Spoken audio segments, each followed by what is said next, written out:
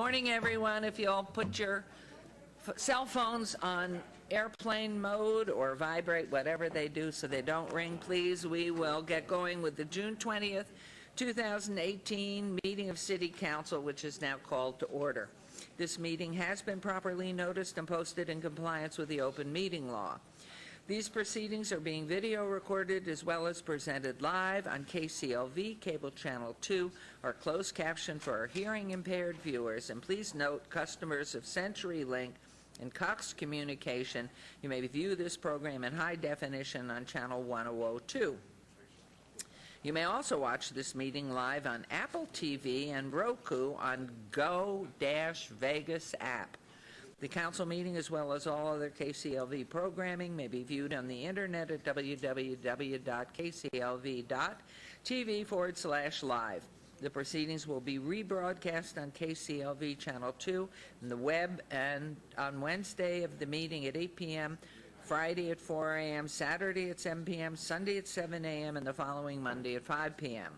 This building is protected by state-of-the-art fire detection and suppression sprinkler systems. If alarms should activate during today's meeting, please evacuate using the exits at the back of these chambers, going out to the mezzanine. Proceed out the double doors to the terrace and go down the back staircase. For anyone who has difficulty with stairs, please check with a marshal or fire official for assistance. Once outside, assemble on the northeast corner across the street from City Hall at Lewis and First Streets. Employees wearing safety vests or our city marshals will inform you when it's safe to re-enter the building.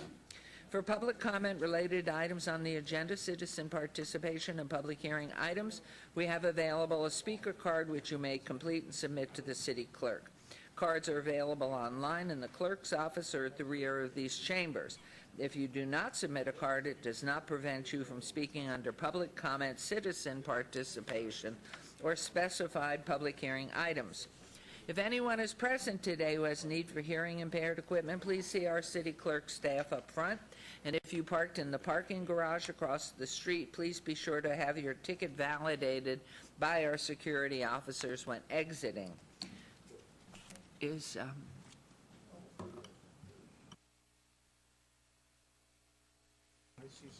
Thank you. Before we proceed with the agenda this morning, would everyone please rise for the invocation given this morning by Pastor Benny Jacks, Victory Outreach, Las Vegas, and then remain standing for our Pledge of Allegiance. Good morning. Praise the Lord. If I could have every head bowed and every eye closed, please.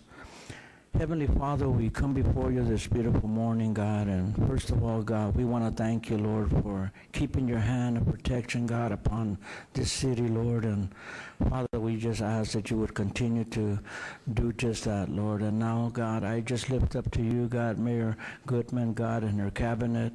I pray, Lord, that you would give them wisdom, God, understanding, God, everything that they need, Father, in order to make the right decisions, Lord. And I just pray, God, that your presence would continue to be upon everything, God, that transpires here throughout this day, Lord. And we thank you for everything you've done, what you're doing, and what you're going to do. Use Mayor Goodman, God, and her cabinet, God, that we would become everything that you want this great city to become, Lord. In Jesus Christ's name we pray. Amen.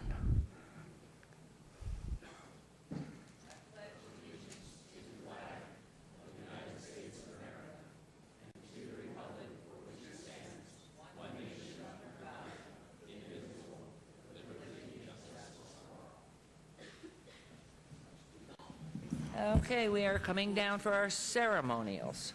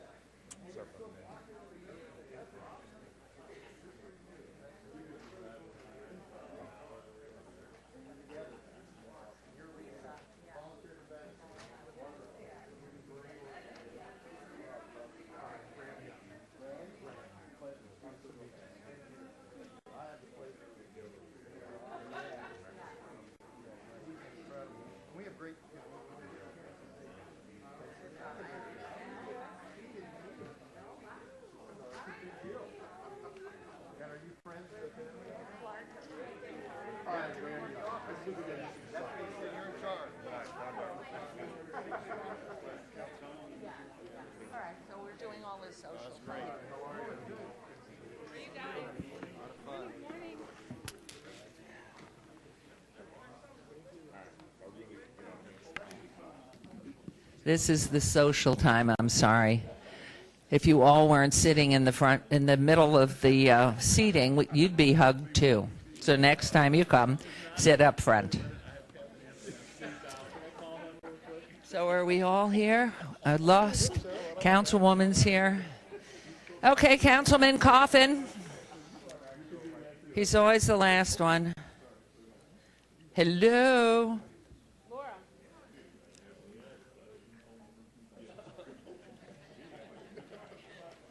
You think this job is fun? Herding cats. No, you just love your fans. It's all right. We love you, and so come on in. You know, before I start, and I will explain my fabulous attire in moments, but I want everybody to join me. You know, 1 October remains with us, will be forever and ever. We lost one of our employees, Cameron Robinson. We also had a member of our operations and maintenance. His wife was very, very severely injured and has had operations after operations.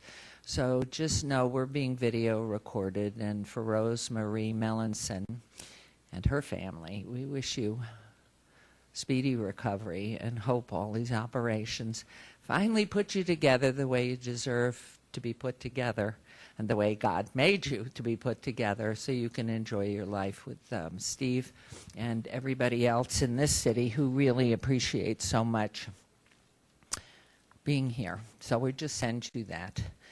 And God bless. So here I am. Is this glorious? When I first ran for office, and I hope this is being video recorded and sent to Mayor Bowser in Washington, D.C. It's very humiliating for me. Jerry Lewis saw me in something, and he happened to have been a neighbor. And he said to me, Carolyn, let me tell you, red's your color. So I wear this today, and if you will notice who signed it, it's not mine either. It's a loaner. This is, we are wearing this, but you notice our council is appropriately for our Golden Knights. Go Golden Knights.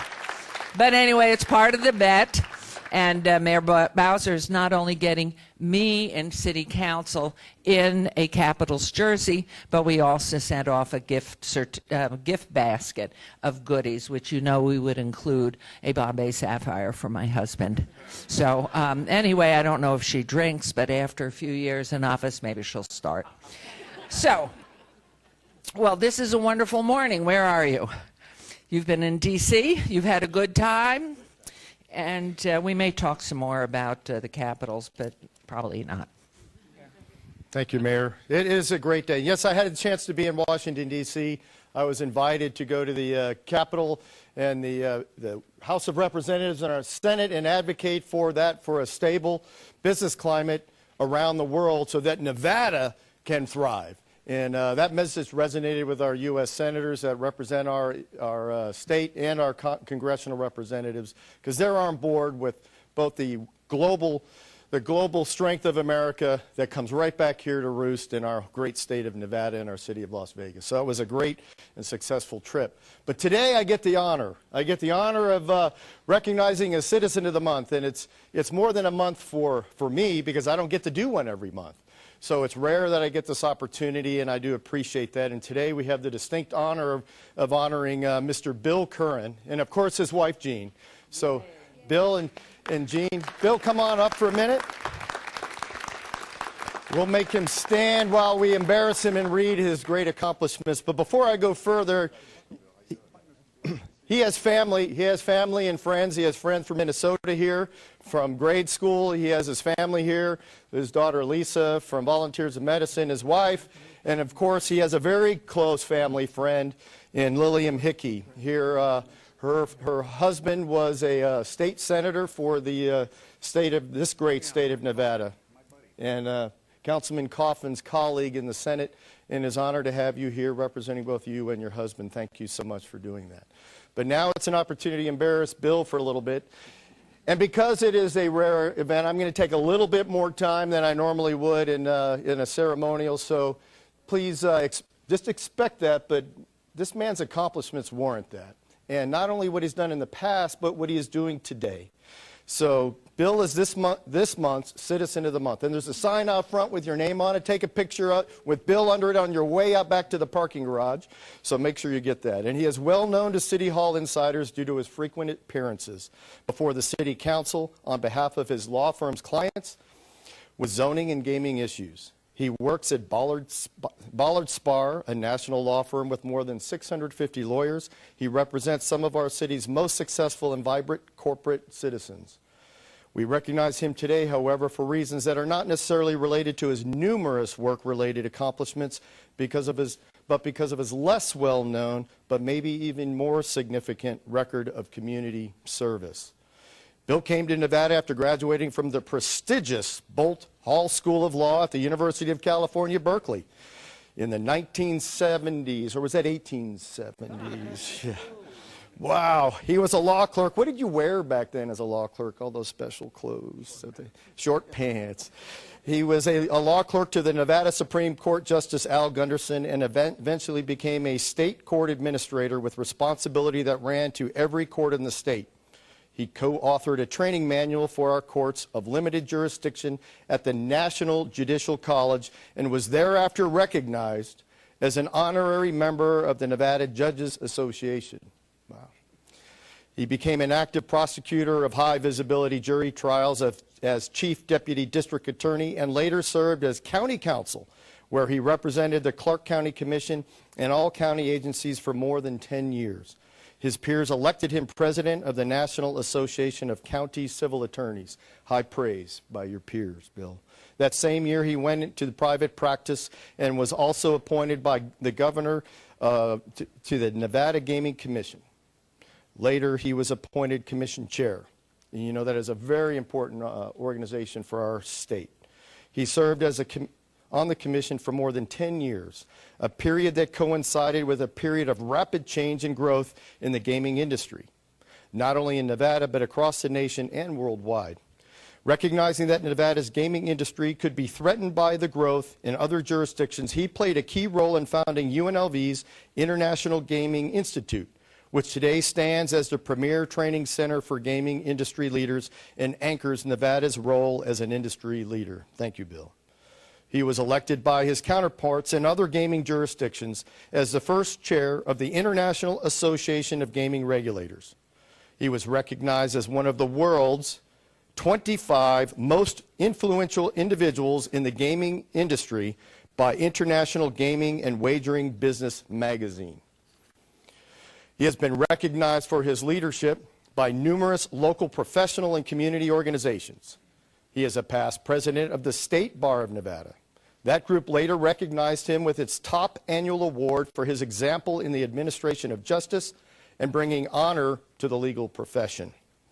The UNLV Boyd School of Law's Public Interest Law Association awarded him its Silver Staircase Award in recognition of his public interest work. The 8th Judicial District Court and the Legal Aid Center of Southern Nevada have also recognized him for his public service. He is currently president of Nevada Legal Services, the federally funded program providing free legal service to indigents across Nevada. Very honorable, sir. You were heavily involved in a group called Citizen for Healthy Smiles that performed community outreach, getting petition signs, lobbying, and later drafting the ballot question to allow fluoridation of Southern Nevada's drinking water. It was passed, and the fluoridation process started in March of 2000. Now, his community leadership is not limited to the legal system. He has coached kids' sports programs at the YMCA and was heavily involved in other kids' athletic programs. He served more than 20 years on the board of the United Way of Southern Nevada, a very significant organization in our community. He was the founder of Outside Las Vegas Foundation. The Las Vegas chapter of the Association of Fundraising Professionals named him as the Outstanding Volunteer Fundraiser of the Year. He has been president of the Vegas PBS, which has the highest viewership ratings of any public television station in the United States of America. One of his pet projects at Vegas PBS was the creation of Outdoor Nevada, a program to help promote a sense of place and to generate statewide pride, and you'll see that on Channel 10 PBS. Outdoor Nevada was just awarded a regional Emmy, an achievement we can all be proud of. A former collegiate wrestler, he is a member of the National Wrestling Hall of Fame. And your friend is a full contact karate champion, so we'd like to see that match. Although still active in his law practice, his current community service focuses on representing abused children in family court, where he gives voice to the best interests of children who are unable to speak for themselves in matters that can profoundly affect their lives. Ladies and gentlemen, we all know Bill is a prominent local lawyer. Hopefully today's recognition as the City of Las Vegas' Citizen of the Month will help all of us know him better and will serve to promote his sense of community service to other professionals in our community. Ladies and gentlemen, Bill Curran, Citizen of the Month. Wow.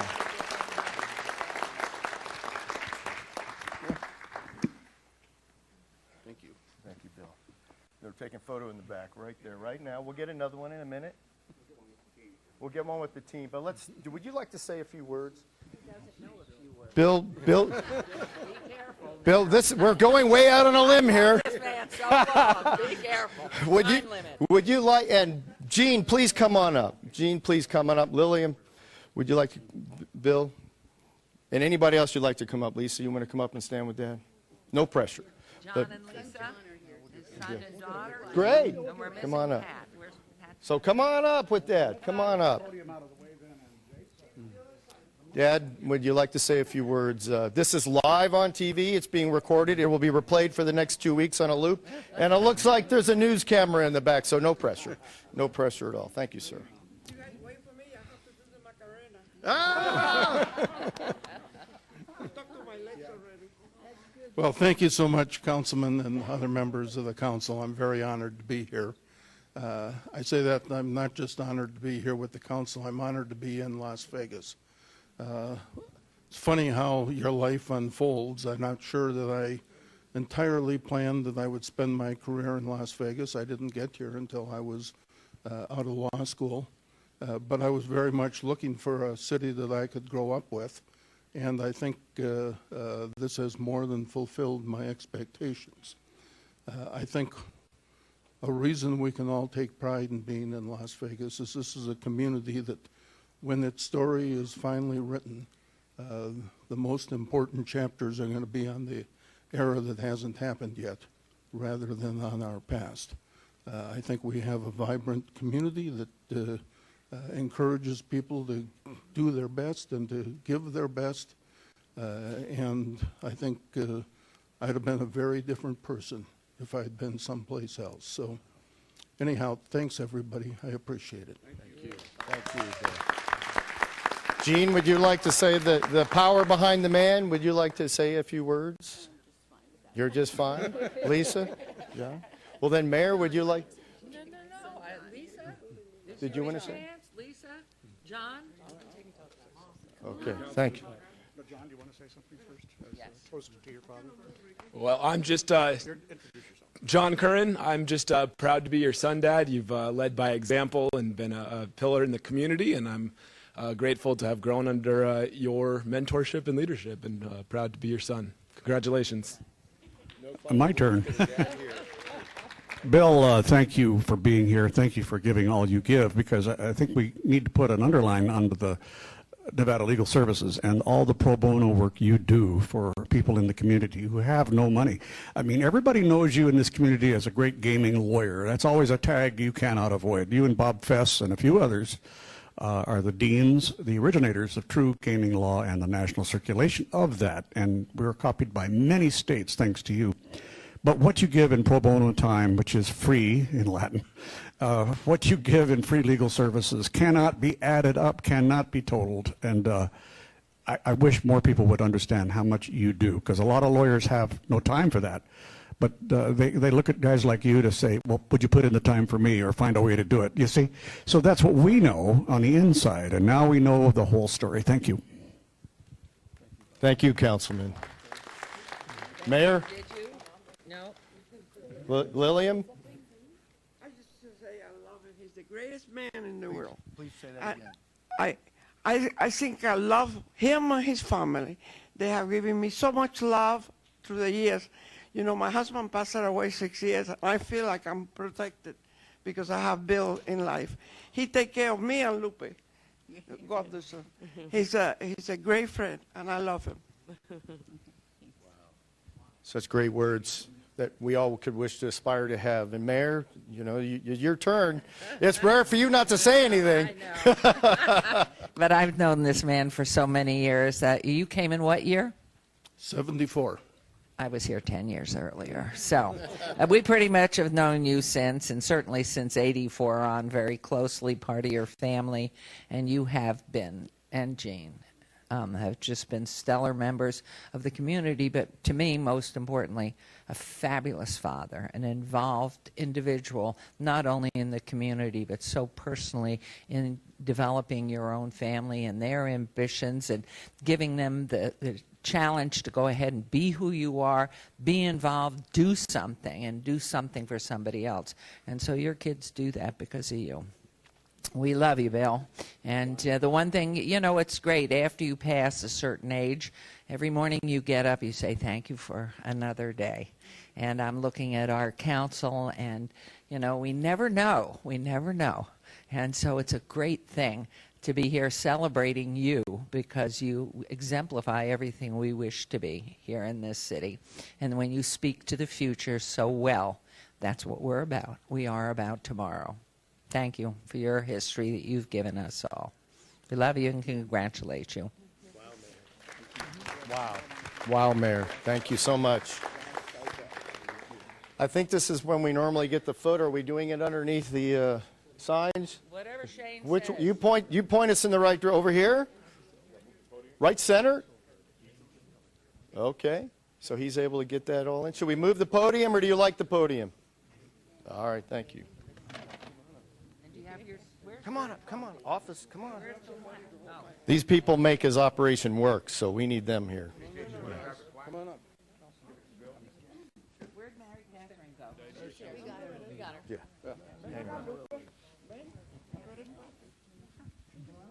Somebody's just right here. I'm good. I can see anybody. If everybody can see the blue man, now I can't. Right there, perfect. Right. I think it's green. Wait here. Oh, I'm okay in between here. Okay. Do you see all of us? We don't.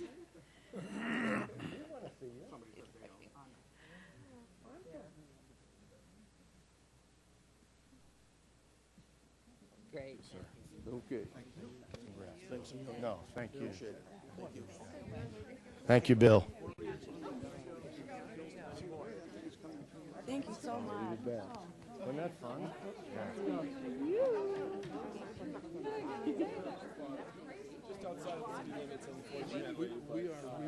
That was fun. She works for Spiegel World. They put on absinthe and opium at Caesars and she works in the world of production.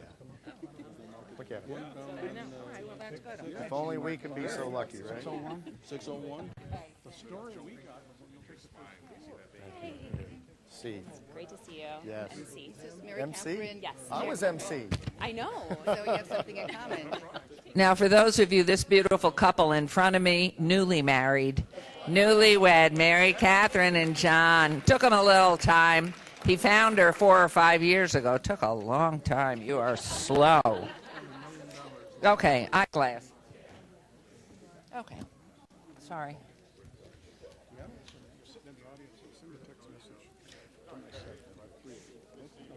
That was. You, Yeah, I think so. I think every country. oh, you do it? No, that. Okay. For our next, it's wonderful to have a party. Have a good time. I wish we could tell you we have the best food upstairs in our cafeteria, but we have nothing. Right? Do we have anything? Nothing. Okay. We have whatever those little vending machines, though. Anyway, have a good time. Take care of Dad. Okay, for our next ceremonial item, I want to invite Parks and Recreation Director, who always sits way back there in the corner, our fabulous Tim Hacker. So here he comes to join us up here, and our employees, as you know, strive to meet our values of being kind, of being committed, and being smart. And they work to build our community to make life better for us all. And I'm so proud to announce that the Employee of the Month is Bernard Preston. Where are you? There you are. Oh, come on up here. And do you... Congratulations. We're so proud of you. Let me tell you a little bit about Bernard. He's a senior inclusion specialist and is a driving force behind Parks and Recreation programming for our disabled veterans. Oh, wow. Did you know that, Councilman Soroka? Okay. Yes, you certainly do, because you are a veterans rep, and this is really incredible, doing so much to help find work for our veterans.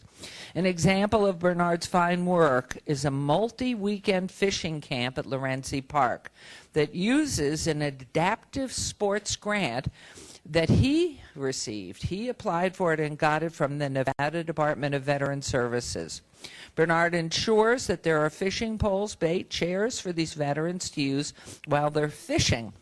And Bernard orchestrates and sees to it that these disabled veteran anglers are given a change and a chance to get together and create a new kind of esprit de corps.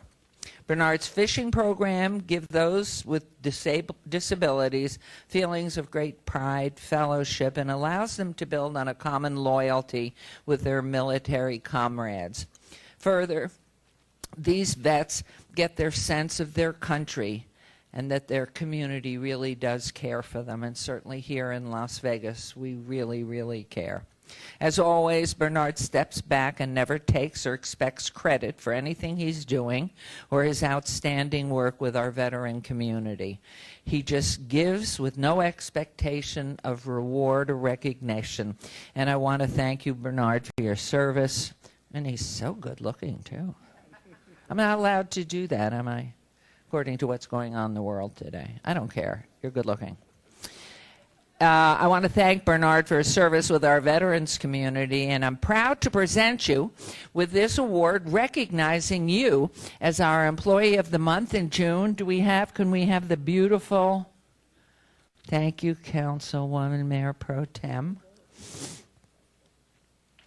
And for the month of June. And in addition, you know there'll be signage, both digital and static, outside of City Hall recognizing you. So everybody that loves you can drive by and take the picture of you and this award every single day for a month. And we are so proud, but I know the pride really starts with you, Tim, so please. Thank you, Mayor and City Council. Everything you said is so true, and it's not just done by Bernard in the month of June. It's every month. Bernard exemplifies our virtues. He is out there building community to make life better. He doesn't see need he sees opportunities, and he goes after if there's grant programs, if there's ways that he can bring people together, the veterans community, disabled veterans specifically, to get together and build that camaraderie and help them deal with the issues that they deal with. And so with that, congratulations, Bernard, and we'll probably see you here in another year. All right, I have to ask you some questions, and then maybe you want to say a few things. Tell me, what kind of fish are in Lorenzi? Are they little? Do they grow? I mean, is there something really to catch? Catfish. Catfish. Bluegill. And bluegill. Oh, you're kidding. Yes. Is this catch and release? Catch and release up to 3. Up to 3. And then you have to leave? Have to leave. Yeah. And so what's the best part of working with our veterans when you're fishing? Just the camaraderie they have between each other. It's really about just them talking and kind of going back on old times and stuff like that. That's the good thing about it. So. Now, do you happen to be born and raised here in Las Vegas? No, I was actually born in Brooklyn, New York, but raised in Youngstown, Ohio. Oh, right. I like that. Another New Yorker. So good that you came to us. How many years have you been in Las Vegas? Since 2004. Oh, so a long time. And how many years with the city? 11 years, I believe. So you found the right place, and we are so grateful. And I know there are people behind you that make your life special, and so we thank you. And maybe you want to say something about your work or the people you work with or your family. If I can. Thank you. First and foremost, I want to thank Jim Czar for this nomination. He's the one who nominated me from planning. He was actually a disabled vet, and I've never met him before. And he's now happily retired, and so I want to thank him. I also want to thank Maggie Plaster. I know she had a little bit to do with me being nominated. She's been a huge supporter of me personally and been extremely just honest with me, which is good as an employee. For those who don't know what we do in Adaptive Recreation, we provide recreational opportunities for people with disabilities. Activities such as fishing and golf for disabled veterans, school-based programs and after-school programs for kids with autism and developmental disabilities, and wheelchair sports such as hand cycling and basketball for our individuals who are quadriplegic and paraplegic. I don't do it alone. I work out a lot of different centers, so I'd like to thank them. East Las Vegas Community Center, Durfield Community Center, Doula Gym, and Municipal Pool for allowing me to provide these activities for people with disabilities. I also would like to thank Tim, Maggie, and Jana for giving me the tools to be able to do my job. Also want to thank my mom, my grandma, my wife, my friend Jan, who is from Variety Children's Charity here today, for just providing me support. One thing you can assure from me moving forward is I'm going to continue to do the right thing, follow my passions, and focus on doing the right thing, as Scott Adams says, and just live with the results. And I'm always have the best interest of the city of Las Vegas and the participants we serve. Beautiful. Awesome. Parks and Rec, stand up. Come on, and family, would you stand too? We just love that you have made his life better. Thank you. Thank you. Can I say one more thing?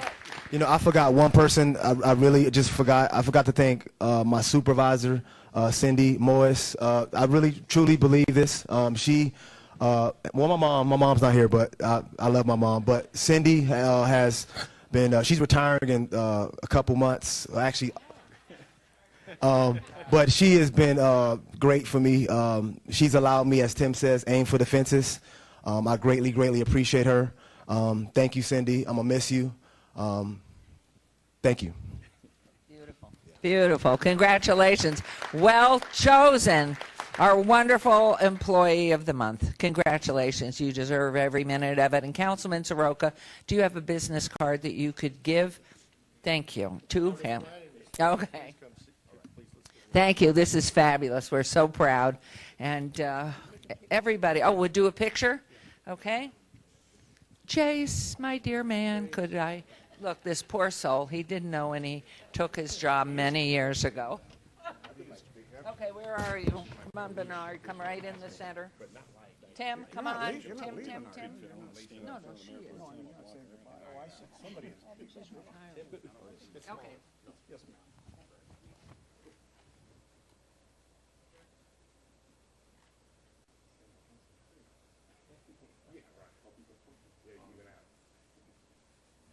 Thank you. This is so embarrassing for the rest of his life when anybody looks at the picture. They're going to say, who's that dummy in the Caps outfit? You'll have to explain it.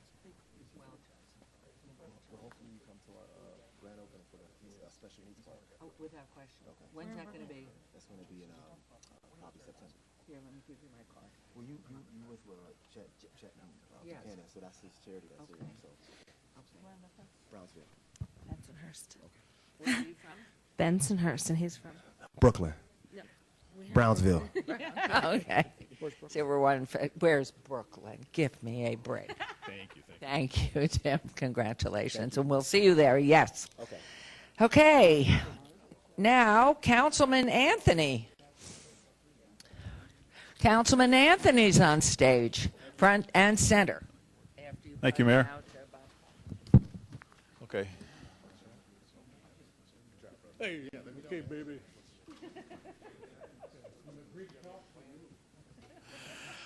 All right, good morning, everyone. How you doing? Good. Today it is my honor to recognize an organization that provides support to the families of wounded men and women in the military in defense of this country and all of its citizens. This organization is the Nation of Patriots, and I would like to invite the Southwest Regional Commander, Chuck Lennon, to join me at the podium. Give him a nice round of applause. Chuck Lennon.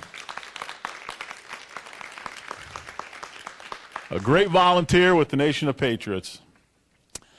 Every year, the Nation of Patriots organizes a national effort to pay tribute and raise funds for wounded military members in America's armed forces. This united effort is known as the Patriot Tour.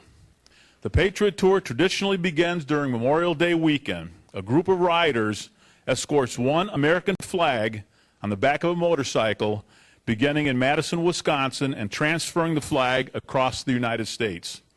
The flag is escorted state by state for 100 days, 14,500 miles, as it makes its way through 48 states until it comes full circle back in Wisconsin on Labor Day weekend.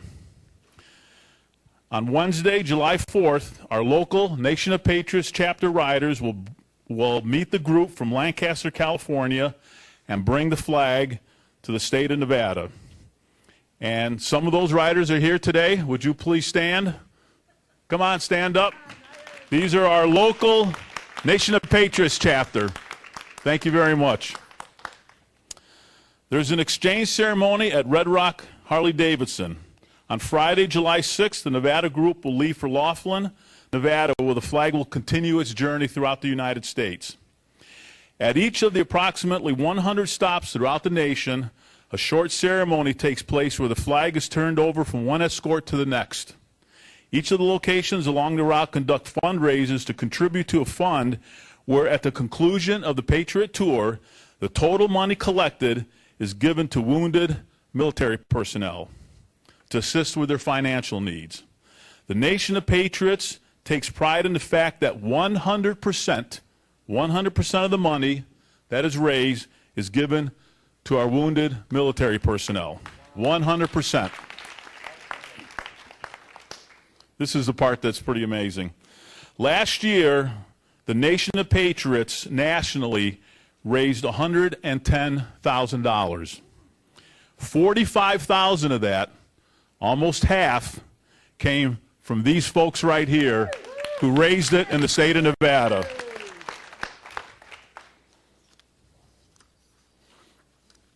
This year, the Nation of Patriots chapter is hoped to raise $50,000, right?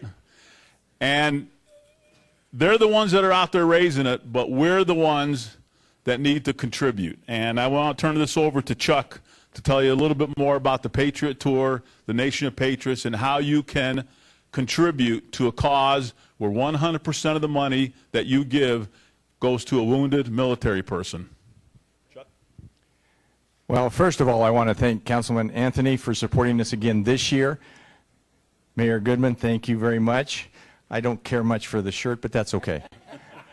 I like the black ones instead, but that's all right. We won't argue with that too much. And the rest of the City Council, thank you all for supporting us again this year. I just want to emphasize that this is a 100% volunteer organization. We have hundreds of volunteers here in Las Vegas that support it every year.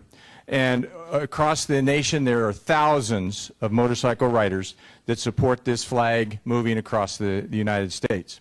It's a year-round fundraising, but the flag only happens in the summer because for some odd reason in the Northwest and the Northeast, it kind of snows, which is kind of hard for motorcycle riding. But down here, fortunately, we have it riding weather year-round. The only problem is we seem to always get the flag in July, where it's a little bit on the warm side. Fortunately, this year, California is bringing it to us. We are taking it on to Arizona. So we're going to have fun. It's a little warm out there today. There's 10 of us that came on motorcycles along with a vintage fire truck from the Angel Fire Department. We want to thank Rick and his crew for supporting us. And I want to thank the Las Vegas Fire Department for providing us with the huge American flag and the trucks. Thank you, guys. They support us every year also, and we really appreciate it.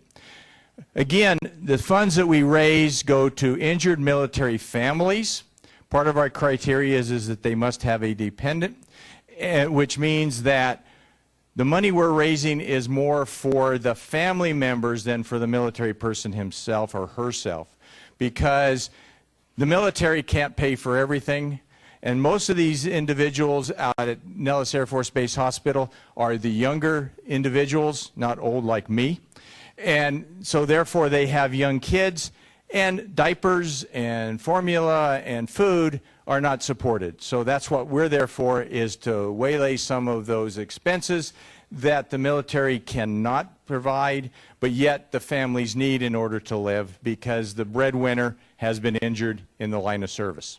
So again, I want to thank everybody for coming. If you'd like to participate, if you'd like to donate, I'm going to give you an email address. It is calennon@gmail.com. Again, that's calennon@gmail.com. That's my Southwest Regional Commander email address. I can provide you with details on how you'd like to donate or whatever you'd like to do. You can also visit nationofpatriots.org or .com. Either one of those will hit the same place. And that is the national organization. You can donate there. The only problem is if you donate to the national one, the money goes to headquarters, not to Nevada. So get in touch with me and we can handle it. How about sending checks into Councilman Anthony, who will get them to you? That would be more than gracious. We would love to do that. Yep, send them to Councilman Anthony and he can get them to us. So make them out to the Nation of Patriots. Yes, as the shirt says. We actually have T-shirts that my team has organized and designed this year for the event. And I like white. It's great for riding in the summertime. So if you have any questions, please see us afterwards. We're going to be around for a few minutes and before council gets started on their normal agenda. Thank you very much. Thanks, Chuck. So as you can see from his T-shirt, the flag will be here from July 2nd to July 7th. There's a series of events that are occurring. If you go to the website, you'll be able to determine what events are occurring. You can show up to any of those. And again, I just want to congratulate and thank the Patriot Tour, all of you, for taking the time to ride your motorcycles out this morning, to fly over that huge flag that Las Vegas Fire and Rescue puts out, and the media was out there. We just want to get the word out that we have members in the military and their family that need our financial assistance, and these are the ones that are going to take this flag through the state of Nevada and transfer it on as it makes its way throughout the United States, and we honor that American flag. And with that, Chuck, on behalf of a very grateful city of Las Vegas, the mayor, entire city council, I would like to give you a proclamation proclaiming today, since we're doing it today, the Nation of Patriots Day in the city of Las Vegas. Congratulations, all of you. There you go. Thank you. Congratulations. I don't know. Are you in the parade on July 4th? No, we're actually going to do the Boulder City Parade on the 4th. Okay.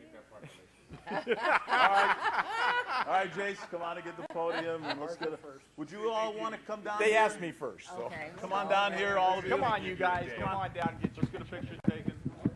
Please. We got some awesome motorcycles out there, too, if you want to see those. Half on this side and half on this side. You got to realize we're motorcycle riders. All we do is ride and eat. Right. Eat and ride. Thanks for what you do. Thank you. Appreciate it. Thank you very much. Thank you. Oh, thank you, sir.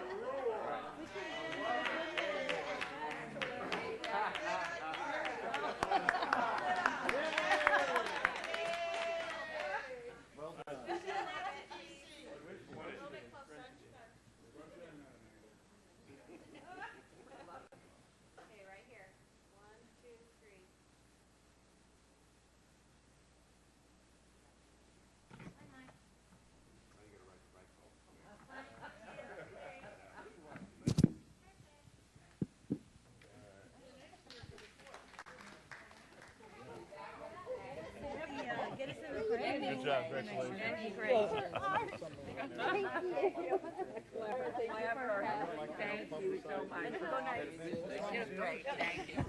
Way to go. Do we do wonderful things. Thank you so much. I think the vest looks better on you. So thank you all. It's exciting. So hopefully next year the Summerlin Parade will fit into your agenda too.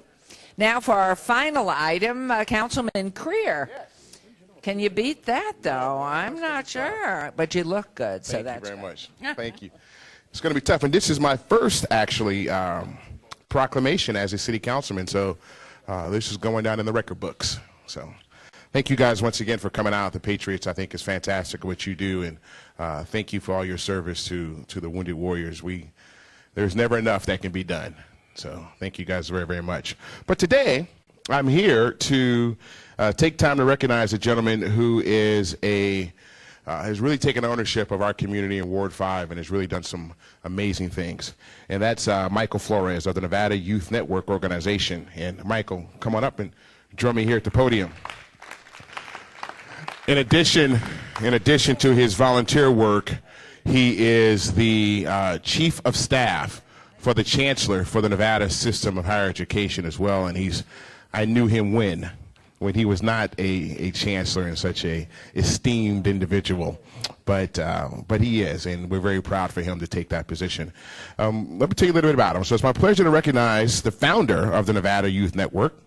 And in 2010, Mr. Flores founded the nonprofit organization to provide homework help and recreational programming to children living in the Sherman Gardens public housing development, which is right in Ward 5 in the west side. Mr. Flores was approached by a teacher who asked him to mentor a troubled student at Mack Kelly Elementary School. And he accepted the challenge and began accompanying the student to class. And his involvement shifted the student's life, and his attitude and behavior changed in a positive manner, which resulted in an improvement of his grades. We all know that a male presence in the lives of youth can make a significant change, and Mr. Flores is aware firsthand of the void an absent father can have on a child. And he makes great strides to create partnerships with male models who can have a positive impact in the lives of our children. The organization partners with the Metropolitan Police Department, churches, elected officials, lawyers, and various community groups. And this is a true community effort, and participation of mentors is strictly on a volunteer basis, and they have no paid staff in their organization. And I can attest, I've volunteered many a time to come out to the Sherman Gardens and to work with the kids, especially during the holiday season. And you know, what they've done is to take a unit at Sherman Gardens and turn it into a before and after care facility. And it's not the home anymore. It is a true learning and mentoring facility. If you haven't been by, I urge you to go by and take a look at it. So the Nevada Youth Network has expanded their services, and they provide homework assistance, reading, art, and physical activities to children of the Southern Nevada Regional Housing Authority, Sherman Gardens Annex Community Resources Center, and now they're at the Marble Manor facility as well. They also support the Bolden Bulldogs and the baseball team, which is a youth baseball league over at Doolittle. And last year, the team lost every single game. Yes, but this year, he just said he wasn't part of that team last year. But this year, they rebounded and won the 2018 championship. So congratulations, man. Yeah. Many of their students on the Bulldogs are also members of the youth organization and are part of the mentoring program as well. The intervention of the Nevada Youth Network has created positive partnerships with the Housing Authority. Their efforts to create an innovative environment where youth can grow as a positive interaction which arms youth with life skills in order that they may become productive members in our community. And I'm happy to report that the first student that they mentored is recently graduated from Rest Prep and is now going to attend the University of Nevada, Reno on a scholarship. So you have to give you a huge round of applause. Osmond. A young man, his name is Osmond. He's a really, really good kid. I remember him a few years back, and to see him going off to UNR to go to school is such a blessing. We all know that organizations of this kind are necessary, but few in cities across the United States. And so, Mr. Flores, for your extraordinary deeds, I present a proclamation And I'm not going to read the whole thing, but the final lines say that the mayor and Las Vegas City Council recognize the philanthropic spirit of Michael Flores. We honor him for his tireless commitment to civic engagement, community service, youth engagement that makes a significant difference in the lives of our children. And now, we, the mayor and members of the Las Vegas City Council, do hereby proudly proclaim Michael Flores Nevada Youth Network Day in the city of Las Vegas. Congratulations, sir. Yeah, man. Give you this. We'd love for you to say a couple words, tell people about the organization, how they can support, how they can provide funding, and also, you know, you give 3 ways: your time, your talent, and your treasure. There's always a way to give. So, Mr. Flores. Thank you, Councilman Creer, and I will be very brief. I know you have a lot of business to get to, but thank you for this recognition. We don't do this work for recognition. We do this work to affect the lives of kids. And a lot of these times, it just falls in your lap and it just happens. I'm very honored and humbled to be here with you all today, who are doing incredible work as well. We've been doing work in this community for 8 years now, and are very blessed to be able to continue to work with our kids and see them grow as they are. We're at Marble Manor now as well, and I know she's not here, but I do have to give a shout out to Dr. Lisa Morris Hibbler, who has been a huge partner on behalf of the city to make sure that you all are everywhere and involved in not only the reinvent schools, but when they go home from those reinvent schools to make sure we're supporting what's going on in the home. And I do have to give probably the biggest shout out to my mom, who's here. And our organization does not, yeah, give her a round of applause, please. My mom, Gloria Flores, this organization would not run if it was not for her. Whether I'm working or up in Carson City and I can't be there, she makes sure those doors are open.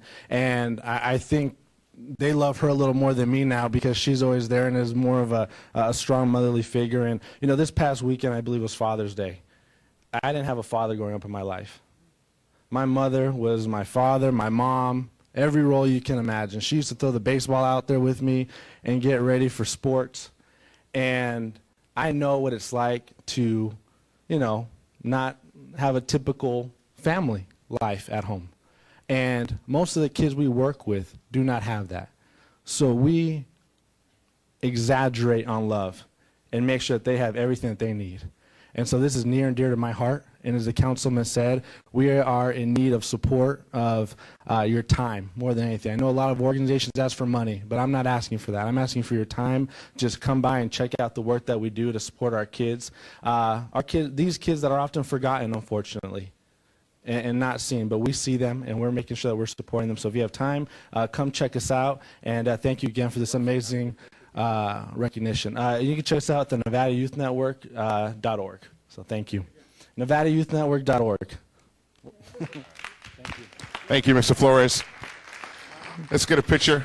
And I was remiss. His mother, Gloria, is absolutely amazing. And like I said, I've been over there a number of times. Come on up, Gloria. Yeah, and you know, I tell you, it's such a team effort, and it takes a community to help. And if you make a difference in one person's life, you've made a difference in our entire community and our entire world. So, yeoman's work. Thank you, sir, for what you do. And I know you don't do it for recognition, but you deserve to be recognized, and today's your day. Thank you, sir.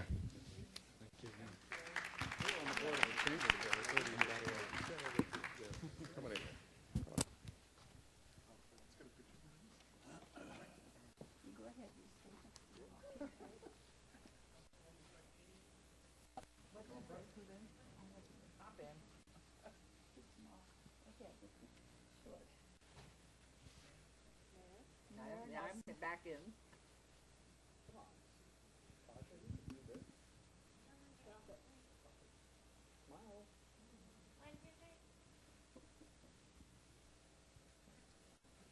Thank you and congratulations. There's so much that can be done in this community to help.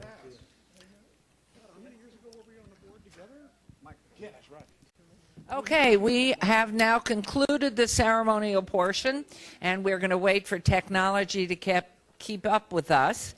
So we're going to take Mr. Riggleman 5 minutes, 10 minutes? Okay, we'll take, just to be sure, we'll take 10-minute break. Yeah, 10-minute break for everybody. Whoops.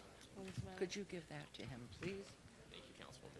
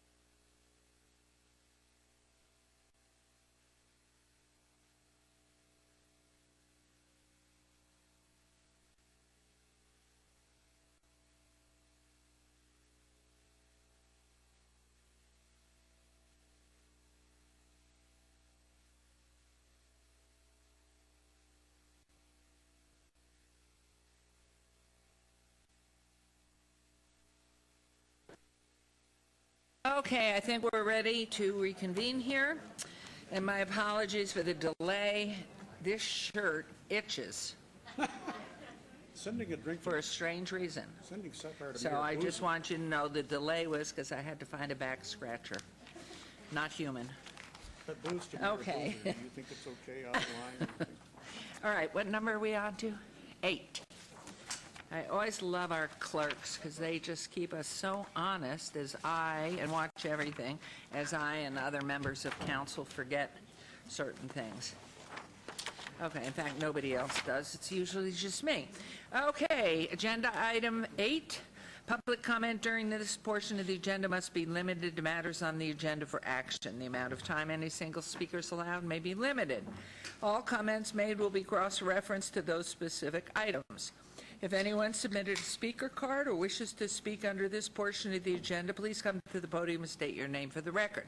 This is your opportunity to address the council, but the council will not be responding or engaging in dialogue. We'll set the time at 1 minute.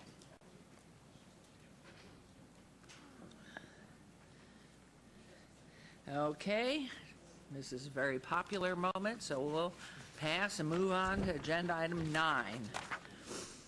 Business items. For possible action, any items the council and staff and or applicant wish to be stricken, tabled, withdrawn, or held in abeyance to a future meeting may be brought forward and acted upon at this time. And we're going to wait a couple of seconds for Mayor Pro Tem, who's on her way here. And at the same time, I'm going to ask Councilman Coffin, I feel I sank. Can you fix my chair so I go up higher? Yeah. Good. Oh, we can go ahead, yeah, I will. But now I made an excuse to get my chair up. Am I up? Try it now. Will I sink again? Oh, now that is very, this is wonderful. Thank you, Councilor. Okay, so if you will do these, that's where we are. The following items have been requested to be held in abeyance, withdrawn, or stricken. Consent item 16, modification number 6 to contract number 160194-FL, legislative tracking software consulting services, award recommended to Enterprise Technology Services, LLC, doing business as Enterprise Technologies. And the request has been made by staff to strike. New bill number 58. Bill number 2018-19 amends Title II of the Las Vegas Municipal Code by adding Chapter 2.38 and creates the Las Vegas Global Tourism MICE and Cooperation Commission. And the request has been made to strike by Councilwoman Fiore and Mayor. My motion is to strike both of these issues. Thank you very much. As a motion, please vote. And please post. And those motions carry. Thank you very much. We'll move on to agenda item 10 for possible action to approve the final minutes by reference to the May 2nd and 16th, 2018 regular city council meetings. Mayor Pro Tem, may I have a motion to approve those minutes? Madam Mayor, I move to approve the minutes. Thank you very much. Motion to approve the minutes. Please vote and please post.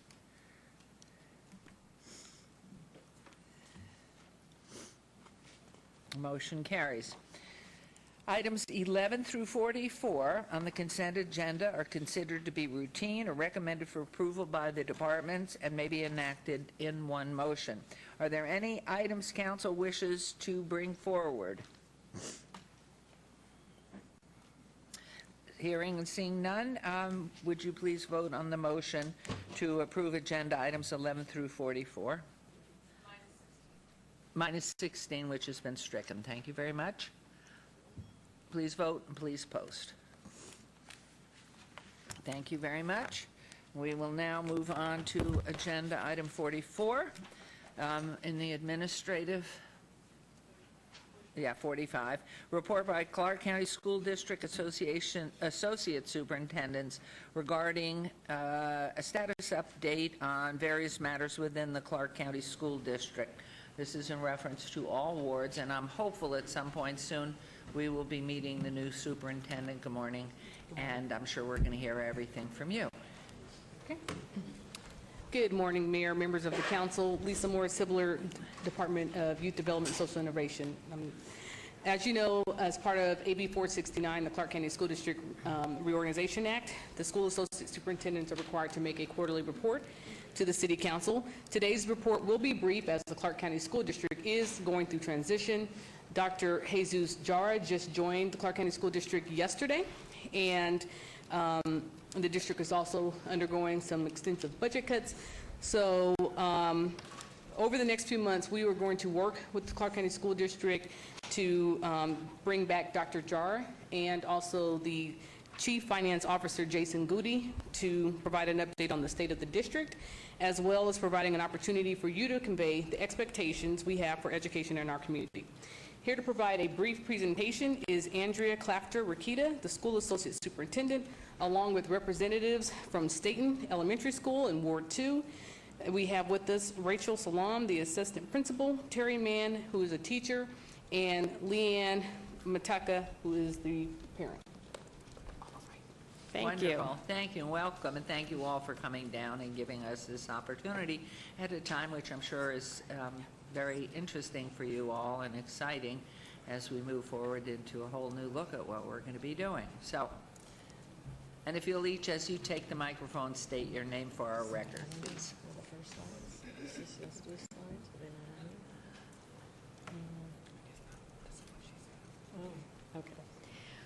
Good morning, Mayor, members of the City Council. Thank you for having us here this morning. I just want to give you a brief update on Clark County School District. I'm Andrea Clafter-Rakita, and I'm the School Associate Superintendent for Performance Zone 3. I service 24 schools in the Clark County School District. I just want to tell you a few status things about the Clark County School District, and then I'm going to give Staten Elementary School an opportunity to share some wonderful results that they have going on from this past school year. I want to let you know that for the class of 2017, which was our last school year, we had over 83% of our students graduate. That was our highest graduation rate ever in the Clark County School District.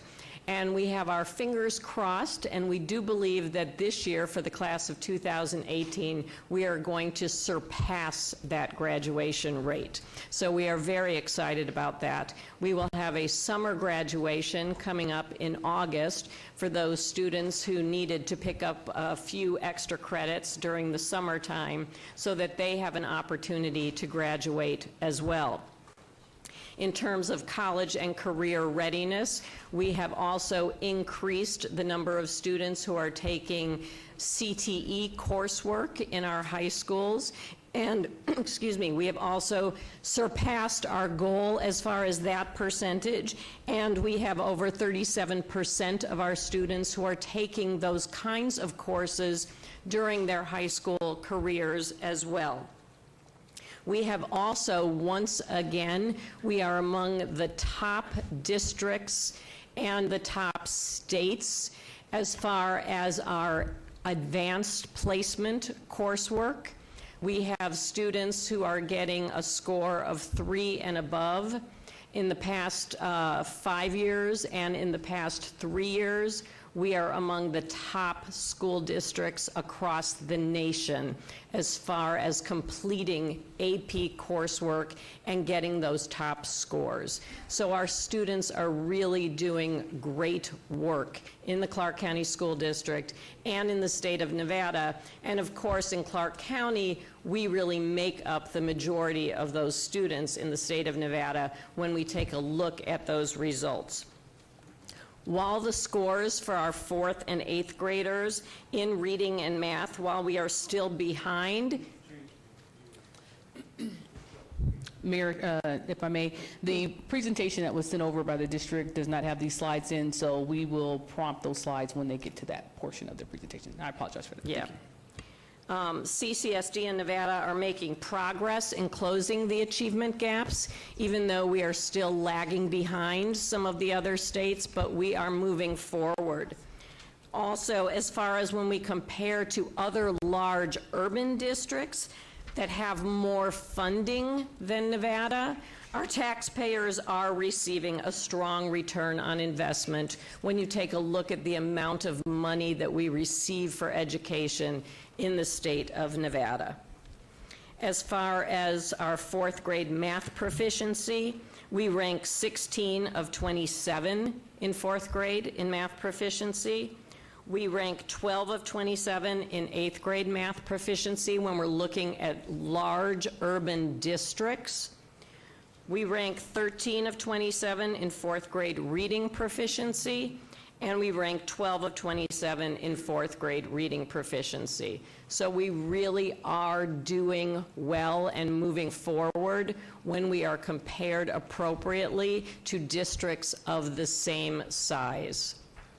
I want to now give an opportunity to Staten Elementary School to share some of the things that are going on there. This is Rachel Solom, who is the assistant principal from Staten. Hello. Hi there. So we just wanted to share some of the great things that we have going on. Are you a native Las Vegan? I am not, but I have been here for about 10 years now. And how about any of our associate superintendents? Anybody born and raised here and gone through the school system? No, I'm here from Chicago, Illinois. That's good. And I moved here from a very small town in Colorado called Buena Vista, but I have lived here 27 years, and the rest of my family live now in northern Nevada and have been there for over 30 years. So Beautiful. lived here longer than I lived in Beautiful. Colorado. And I've been here for 32 years, so. Wonderful. Okay, I didn't mean to interrupt you. No problem. Find out. Thank you. So as you can see, our proficiency rates at Staten are a lot higher than what you see consistently over Clark County School District. We are 75% proficient in both ELA and mathematics. However, we're always striving to improve, to get that proficiency up even higher. Growth is a continuous area that we're focusing on and looking to improve. So that's growth not only to get our students from being a proficient level 3 to an even higher level 4, but also taking our students that are already at level 4 and getting them to be even higher.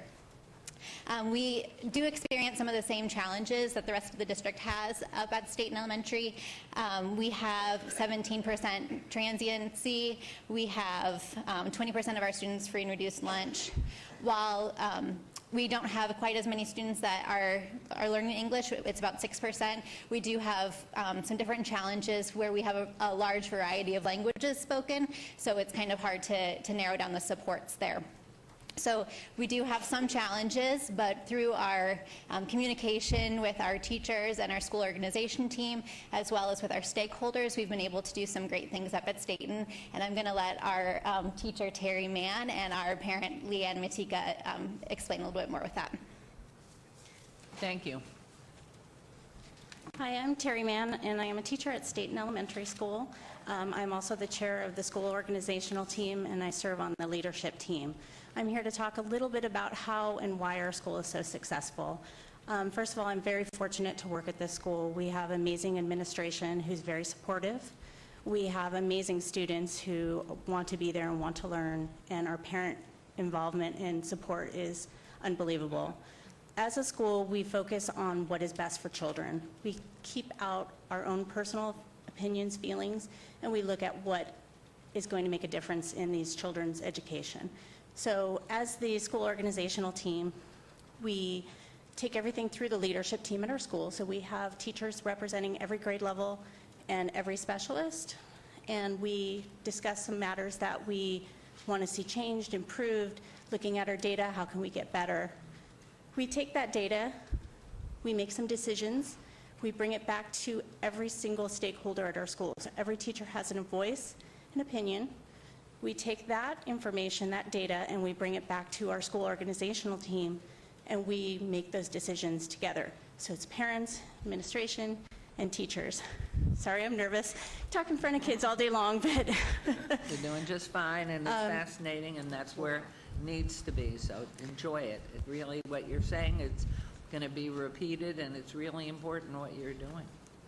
And the thing is, for us as well as the administration piece is really important, because as a school organizational team member, you feel that your opinion matters and we're all doing what's best for the kids. So everybody has a voice, everybody has an opinion. It might not be the most popular or it might not be agreed upon, but everybody feels comfortable because our admin is really there for the children and to make that difference. So that's It's what... it shows in your results, obviously, and that's the key, because it's the people that work with the children day by day that know what's wrong, and it needs to communicate right through to the administrative leadership.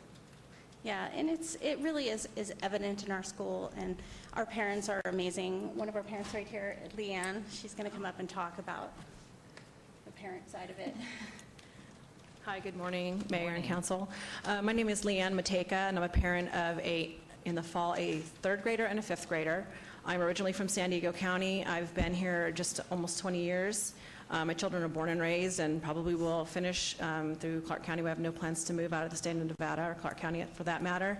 My children's education and the education of all children, public education is very important to me and has become a passion. Sitting on the school organizational team has provided me with an education on school funding, how the budgets are made, the school performance plan. I was an involved PTO member and parent before, but I didn't understand, even though our PTO and the school are very collaborative and have been as long as I've been at State and Elementary, I didn't quite understand the challenges that come with this understanding school data, the school performance plan, the budget process, and how sadly underfunded this state is, especially coming from a family with educators in California where they receive twice the funding that we do. And being on the SOT has allowed me and the other parents who sit on this team an education on how important the money that our PTO raises is to seeing the vision of our school come to fruition. So our school raises a considerable amount of money, over $100,000, between one and, I'm not sure the final numbers, probably close to $150 that we'll be giving the school for the next school year. In seeing the school performance plan, the strategic budget, and after we cover salaries and admin and all of those things, we would have had about $50,000 to run the school. And so the money that the PTO raises has bought curriculum, literature. We are funding teacher positions. We are funding probably 2 teacher positions so that we don't have 33 to 37 fourth graders in a class. And potentially, we are also funding a technology teacher. And we also have funded a technology lab, things that private schools have, but we're able to put into our school due to the hard work of our parents and teachers and staff working together. So basically, my point is the SOT has been very good at educating all of us on the needs of our school and helping us translate our work into money, into making our vision come to fruition and seeing the kids succeed. It's all about the kids. And I think that's it. I think I covered it. Thank you so much. Wonderful, wonderful report, very informative, and obviously it's working, at least the reorganizational piece of it that we worked on last year and the year before, and unfortunately I read about the 560 slot cuts that were made, and that makes it more difficult when everybody was hoping that we were going to be increasing the budgets to the schools. And so you have really shown it just takes involvement, caring, and understanding of what's going on, because there's so many issues in our schools with which we deal every single day. So thank you all. It's just, we really appreciate the report. Mayor, could I, when Yes, you're done? please. Yes, well, it's great. Rachel and Andrea, good to see you again. And for the rest of the team there was Terry and Leanne, right? I live about 3 miles from your school, and I got the chance to visit, and you have an amazing school, and you have an amazing community. And what you just said, having parents like this, wow, right? Really on it, articulate, caring, really, thank you for what you did helping raise $150,000-ish to help the school. That's incredible. Thank you. And we know we have challenges. We know, I was just reading in the paper this morning, you know, we have that $68 million shortfall at the school district, and that comes out to about $500,000 roughly per school. Some are going to take a bigger hit than others appropriately. So Parents, thanks for jumping in and helping, because we really do need that, and what you did is amazing. And to the assistant principal, keep up the great work. But here's a question. You just described a great school. We say, I'm engaged around the country, I'm engaged with our military, and we can't get people to come here because of our schools. How do we get the word out? How do we get this word out that we have? I liked what you said, compared to other schools of like, districts of like size. That changes the equation.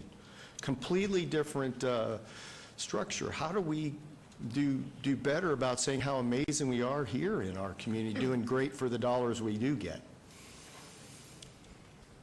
Councilman Soroka, Mayor Goodman, members of the council, we've talked with our principals a lot about how to put out more positive PR about their schools, because they all have wonderful things going on.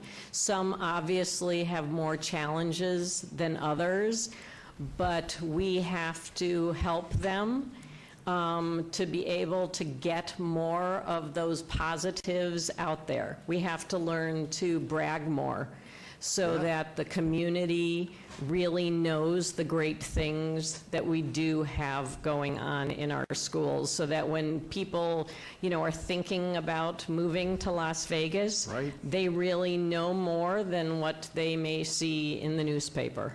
Those AP results are incredible. Yes, and yes. My kids are way smarter than me. My son just finished college. He got 2 Bs. I said I did the same thing, only the rest of his were As. So I know other families are the same way. If we can, they can come to a community where the advanced classes are churning out learners like that. Right. Wow, that's a great community. And for the record, I'm Lorna James Cervantes. I'm the School Associate Superintendent in Performance Zone 5. And I, too, serve 24 schools in the Clark County School District. And I would just add to that, that's part of the reason also that when our students took the NAEP assessment, that's the national assessment in 4th and 8th grade, that's why we asked to be compared to other large school districts in the country, is to report our scores against those school districts. Right. And as you can see, our scores look much different when compared to other similar districts than when considered against small districts across the country. So that's part of the reason we made that change. And also, I think it's important for us to understand how many of our students are actually graduating with advanced degrees, concurrent enrollment at our high schools, as well as students coming out of high schools with an associate degree. It's outstanding, the opportunities here. So as we continue to be that voice, I think all of you being that voice across the country and across our state is an important thing too. And I know that everywhere I go, I actually recruit for the Clark County School District, no matter what state or district I'm in. We had visitors from the Netherlands recently who are actually visited several schools in my zone. They are teacher candidates in the Netherlands, and I asked them how many of them are interested in a job here, and actually we got a few who may be student teachers here next year. So I think it's just a community effort. Just like reInvent is a community effort, so is attracting more good, high-quality teachers to our schools. We need 800 for next year. Wow. And your point on, if you understand statistical analysis, having that larger pool does change the demographic. It changes the significance of the numbers, and that's great. Maybe we have to do a little education on educating on statistics and what that means. But I think you're right. The city of Las Vegas, and the mayor knows this, sells itself once we let people know we have great schools and great business here. Yes. Thank you for this information. It helps us be salesmen. And Mayor Goodman, I think to you, Councilman Soroka, our office works very closely with the Clark County School District with our own communications department to put out all sorts of information to let people know about our top magnet schools and our CTEs, and also we've been changing the narrative on some of our urban core schools about how we are supporting them through reInvent. So I think we have the power to change that narrative. It also will help as we head into the 2019 legislative session as we continue to fight for more funding for our schools. Doctor, I think it's time for you to get another national award for that glass case you have. Well done. Well, it's great, and we appreciate all that you're doing every day. And I know when you get up in the morning and you brush your teeth and you look in the mirror, you think, can't wait to get to work. So bless you all. Keep Madam at it. Mayor, if I could. Yes, please, Council. You were talking about getting out the good news about yourself, and I attended a Public Education Foundation meeting, I think 2 months ago or so, where a gentleman there did the statistics in a way that were more meaningful. And this is what it showed. I don't know if you've heard of it, but I said to them, why don't you get this out? And that is, we are one of the most diverse districts in the country, right? If you take our children and you take out the diversity, we rank about 1.5% higher than those other districts that are totally ranking higher than us now. If you then take out and just look at the diverse students, the ones you know who are needing extra help and everything, we come out higher there too. It's when you mix the numbers, then we come out lower, because we have so many and we have such diversity. But I thought that was rather interesting, because if you break it apart, it turns out that way. And lastly, I wanted to say that, and I can't remember the exact name, but it's a very, very respected testing agency, international testing agency, which came out and ranked the United States, I think, 148th in the world as far as math and things like that. And Singapore was #1, and they were #1 in both areas. But the thing that was interesting, when they took the AMSAT model that we have at Clark High School, just take that magnet part of it, the AMSAT magnet part of it, and you compared those students who were learning that in our magnet, we came out 4th, where the United States came out 148, and we, in both of those areas, which are economics was one area and math and science was the other. So we are doing some things that are really, really good, and it would be good if we could get them out, because it shows that we do get some of our students who can rank up there too. Although I want to know, where's the money being cut? Are you cutting teachers? You know, yeah. You're cutting teachers, and so how many are you going to have in the class now?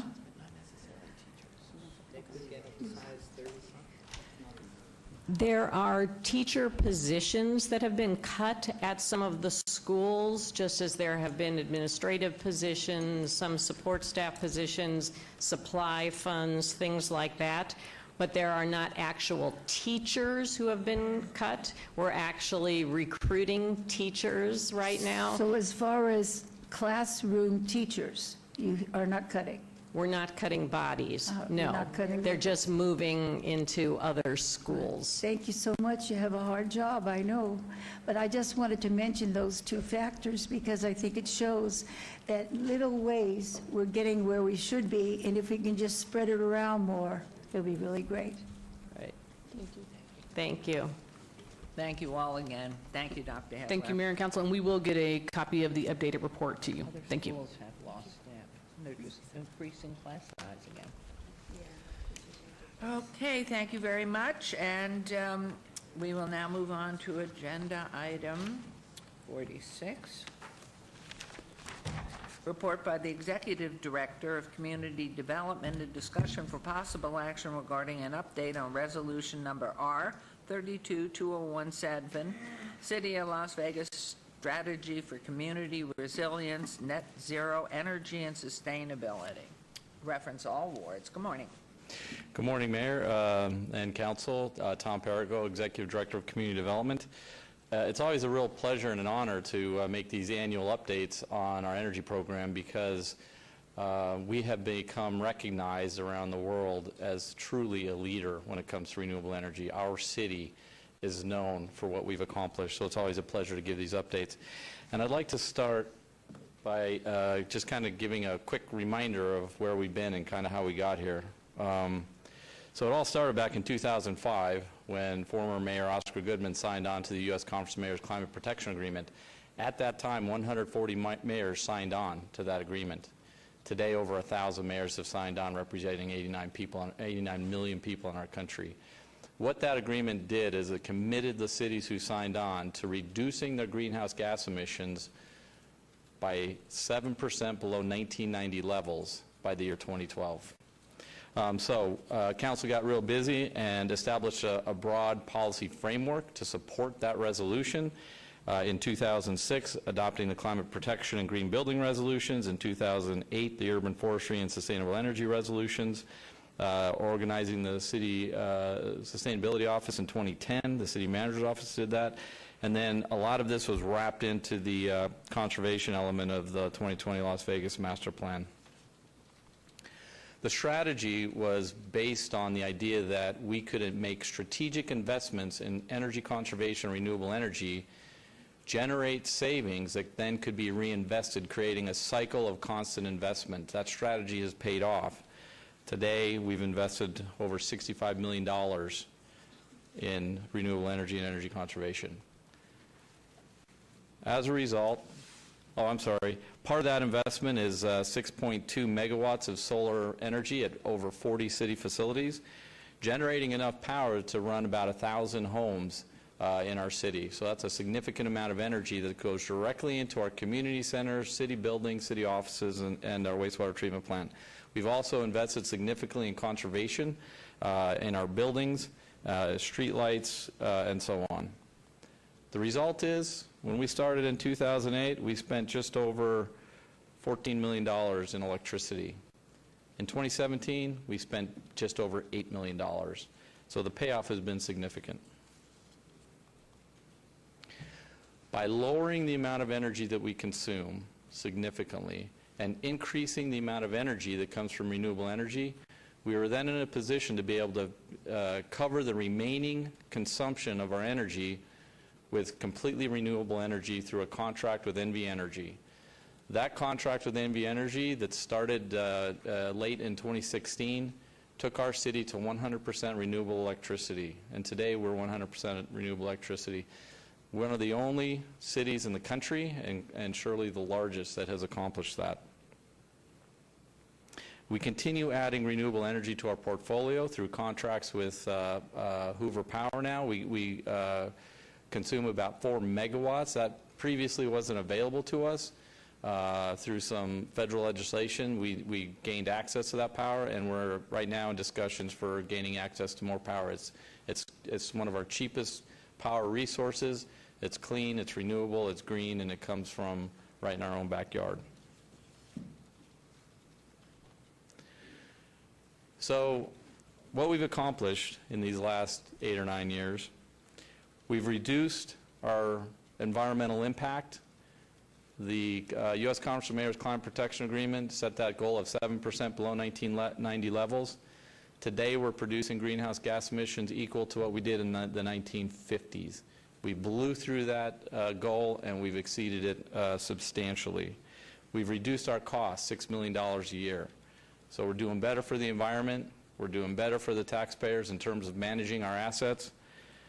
And an intangible, but I think what's very important, and something in the last conversation highlighted, is letting the world know that there's another story to the city of Las Vegas.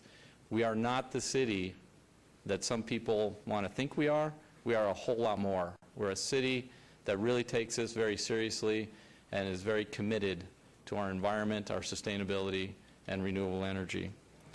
And the stories that we've received around the world, and this, I can't even begin to highlight just a few of them, but I talked to Mr. Riggleman the other day, and it's just unbelievable the amount of exposure that we received when we made it to 100% around the world.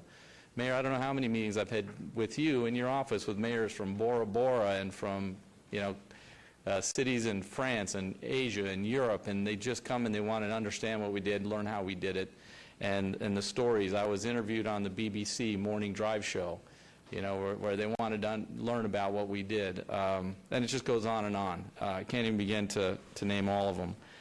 And the recognition, I think, is very important. One of the most recent ones, the U.S. Department of Energy program, gave us a gold label for our solar program. 2015, we were certified as a 4-star community. 2014, U.S. Conference of Mayors Climate Protection Award, the #1 city in the country, in front of 300 or 400 of the city's mayors our mayor was up in front receiving this award to enormous applause, and that sends a strong message to the rest of the country. 2014 EPA Green Power Leadership Award, 2013 American Public Works Association Project of the Year, 2013 Association of Energy Engineers Renewable Project of the Year for our city solar program, 2013 Crown Communities Award for Sustainability, 2012 U.S. Chamber of Commerce Sustainability Community Awards. Mr. Olivas went to their meeting in Atlanta, and in front of mayors from around the world and major corporate business leaders who attend these meetings from around the world, the city was being recognized for what we were accomplishing. So those intangibles, I think, are very important to helping to promote our community maybe a little bit of a different way.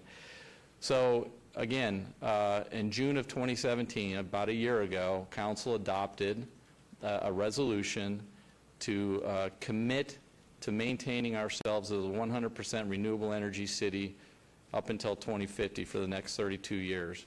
We're now 18 months into that contract with NV Energy. We have 18 months to figure out how to continue on what we're doing for the next 30 years.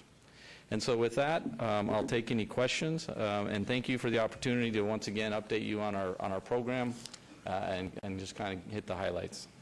Thank you, Mr. Parago. I'm going to open this up to our council, but first of all, your leadership in this has been absolutely unequaled. I mean, just watching what you've been doing and knowing about it from my husband in those years as you began this pursuit, and then to be there with the Council of Mayors these past 8 years and their amazement of what's been accomplished here and the marriage of the city and working with Nevada Energy to become 100% renewable energy in our parks and in our streetlights and everything else that in our city buildings is simply incredible.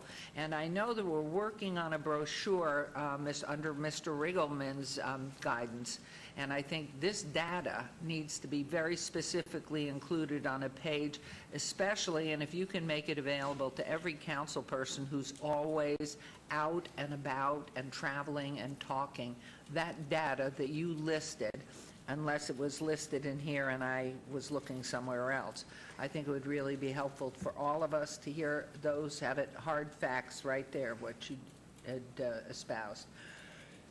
So congratulations on our plans going forward is stay the course, keep going forward with this. Yes, thank you, Your Honor. Pardon me. There are a number of options to maintain this, to keep this going forward. And so probably the best thing to do would be to start bringing options back to the City Council. Because a lot of this is very complicated, it might be in our best interest to retain some expertise to help vet some of those options and start bringing them to council so you can start making some decisions. 18 months isn't very long, especially if we're talking about getting longer term contracts in place. So I'd be happy to continue on that path at your direction. Well, and can you tell us a little bit, so you're looking at perhaps encouraging the council to look at having a consultant, and where would this consultant, where's the ballpark? I mean, I gather you do an RFP or no? Yeah, I think probably the best thing to do is an RFP. There are a lot of independent experts out there who can kind of help us navigate through all those various options, because there are many, and it has been very complicated. We've received a lot of help over the years to get here, and all of it, every investment we've made, as I demonstrated, has paid off substantially for our city. So I think, once again, engaging some expertise to help us navigate. There's, as we read every day, there's so much going on out there, changing policies, changing laws, and so on. So I think that would probably be the best course of action. So at this point, well, let's get input from the council, and maybe are you be encouraging us then to just suggest to you to please go ahead? Would that be sufficient, or do we need formally from our legal, do we need to make a formal motion, or what? You can take action to approve the report. Okay. Or whatever guidance you want to give Mr. Perigo. Okay, thank you. Please, Councilman Soroka. Well, of course, we'd love to approve the report, Tom, but thank you for your good work, and I'm sure we'll ask you to continue to do further action, but great work on this. And you know, I've been a partner of yours, you've been a partner of mine even before I came into this position. Renewable energy has been a passion of mine, not only as an element of national security. What we do here reduces our dependence on foreign sources of energy, where if you look at our military forces, 1 in 24 fuel convoys on the battlefield results in a fatality. And some could argue that strategically, we would not be engaged in the conflicts we are in parts of the world if it were not for our dependence on fossil fuels. I'm not saying that fossil fuels aren't a good source of energy, but we have an opportunity here, and we are uniquely positioned in Las Vegas, in southern Nevada, in the whole state, to continue to be these really aggressive leaders, as you've already started and you've stated. And where we are now, I was going to piggyback, I was going to say before the mayor said, so I'll piggyback on what the mayor said, let's don't think small, let's think large when it comes to this. This is an element that will help our public security, our public safety. We are more dependent on energy now as individuals in our community than anywhere else in the world and at any time in our history. Energy is a vital national and strategic resource that we need to have at our disposal when we need it and how we need it, and this renewable energy effort that you're talking about is a big way to help us down that path. So thank you for what we're doing here in our community, and please look to me as a partner in this, and I know we have partners in our community to think big and really move this ball down the field. We are well positioned from what the work we did before to really go far. So thanks for what you're doing, Tom. Thank you, Councilman. And just real quick, I really appreciate your comments, because I've been fortunate, as we've been working on this over the years, to have met with some of the top military leadership in Washington, D.C. and here in Las Vegas, who have all said exactly what you just said, how critical this is and what a vital part of our national defense and our strategies globally. And that's really motivated and inspired me to do more, because the message I've taken away consistently is we all have a role to play in that, every one of us in every city. And so we've done our best. Well, I just came from Washington, D.C., where they say all politics are local. So we're doing it right here local, making it happen. So thank you. And thank you again, Tom. I hope you stick with this all the way through. I remember being seated about 7 years ago out at UNLV for some luncheon, and your mentor there, who said you were the finest, most aggressive student in this area, and he knew that we were in good hands at the city because of your leadership and as you move forward. So, Tom, thank you. And for those who know the name George Santayana, a great writer and philosopher, said those who don't remember the past will serve to repeat it. Hopefully you will bring the past into the future and that we can move forward with this. So I will turn this over to Mayor Pro Tem and ask for her comment and approval. I move that the council accepts this report and encourages its leader to continue working towards the goals he set. Great. And so you'll come back to us on that as you proceed down looking at consultants, et cetera. And can we have a report of that? Please vote, by the way, and please post that list that you've got scrunched in your hand. Can we have a copy, please? Yes, of course. Thank you, and that's unanimous. Thank you very much, Tom. Thank you. Appreciate everything you do. You're part of a great team here. Okay, agenda item 47. Discussion for possible action regarding a sublease agreement between the City of Las Vegas City, the Economic Opportunity Board of Clark County, EOB, for the purposes of economic redevelopment totaling approximately 917 square feet of office space located at 330 West Washington Avenue, Ward 5. Councilman Creer, this item is related to Council Item 48, R-36-2018. Your Honor, will you please open item 48 too? And I thank you very much, Ms. Monticello. Agenda item 48, resolutions R36-2018, discussion for possible action to approve a resolution finding the sublease of 917 square feet of office space to the Economic Opportunity Board of Clark County, EOB, located at 330 West Washington Avenue for the purpose of economic development. Ward 5, Councilman Creer. This item is related to the preceding item 47 and council item 47. And our former head of fire and rescue, Mr. Washington, about whom we named West Washington. And Commissioner Weekly. Everybody, please. Commissioner Weekly, former councilman, we love you. You're the best. Good morning, Your Honor. EOB is dear to my heart. 1960, whatever it was. Worked with Mabel and Ed Hogard and at SEP. So Yes. God bless. I can't believe we're doing this. Good morning, Mayor. Go, Councilman Greer. Dave Washington, 1101 Ralston here as the interim secretary for EOB, the Economic Opportunity Board, which you mentioned that you had worked there many, many years ago. Currently under our leadership and the chairman, Commissioner Weekly, we have a radio station that's the general manager is Craig Knight, and we're going to do some things to expand some services, but they'll go into those details. But we're honored Is that to be here. KSEP and, Yes. and Pat Cunningham KCP still here? Radio. Yes. Commissioner Porfirio. I'll introduce the item. Good morning, Mayor, Council. For the record, Jason Thompson, Economic and Urban Development. So we've introduced Commissioner Weekly here in his role as chair of the board for EOB. I know Councilman Soroka loves the acronym, so EOB is for Economic Opportunity Board. Also here is Mr. Washington and also Fred Herron, both of who are board members. So the items before the council, as mentioned, is a 917 square foot expansion of space in historic West Side School. For EOB, they're currently the anchor tenant in 3,600 square feet and have been in the building for over 40 years.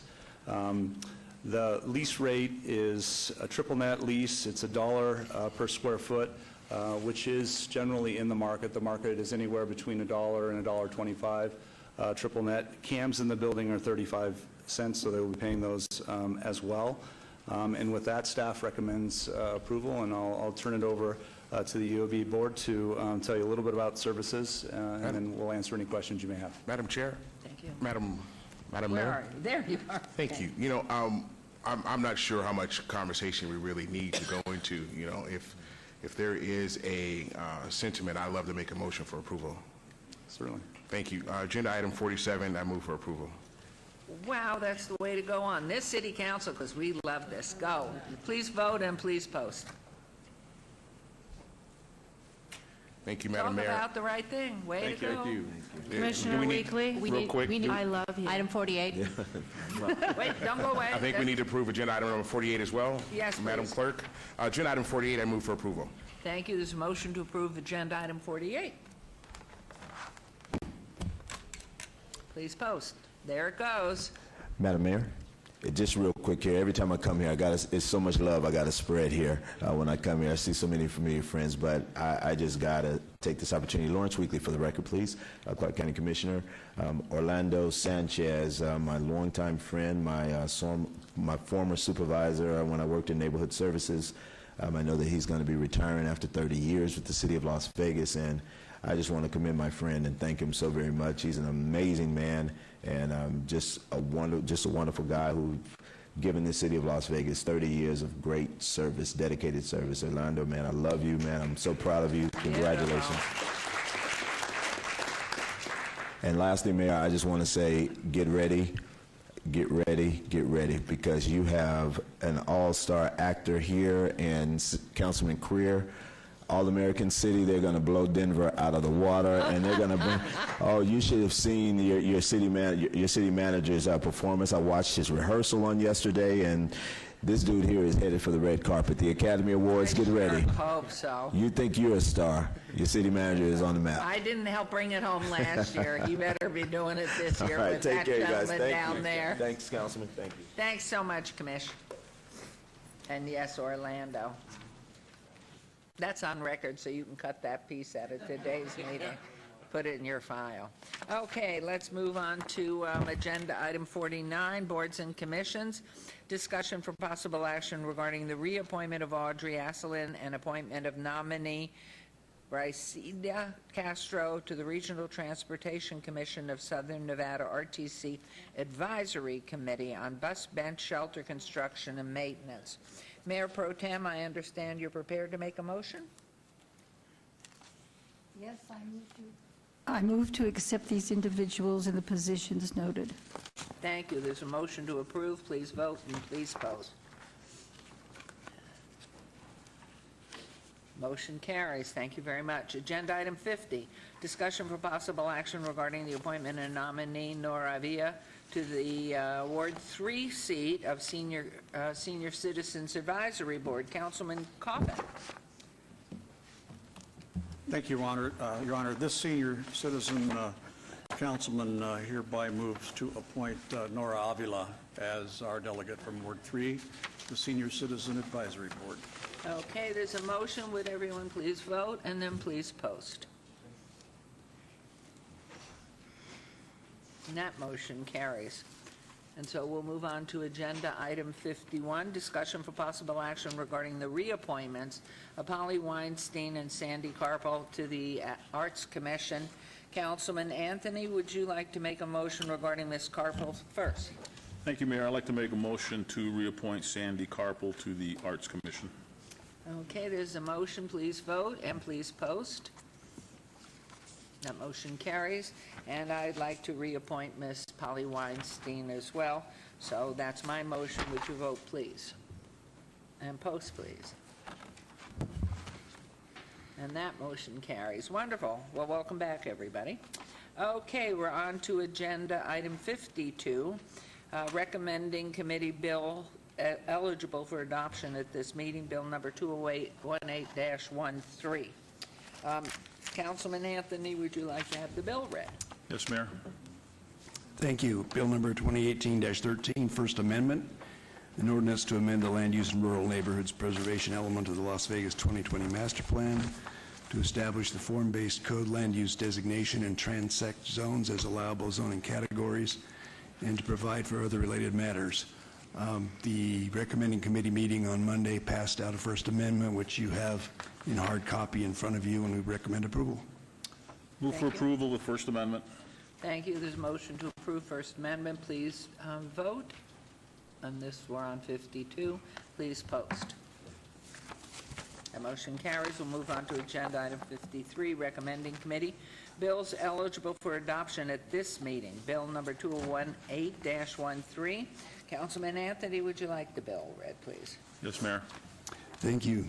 Bill number 2018-13, 2018-15, an ordinance pertaining to the sale of dogs and cats by pet shops, amending LVMC Titles 6 and 7 to update the licensing and animal control permit provisions governing pet shops and associated businesses by establishing additional requirements pertaining to the sale of dogs and cats, including updated fee requirements and providing for other related matters. Move for approval. Could I ask a question first? Yes, please. Through the mayor, on bill number 2018-13, on the form-based code, would this bill ensure that form-based was used throughout the, where it covers within the bill? Are we Mayor Pro Tem, I can answer that down here if you like, the attorney. Oh, there you are. Okay.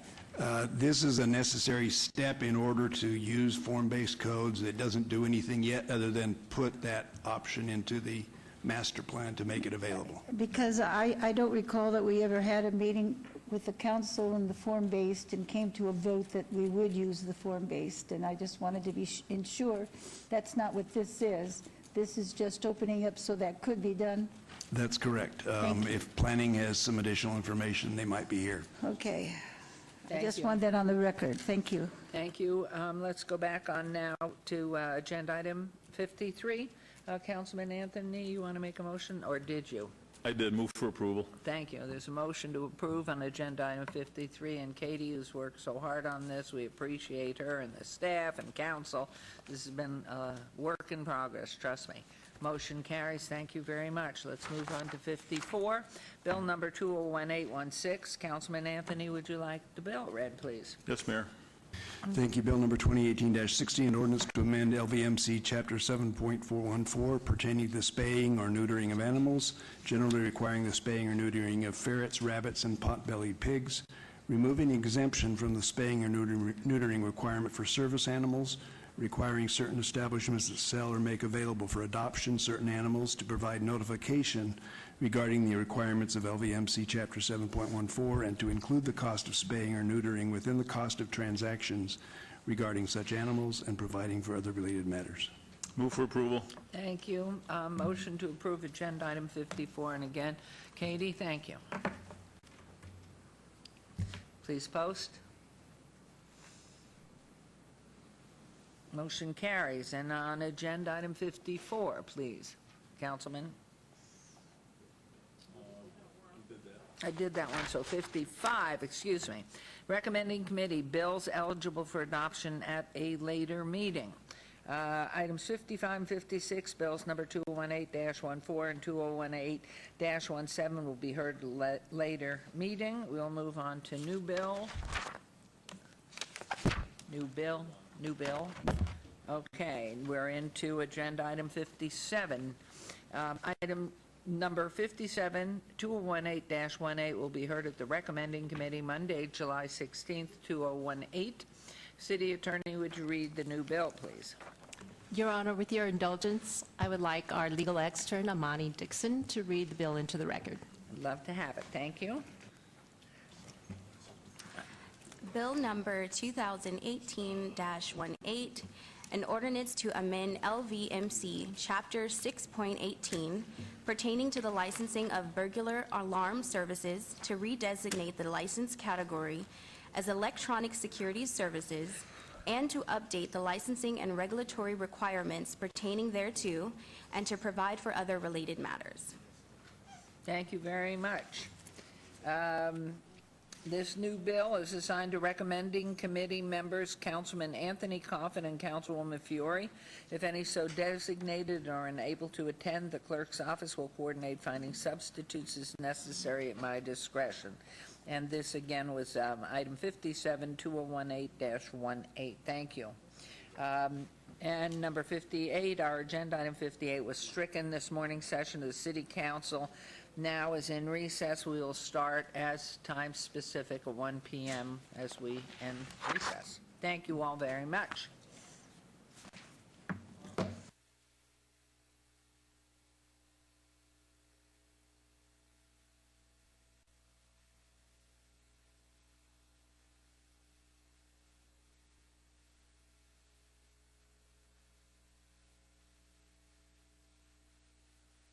And not that anybody cares, but when I return, I will have given back my National Capitals shirt. It itches, and I will not wear it anymore.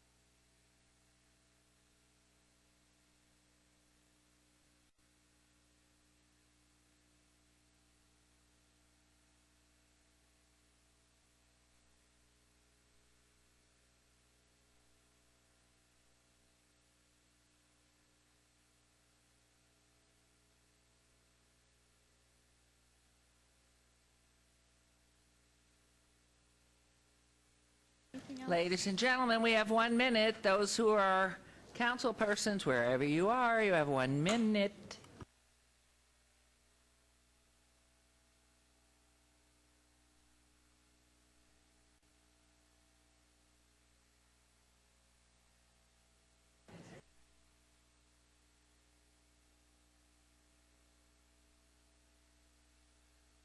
Okay, recess is over. For those of you who have had a lovely lunch, it's time to get back to work. Okay. All right, and we have cards. Well, let's see if I can put them in order. That's 94. Well, they might have been number-wise. 93, 94, 91. 75, 76. Okay. And this doesn't mean, as you all know, that you can't speak on public hearing items or if you don't submit a card, but we do have, looks like Levi Scar on 75, 76, 77, 78. And we have Robert Fisher on 91. And we have Patricia Morelli on 93. We have Emparador Atten on 94. And Roger Narin, I can't read the last letters. It might be Narinian, thank you, on 94. And then we have Joan Marcotte on 94 as well. But again, if in fact you have not completed a card and you want to speak, we certainly will hold that. So starting off, we're on agenda item 59. Yes. Okay, I just wanted you to know so you could, that this person who sent in the card, 93, is going to be withdrawn without prejudice. 93 is going to be withdrawn without prejudice. Okay. Well, we have others, so we might as well get right into those. Okay, so agenda item 59, for possible action, any items that council staff and our applicant wish to be stricken, tabled, withdrawn, or held in abeyance to a future meeting may be brought forward and acted upon at this time. So here we go. Mayor? Okay, yes. We're going to be withdrawing 79 through 83. Yes, We it's have on it the on list. the I list. haven't had a chance, she's Okay. asking me now. Okay, so let's go ahead if you would, Councilwoman. The following items have been requested to be held in abeyance, withdrawn, or stricken. Items 69 to 74, SUP 72347, applicant owner Daniel Dugan, SUP 72394, applicant owner Jack and Hildy Lancaster, SUP 72411, applicant owner Bruce and Tiffany R. Marler, SUP 72412, applicant owner Marshall Family Trust, SUP 72413, applicant owner Pama Joyner, SUP 72414, applicant owner William F. and Sandra A. Gleason, and they were making appeals of the denials by the Planning Commission on proposed short-term residential rental uses at 150 North Las Vegas Boulevard, units 1604, 920, 2503, 902, 2315, and 1112. And the action requested is abeyance to July 18th of this year, and it was requested by the applicant. And then we have item number 7983. Okay.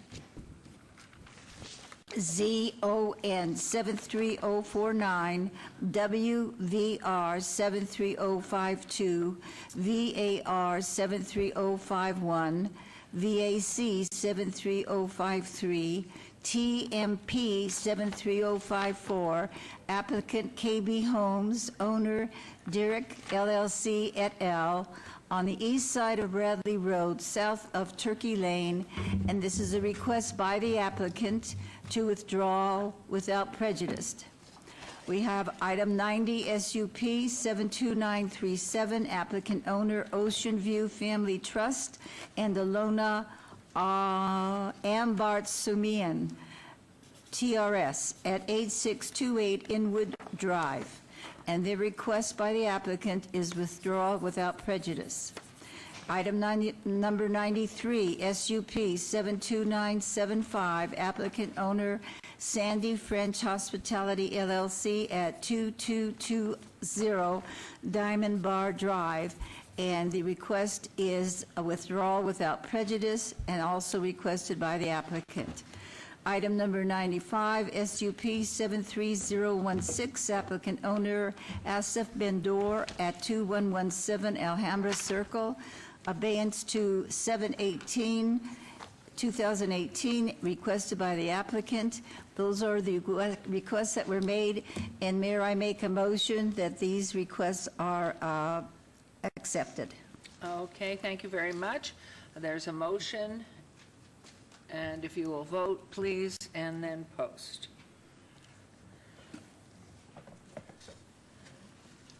Did that include all of the ones at the Ogden? Yes, Yeah. I believe so. And She just said this as, they may not know out there. Can I make an announcement? Sure. Are you done with your Yes. Yes. And we have voted and posted. and Yeah, done. anybody who is here for the Ogden short-term rentals discussion, okay, there has been, and attorneys for both sides have been notified a couple hours ago we're at the point where we're reaching a resolution. We need a little more time for something that the council could approve, but we're getting close now because the overarching board is buying into a solution. So there won't be any discussion today. They have been obeyed.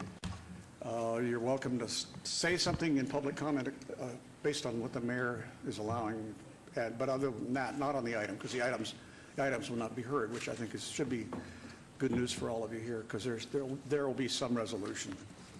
And it relates to safety, and it relates to limitations. So for that, you will be notified. Thank you. But accordingly, if in fact you came down on items that have been obeyed, you can use this public comment time if you wish, which is, right, pardon? But for these particulars, I'd like to hold one, if I may, and give you each a minute if you wanted to do that. You can have the 3 minutes or a little bit more at the end of the meeting, but this allows you to go on with the rest of your day. So sorry. Anybody who'd like to come up, but please hold your comments just to a minute.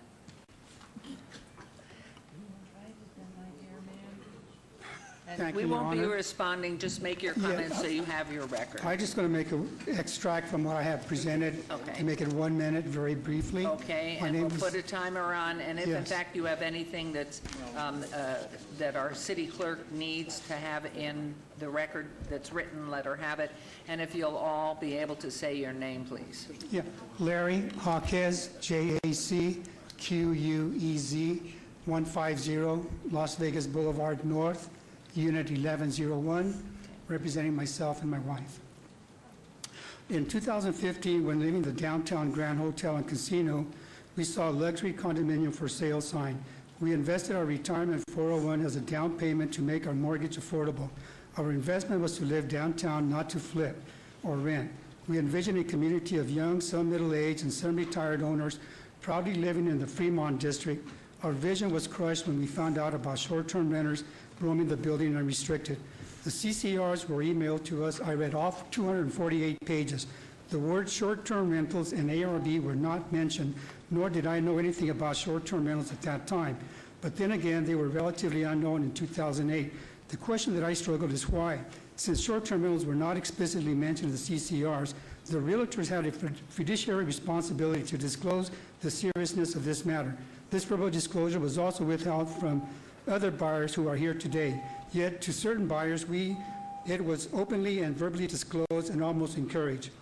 Okay, I think you're I'm almost done. okay. Just as I should have interpreted the CCRs as intended, the applicant should also accept the city's short-term rental ordinance and respect our rights as homeowners. Thank you. Please deny all waivers. And I Thank think you made your record in the beginning part, so that was what was important. Thank you. Good Yes, afternoon. sir. Thank you for allowing us this opportunity to speak. My name is Jeff Belcher, 150 Las Vegas Boulevard North, Unit 1713. Vehemently object to this abeyance. We are here, 5 of us came despite knowing that it was being obeyed. We were notified an hour and a half ago. 5 of us came anyway to represent the 14 who were coming, who took the day off, like myself, to be here. This is the 3rd abeyance. Where is our due process at this point? We've been described as being uncooperative and willing to consider a compromise. We, for the majority of our group, actually is willing to consider a compromise. We have not been invited to the table despite multiple attempts to various councilpersons' offices, rumors of different ordinances being drafted. We've asked to be included in those discussions so that we can move on with this issue and not have to deal with it in the future. It's just extremely disappointing that the 14 of us made arrangements to be here today to hopefully close this issue out. Thank you. Appreciate your comments, and I know they're being heard, so. And I'd like my comments to be on the record officially, please. Thank you. Thank you. Anyone else? Okay, thank you, and I'm sorry you came down, took time off. Your Honor. So sorry. No comments? No, you already opened it. Thank you. You said they could talk. All right, moving on to 60.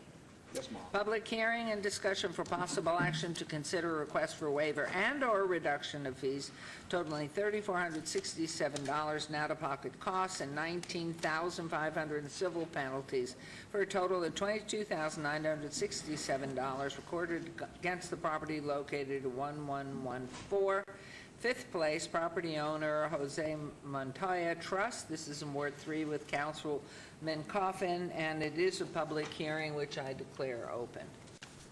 Good afternoon, Madam Mayor, Council.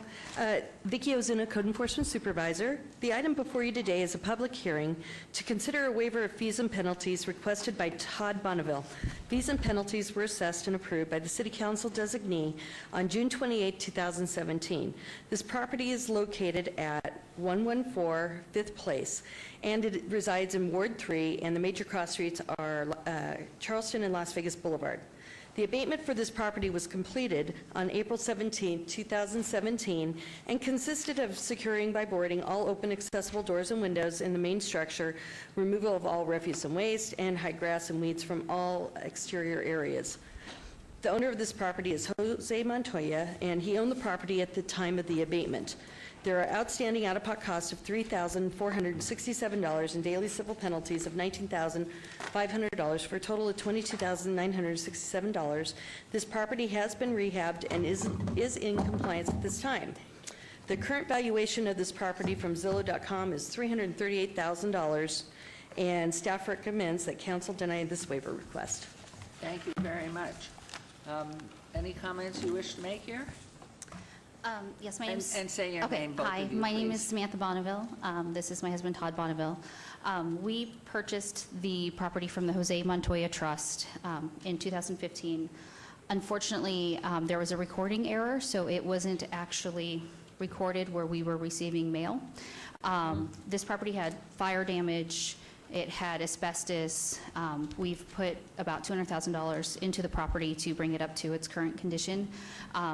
It was brought to our light when that hearing happened that there was problems. We had been working on it. We did the asbestos removal in 2016. At no time was our contractor given any information when we were applying for permits that there was an open item that we needed to correct.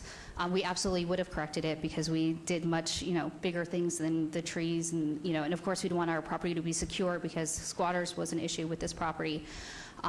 So we're not trying to fight the cost of anything. We're just hoping that we can maybe get some of the fines reduced and hoping that our quality of the work and what we brought back to the neighborhood shows that we would have absolutely done this had we been receiving the mail at that time. Good. Thank you. Any questions, comments from the council here? All right, Councilman Coffin, please. Thank you, Mayor. In fact, Mr. and Mrs. Bonneville, I didn't even know you were involved in the middle. So did you sell the house then to Mr. Ortiz? Yes. Who lives there now? Yes. Is living there? Yes. I know there's still a suspense account until this is settled, this last item. Well, I want to thank you for what you did. Of course, staff knows that what we try to do is get people in these houses and get them fixed up and occupied because for the protection of the neighborhood. You live right across the street, two doors down across the street from my house, and you may not have known that because we never met. But I saw all that work going on, and extra work going on, and you've restored that house to pristine condition because it's a historic neighborhood. You observed all those rules. So, you know, you've done what we want. You've got it in, and it's occupied. I don't know how much, if you're losing money on the sale after you've done this, but I'm sorry if you are, but it certainly has improved the neighborhood again. Thank you. We had to chase a lot of people out of that house while it was unoccupied, and Montoya owned it, but I don't know why. He just couldn't control it. So, Your Honor, if I'm going to make a motion. Please. I'm going to make a motion to charge the homeowners or the Bonnevilles $3,467 in the out-of-pocket costs that were spent by the city to mitigate the damages done and to, at least try to secure it.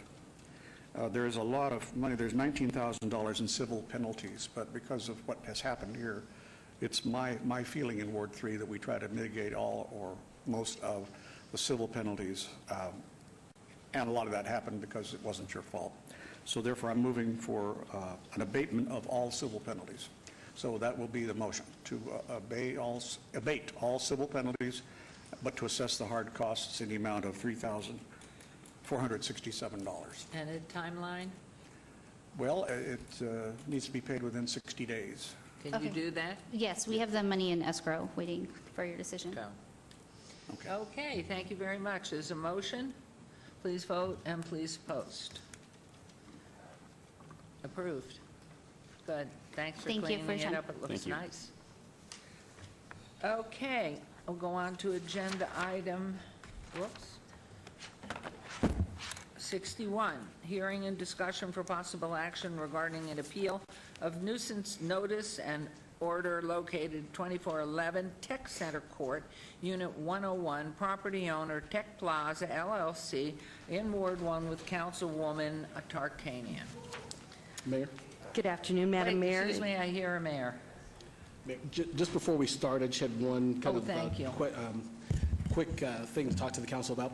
I know that there's probably a proposal to do a much longer presentation with regard to this particular item by the appellee, but the only issue here is the noise disturbance. There was a notice and order, and Vicky Ozuna will also tell you this. There was a notice and order to comply issued, and the notice was in violation of LVMC 9.16.020, which says, while conducting exercise activity at the rear of your business, the sound of weights being dropped is causing a disturbance with your neighbors and is deemed a public nuisance, cease activity. So that's the only issue before you today is with regard to the notice ordinance. Okay, thank you, Mr. Scott, because I did know there was a request for some slide presentation, but I think now hearing from our attorney, it's the issue at hand. So let's move forward. We'll hear from Ms. Ozuna and Councilwoman Mayor Pro Tem. Well, Because then respectfully, if I may, Mayor Goodman, my name is Matthew Nealon, attorney for the tenant CrossFit West Vegas, Nevada bar number 11829. Our slide presentation addresses only the noise violation.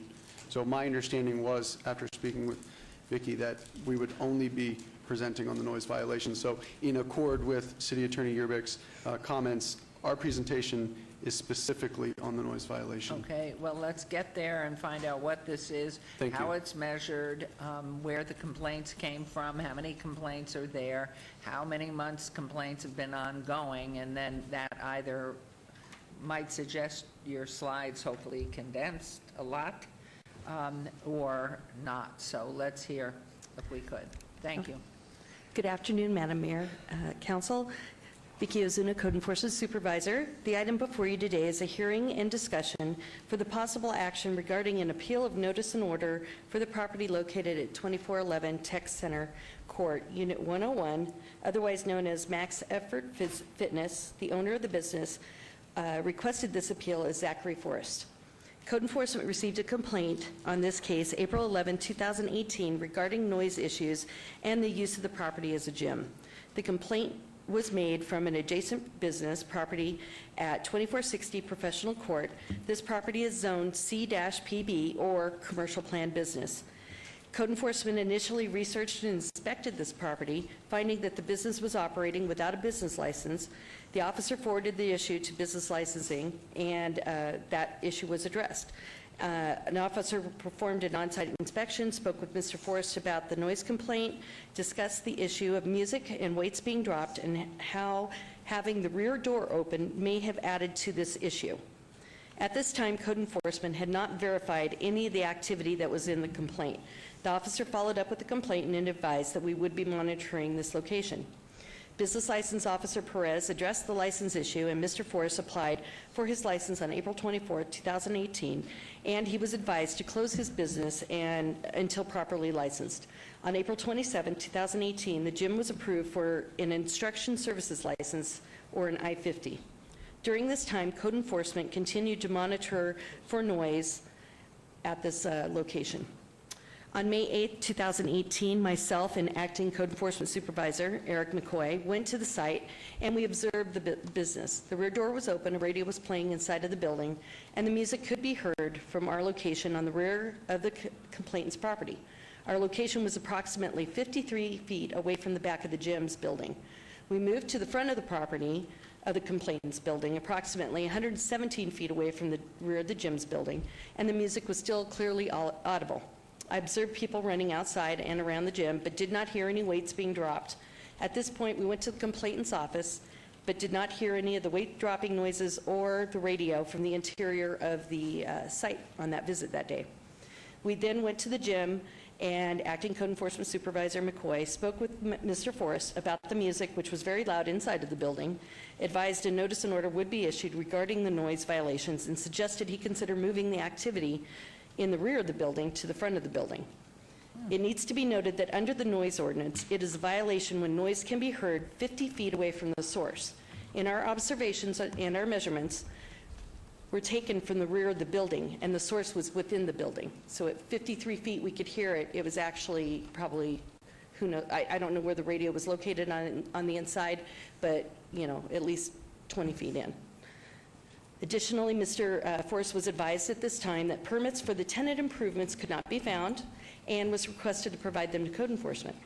On May 9, 2018, a notice and order was issued addressing the noise violations that had been verified. Code enforcement continued to monitor the property. Approximately 18 inspections were completed at varying times and duration. Code enforcement was monitoring for the noise violations, but also observing the use on the property.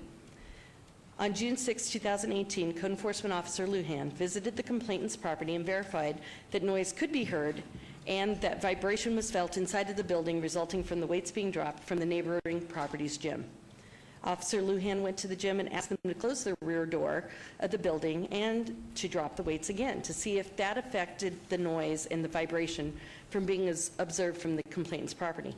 Officer Lujan went back to the complainant's property and verified that the weight dropping noise and the vibration were not affected by the shutting of the rear door.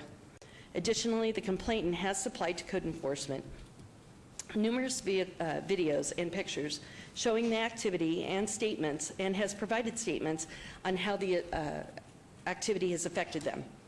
The Las Vegas Municipal Code 9.16 states under Title 9.16030, enumeration of prohibited noise, Section B1, to any person who resides or works in the vicinity, the operation or playing of such radio, television, phonograph, stereo, drum, musical instrument, sound amplifier, or similar devices in such a manner or at such a volume as to be plainly audible to the human ear at a distance of 50 feet from the source of the noise shall be prima facie evidence of a violation of this chapter.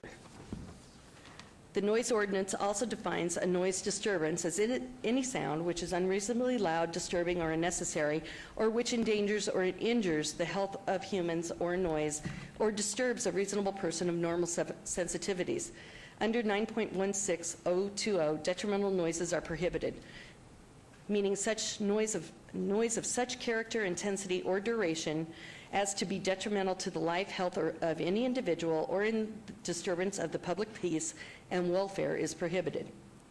Code enforcement is also addressing additional issues that are not covered under this appeal of the notice and order. As after observing the property and reviewing the website, it was determined that the business is not operating within the guidelines of their approved license and is in violation of the zoning code. Mr. Forrest has been advised under the additional notice and order issued June 18, 2018, of additional violations for the lack of permits required for the tenant improvements, as we believe the building use has changed, which may have requirements that would be addressing safety, fire, engineering, and other concerns. A building use assessment needs to be completed. The second issue the business owner has been advised of is the actual business model, that they are not licensed for group and open gym activities. The business needs to be approved by a special use permit as a health club due to the group and open gym activities, or cease the activity. It is hoped that Mr. Forrest will voluntarily comply with all the outstanding issues, and staff is willing to assist with coming up with solutions for the issues that are occurring. But today we are here to discuss the noise violations. In order for the property owner to come into compliance with the notice and order dated May 9, 2018, Mr. Forrest needs to cease all activity that is creating a disturbance and affecting neighboring properties. Staff is requesting that the notice and order appeal be denied, and that council approve that if violations continue, that daily civil penalties of $750 be assessed for every day he operates in violation. I'm not sure if anybody has questions, but I do. First and foremost, what are the hours of operations of this CrossFit? Actually, I'm unaware what his business hours are. And if you'd state your name for the record. My name is Zach Forrest. Yes. The hours of operation, we open up for our first training session at 5 a.m. and the last training session ends at 7:30 p.m.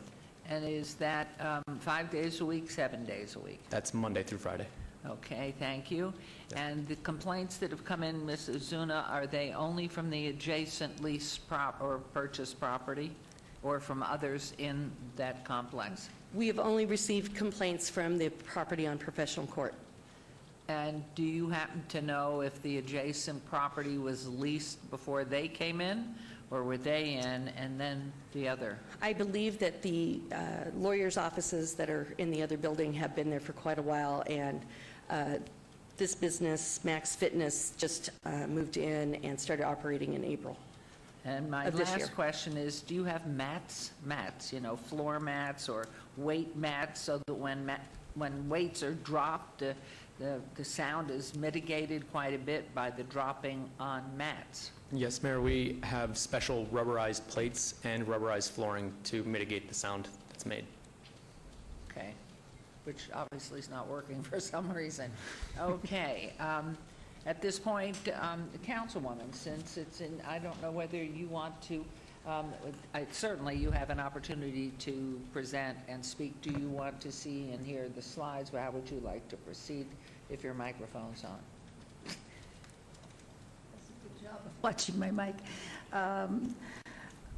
How long are those slides altogether? I timed myself in giving this presentation. It takes 7 minutes, so it's significantly 7 shorter minutes. than Vicki has gone. All right. And mine is to the point of the noise violation only. It doesn't address any of the business license issues, except as those might relate to the selective enforcement of this noise ordinance. The possible selective. Okay. Our position.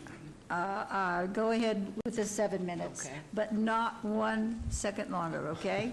Okay, we're Watch going the to clock. time you. Go I'll for it. do my best, and for the clerk, if she wouldn't mind distributing, I have printouts of the presentation so that the council members may consider it as we move forward.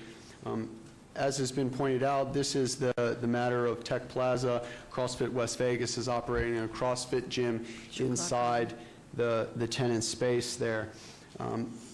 The next slide will indicate basically a summary of the points that I wish to make. There are 6. The first and foremost that Mayor Goodman had pointed out just recently is who exactly is being disturbed by this weightlifting activity, and it is exactly one individual. We have declaration from a closer neighbor, Darren Negren. He operates a custom eye contact lens cutting business just a few units down, and his declaration, he's here to speak if the council would accept his comments, is that The weightlifting activity, although he can hear it intermittently throughout the day, has zero impact on his business whatsoever. He has sensitive eye contact cutting equipment for the purpose of his business, and the weightlifting activity, the quote-unquote vibrations, are not causing any disturbance to his business. He's substantially closer than the complainant, and we request that the council take that into consideration. Also, we wish that the council would take into consideration the intermittence of the weights. I'll note that in the agenda report, or excuse me, the officer's report attached to the agenda item, he or she visited the property 8 times, and on 8 occasions didn't hear any weights dropping. So it's not like it's all day long from business hours of 8 a.m. to 5 p.m. Weights are banging around and walls are vibrating and people are being disturbed. The CrossFit model is such that the average workout is approximately 7 to 10 minutes long. People doing those sort of things are not banging weights for 7 to 10 minutes the entire time. They might lift a few times, drop the weight, and then the workout is over. So the disturbance is intermittent at best.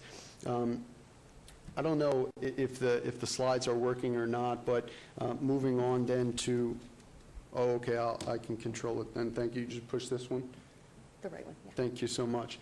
So these are the 6 points, as you can see in your printout there. The second point there is that CrossFit West Vegas is not disturbing the peace. What we have is a violation notice that specifically cites the noise ordinance that's been referenced here today.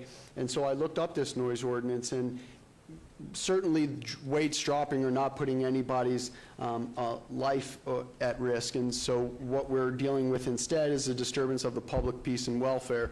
Well, the public is not one complainant, and indeed the most close in proximity neighbor reports that there is no impact on his business. So CrossFit West Vegas is thinking, okay, am I disturbing the peace by operating my CrossFit gym? Well, what are the prohibited noises enumerated in the code? Are any of those weightlifting?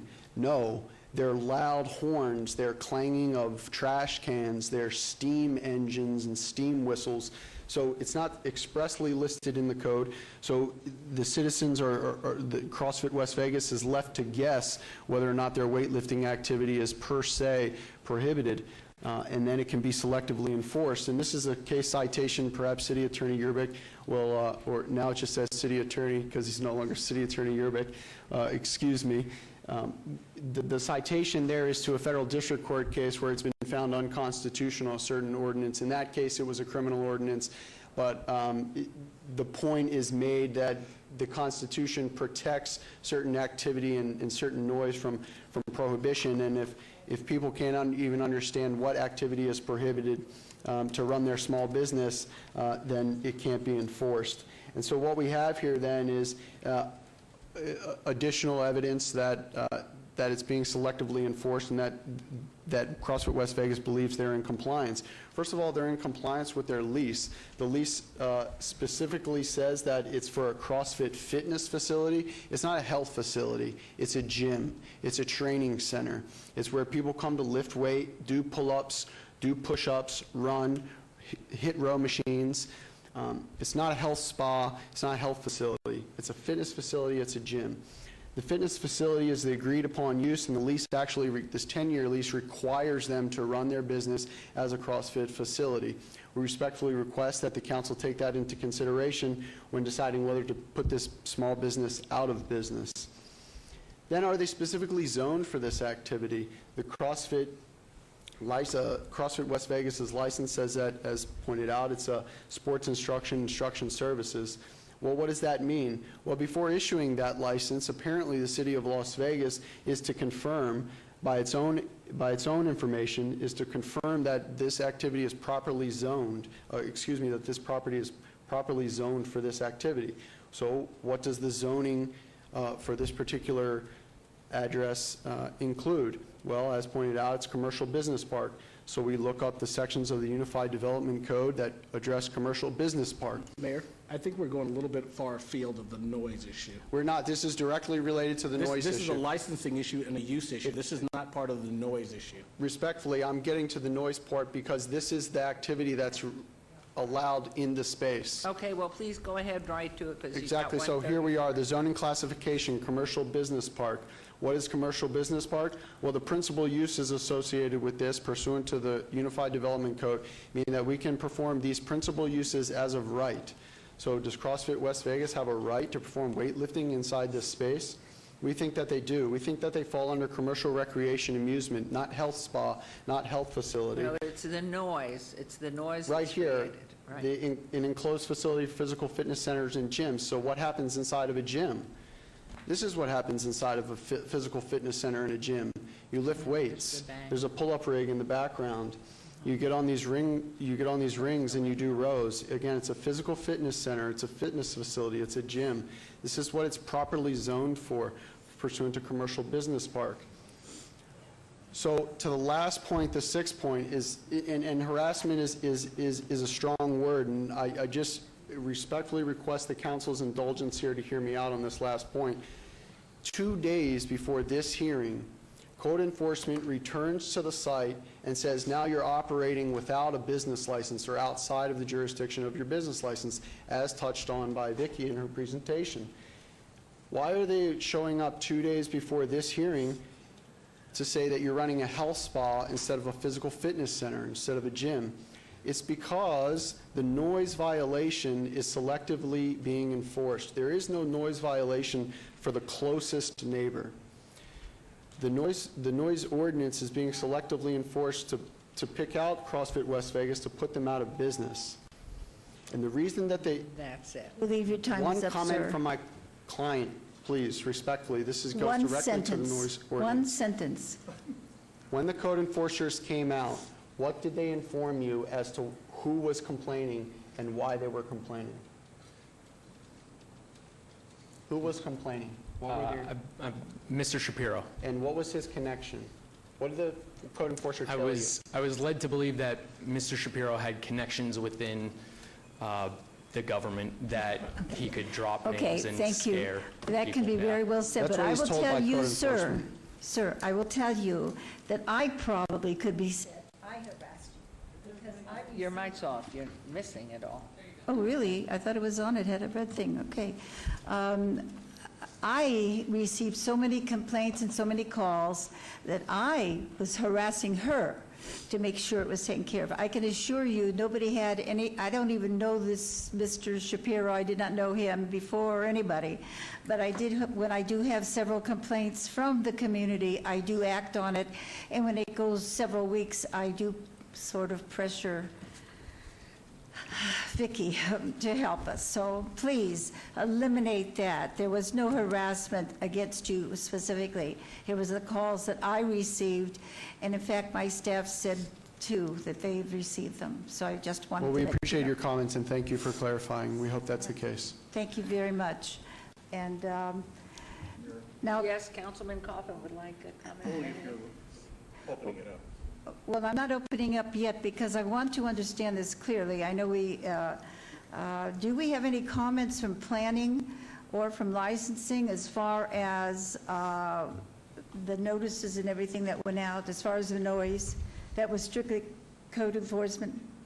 Madam Mayor, through you, Mayor Pro Tem, so again, trying to stay on this appeal today, which is on whether the notice and order. We do have some, as was mentioned in Vicki's overview of the subject site, we do have some additional work that we are doing on the site with regard to problems that we have with, there may have been work done here that was not done via a permit, as well as we have some issues with the activity being conducted being in excess of what they're currently licensed to do. And those are ongoing things that we're working with. Regard with the noise is not a licensing or land use issue. The appellant is absolutely correct. There's nothing in our code that addresses weightlifting. It's noise that is before you today. The noise generated by the activity being conducted at the site is the matter of concern that brings us here this afternoon. I was just trying to point out one reason why we might have additional people there evaluating was the lack of the permit when you started and some of the other things that are related, which are not concerned with today, according to our lawyer. There is no permit issue. Here's a certificate of occupancy. This is not City of Las Vegas. There's no... But sir, what I was trying to Permit say issue. is that wasn't involved today, but the other people might have been involved in asking you questions, and he might have thought it was harassment, and it only, sometimes you have one thing you find wrong, and then there are other things, and that's what I was just trying to show. Understood. That's it. Thank you. Madam Mayor, if I could just comment, I'd like to explain about the enumeration of sounds under prohibited noises. This code states the following acts, among others, are declared to be noise disturbances and noises in violation of and unlawful under this chapter, but this enumeration shall not be deemed to be exclusive. So just because weightlifting noise isn't called out in all of the sections, that doesn't mean that it can't constitute a noise violation. Right, you can't put everything in. No. Yeah. Would you permit Councilman Coffin to give you his... I don't know, is he being nice today? I'd be I'm not nice. sure. Okay then, Mr. Go ahead, You want me to be nice to you or these Everybody. ne'er-do-wells standing in front of me? No. Okay, I'm sorry, counsel, I didn't get your name. I got Zach's name, but... It's Matthew Neeland, K-N-E-E-L-A-N-D, Nevada bar number 11829. Neeland. Neeland. Neeland, oh, with the K, Thank you, Mayor. probably? All right. Sorry, Mr. Neeland, however you spell it. I respectfully to you, too. And Zach, you look like the guy that works out. I love CrossFit. I love the people that are doing it, and I don't, but I mean the people that are doing it are creative. I mean, they're doing everything from pulling farm tractors to things that just cannot possibly be moved. They're doing all kinds of things that are very creative, working everyday muscles as opposed to trying to make pretty muscles. And I think that's a huge thing, the benefit from CrossFit. So you got my endorsement on that kind of business. Apparently, you're zoned correctly, but we're not discussing that at this moment. What we are discussing is the noise, and I wondered, you have to understand that in a neighborhood like that, it's generally quiet until those weights hit. So it's kind of like, it's a sudden change of the ambient noise that can disturb people, and that's why people complain, especially the accountant or whatever it is that lives in the building across the alley, and they don't make a whole lot of noise, and they're thinking, and all of a sudden, with the doors open, all this noise comes in. I can see that. And I'm not going to talk about the people running around yet. Not sure I care. But show us, if you have a slide, show us what you drop these weights on. I don't know if it's still pulled up or if there's... Oh, here we go. Yeah, the one with the gentleman Yeah, with the there's- weights. That looks like and just a it floor. falls. It It is, but it's padded with extra treatment. You could Zach can describe the black flooring there. It's made out of rubber. Yes, sir, it's 3/4 inch compressed rubber meant to absorb And that's sound. the floor spread all over the place. Correct. Do the people generally lift and drop the weights in the same area or everywhere? It would depend on the training for that day. My point being that I asked complainants if they had considered talking to you, but apparently it hadn't happened yet, and that is the idea that experiment with materials that you can drop the weights on instead of just dropping it on the floor. I mean, that might give a thrill to the guy working out, but it's creating a chill and everybody else. And why not, as long as he feels it and you hear the noise, but you can cushion that noise and so it doesn't leave the premises when the doors are closed. Probably it would come out anyway if the doors are open. But haven't you considered mitigating the noise? You know the complaint. Have you considered putting pads down on the floor until there is no offensive noise to the outside people? Yes, sir, so the pads, depending on the pad, we have looked into that, would create a tripping hazard. And the other issue is it changes the height from which the bar is pulled. And in the sport of weightlifting, if they're sitting up on a 6-inch platform, that would be created by pads that would change the musculature that's used. It's not standard for the sport, therefore an athlete going to competition would be expected to do something different than what they've been training to do. The pads are not feasible.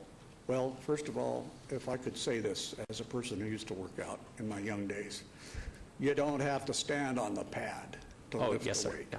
You stand beside the pad. Right. and you drop the weight on the pads. And then the question is, how much padding do you need? 2, 4, 6, 8 inches? It doesn't change the musculature. It doesn't change the maneuverability of what you're working on to improve. It simply changes what landing area is there for the weight. Now, that is something that I would have tried if I was you and I cared about the neighborhood, because that must somehow mitigate the noise. And that can easily be measured because we've got instruments here that measure noise to the decibel, to be fair. You know, we do that in order to play fair with people, because no one wants to run you out of business. No one wants your place, as far as I know. You mentioned a neighbor who endorsed it. Did you ask the children's daycare next door if they endorsed your activity? No, sir, I did not, because they're not on the same property as us, and they are actually creating more noise than we are. Yeah, they're not on the property, but they're a few feet away. I mean, Correct. It's literally about as close as that Honestly, I fellow didn't- with his accountancy. Or, I didn't bother to ask, because they're actually louder than we are when they go off Let's hear recess. from Councilman Creer. You wanted to make comment, please? Yes, Madam Mayor. I just wanted to know if it would be wise to hear from the complainant and then hear their side, and then come back to the applicant, and then we can have a more robust discussion, because I would love to better understand what the complainant is saying before we enter into discussions from the board. Thank you, Councilman, because I think that's where Mayor Pro Tem was headed, so you're in her brain, too. Thank you. Go. Put your microphone. I was going to ask the complainants to come forward, those who wish, or anybody who wishes to speak on this item, but particularly the complainants to give their side of it. So if you will sit for a while, the complainants will come up. Sit in that front row.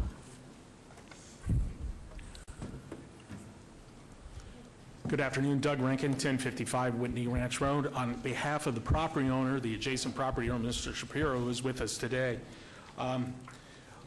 our office received a call in order to assist Mr. Shapiro with an issue that he was having regarding loud noise, loud rock music played from the CrossFit Noise, the CrossFit Health Club.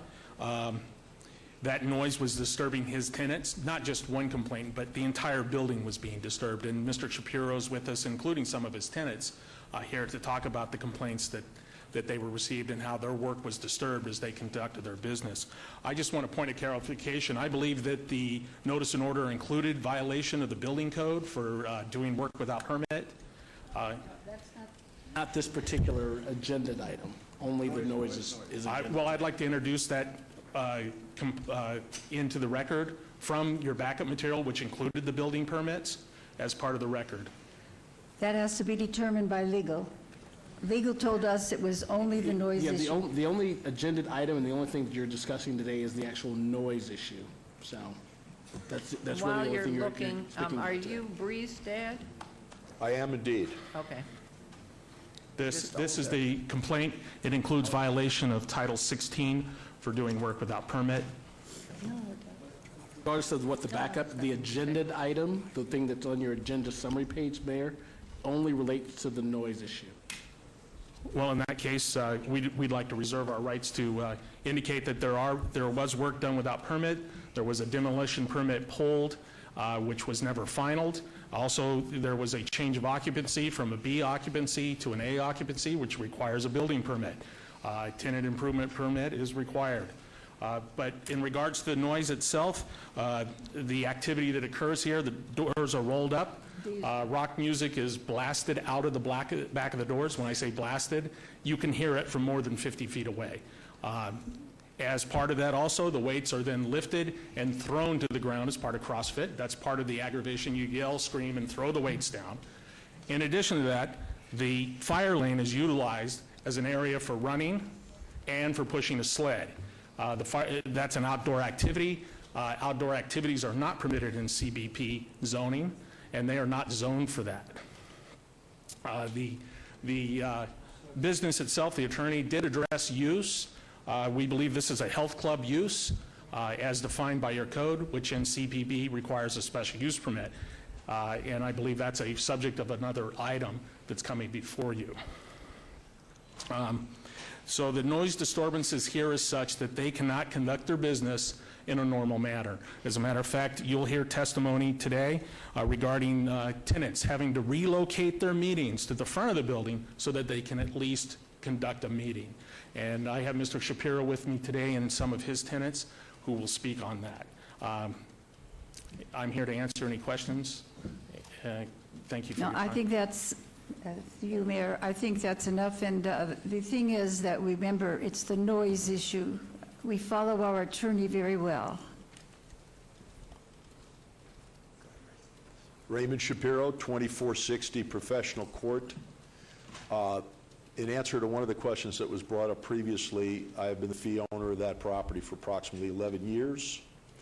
I have two co-tenants there, the law office of Teddy Parker and the law office of Lee Dreisen. Teddy Parker's residence and ownership of that building actually predates mine. He was there several years before I was there, and after I purchased the building from him, he remained as a co-tenant and now partner in the building.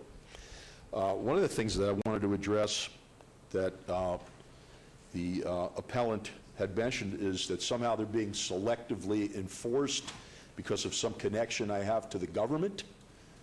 That's absurd in this context. My connection to this body is 40 years of operating businesses in the city of Las Vegas, and I've had the opportunity and honor of appearing here before on business applications. So yes, that is my connection to the government. Several folks that I have spoken to about this in the last several days are new council people, and I had no personal even meeting with any of those people prior. Other folks that are longer term on this council may remember several applications for businesses that we've made historically, and that's my connection. So to allege somehow that they're being selectively enforced because I have some sort of governmental connection is a little bit ridiculous. Also, they're saying that it's an intermittent noise. I've been there 11 years in peace and quiet. For the last 90 days, it's been a nightmare.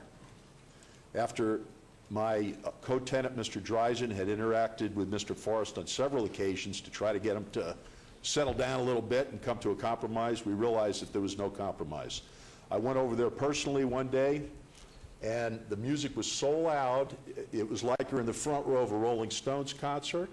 The doors were wide open, and they were slamming these weights to the ground. I asked them to turn it down. The young man that was in there that day, not Mr. Forrest, but there was another operator, manager, whatever he was, very apologetic, shut everything down, promised it wouldn't happen again. The next morning at 8 a.m., I get a 911 from Mr. Dreisen that it's so loud he wanted to use my conference room, which is on the other side of the building, because he couldn't utilize his office. To say that it's intermittent and occasional, also completely inaccurate. This has been going on for over 90 days, but beginning on the 23rd of April, I asked folks in my office to monitor and record any instance. I have 124 recorded, time-dated instances of absolutely unbearable noise and conditions that's happened since the 24th. All of these are supported and backed up by video surveillance, and many of them are supported and backed up by audio recordings. Now, we didn't have the fancy equipment that the city used, but even with a cell phone, you can hear banging and you can hear the music behind closed doors in our office. So to say this is intermittent, it's not intermittent, it's on a day-to-day basis. There's days here where we had 5, 6, 7 calls from the co-tenants. Also, we'll introduce that for the record. Mayor George Garcia, 1055 Whitney Ranch Drive. Also, just historically, in terms of what I've learned about this other business, as most of you folks probably know, I'm licensed with a dozen current businesses in the city of Las Vegas that I paid the fees, paid my taxes, so on and so forth. And we've literally had dozens and dozens of businesses historically operating in the city and the county, but based in this office for decades. This specific business has a history of operating without a license. Their previous location, they had no license. They were operating. I don't know how they got shut down or how they ended up across from us. Stick to the noise. Please, it's not the license, it's the noise. No, I understand. Thank you. But that's the history. And then when we tried to be reasonable with them and have some sort of moderation, Just didn't work, and it's not going to work. Their business model is, the noise is a big part of it, because the slamming of the weights, as they said, they can't even use the mats. It's not their thing. That's part of the rush, is the noise, the slamming of the weights. And it rattles the windows, it creates a disturbance, and it renders our legally licensed, legally zoned property to be inoperable. And I'll turn it over to Mr. Garcia. Ray, for the mayor and council's edification, will you talk about it? And I think Councilman Coughlin touched us. And this, as a neighbor, you want to try to see if you can resolve things. So Mr. Shapiro did, as he described on one occasion, talk to the neighbor, and that had very temporary, minuscule effect. On a subsequent occasion, trying to record evidence of this, of what was taking place out there so we could present that to code enforcement in the city. He had another occasion and opportunity to indicate that perhaps there is no possible way this neighbor is willing to act in a neighborly manner. And Ray, if you talk about that confrontation that occurred with you and some of his employees. The second time I went over there, when it was from complaints from Mr. Dreisen and several of the other co-tenants, I went over there, and I just, boy, I couldn't believe what was going on. The doors were wide open, so and this was before we had begun to track all this and put video on it, so I tried to just take a photo with my cell phone, and not Mr. Forrest, but two other individuals from inside came flying out of there, came onto my property, were extremely profane, screaming at me, how dare you, and this and that, in a threatening manner. I just stepped back. I said, hey, you're on private property. I think you should just step back. And they did. There was no violence, but it elevated to the point where I said, you know what, I have to get a governmental entity involved. I didn't want it to elevate to the point where I think, Mr. Shapiro, thank you. I'd like to disclose, I know Mr. Shapiro didn't recognize him because I haven't seen him probably in 5 or 6 years, except in front of this council. Actually, I know his daughter. So, but have no prejudice one way or another on this particular issue, but wanted to make that disclosure. But I think you have enough information. Yes, I think, I don't know if those are other residences. If we could give you 2 minutes, because we've taken a lot of time already. Yes. So, Mr. Shapiro, if you would let the next people come, and we'll just take 2 minutes each. Thank you for your consideration. Yes, Madam Mayor, honorable councilmen and councilwomen, thank you for your time today.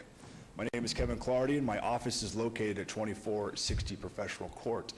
I stand before you today to attest to the fact that the noises that are emanating from the CrossFit gym and the occupants that are conducting their fitness activities are disturbing in nature and unreasonable to me as a person with reasonable sensitivities. Mr. Forrest's counsel did mention that it is intermittent, but it happens dozens of times a day. And it is a loud thud that seems to come from the dropping of weights. When I'm doing what I would consider administrative work, it is extremely disrupting to my ability to do the work. It breaks my concentration. Furthermore concerning is that even after code enforcement has become involved with the situation, the intensity and the frequency of the weight dropping has not abated whatsoever. And I fear without some type of interaction from the council, this will continue to create a harsh work environment for me to do. It's gotten to the point where I myself have opted to go into the field to conduct my work rather than stay at the office. I appreciate your time and consideration in this matter. Thank you very much. I'm Cheryl Hughesby, 2460 Professional Court, Suite 120. I'm sorry, I missed your name, ma'am. Cheryl Hughesby, Okay, 2460 Professional Court, Suite 120. My office is on the opposite side of the building, approximately 100 feet from the back of the CrossFit gym. And I can still hear and feel the vibrations coming through when they're dropping the weights. I'm in the same suite with Lee Dreisen, one of the attorneys in the building. He, at one point, was in my office asking me if I could hear them at the time. And they dropped the weights, and the window next to my door vibrated. That's how much the vibration and the sound is coming through. I'm an accounting manager. I work with a closed door in silence all day. It's disruptive, it's annoying, and it doesn't seem to be stopping. As a matter of fact, in the last few Fridays, it seems to have escalated to where it happens 10 to 30 minutes at a time, but it's back to back. It's pretty much all day the last several Fridays. Okay, thank you.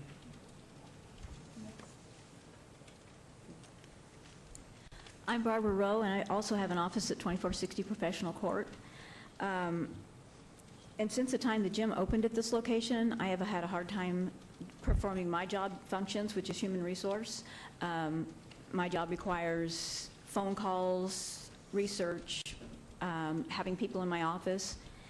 So the constant dropping of weights interrupts my train thoughts. I can't keep focus, and it actually slows down my production, because it's not just that they're dropping weights. When they drop them, it's like a boom. You literally jump when they first start dropping them, because it's not just a thud. They drop them anywhere from 10 minutes at a time to 40 or 50 minutes at a time.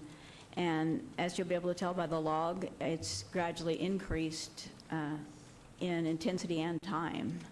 I had an email from Lee Dreisen on Saturday saying that the CrossFit gym had their doors open, music blaring and dropping weights for an hour and 20 minutes.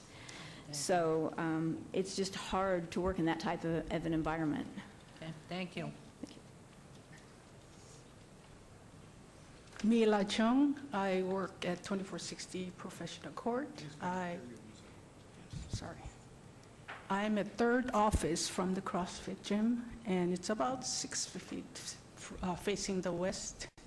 And every day I hear thud, weight lift, dropping sounds, and it's pretty disruptive. Your Honor, I'm sorry to interrupt you. Could you please spell your names? M-E-E. So that way, slowly, so we'll have it for the record. M-E-E-L-A. That's my name. Last name Chung, C-H-E-U-N-G. So. Thank you. And on about the end of March and beginning of April, I start hearing music, weightlifting, dropping sounds, and it's been going on almost every day. So I work at the accounting function, and it's pretty disruptive because we've been enjoying the peace in that building, and ever since they moved in, it's been very disruptive every day. That's it. Thank you. Thank you very much. And then, Mayor, Councilwoman, let me wrap up then, basically, Just take a little bit. Yep. So this is, I have multiple affidavits, basically, in addition to the people who appeared.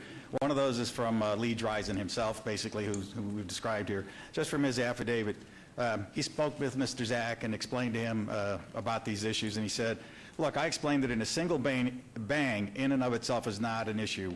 We are hearing the dropping of weights throughout the day. More each time a weight is dropped, it bounces 2 or 3 times, and these are all heard. So this is far from intermittent. I have tried noise-canceling headphones, but continue to hear the banging all day long. The constant banging has become a serious distraction. It's difficult to focus when the weights are dropped, and it just goes on. So I have multiple affidavits for the record. And if you'll just turn those and I over will to the leave those clerk. here. Great. I think the conclusion is this is not one individual. This is multiple individuals, multiple businesses, law firms, professional firms that are not being able to operate in their normal business-like manner. As individuals, they're being disrupted and distracted from their normal work patterns.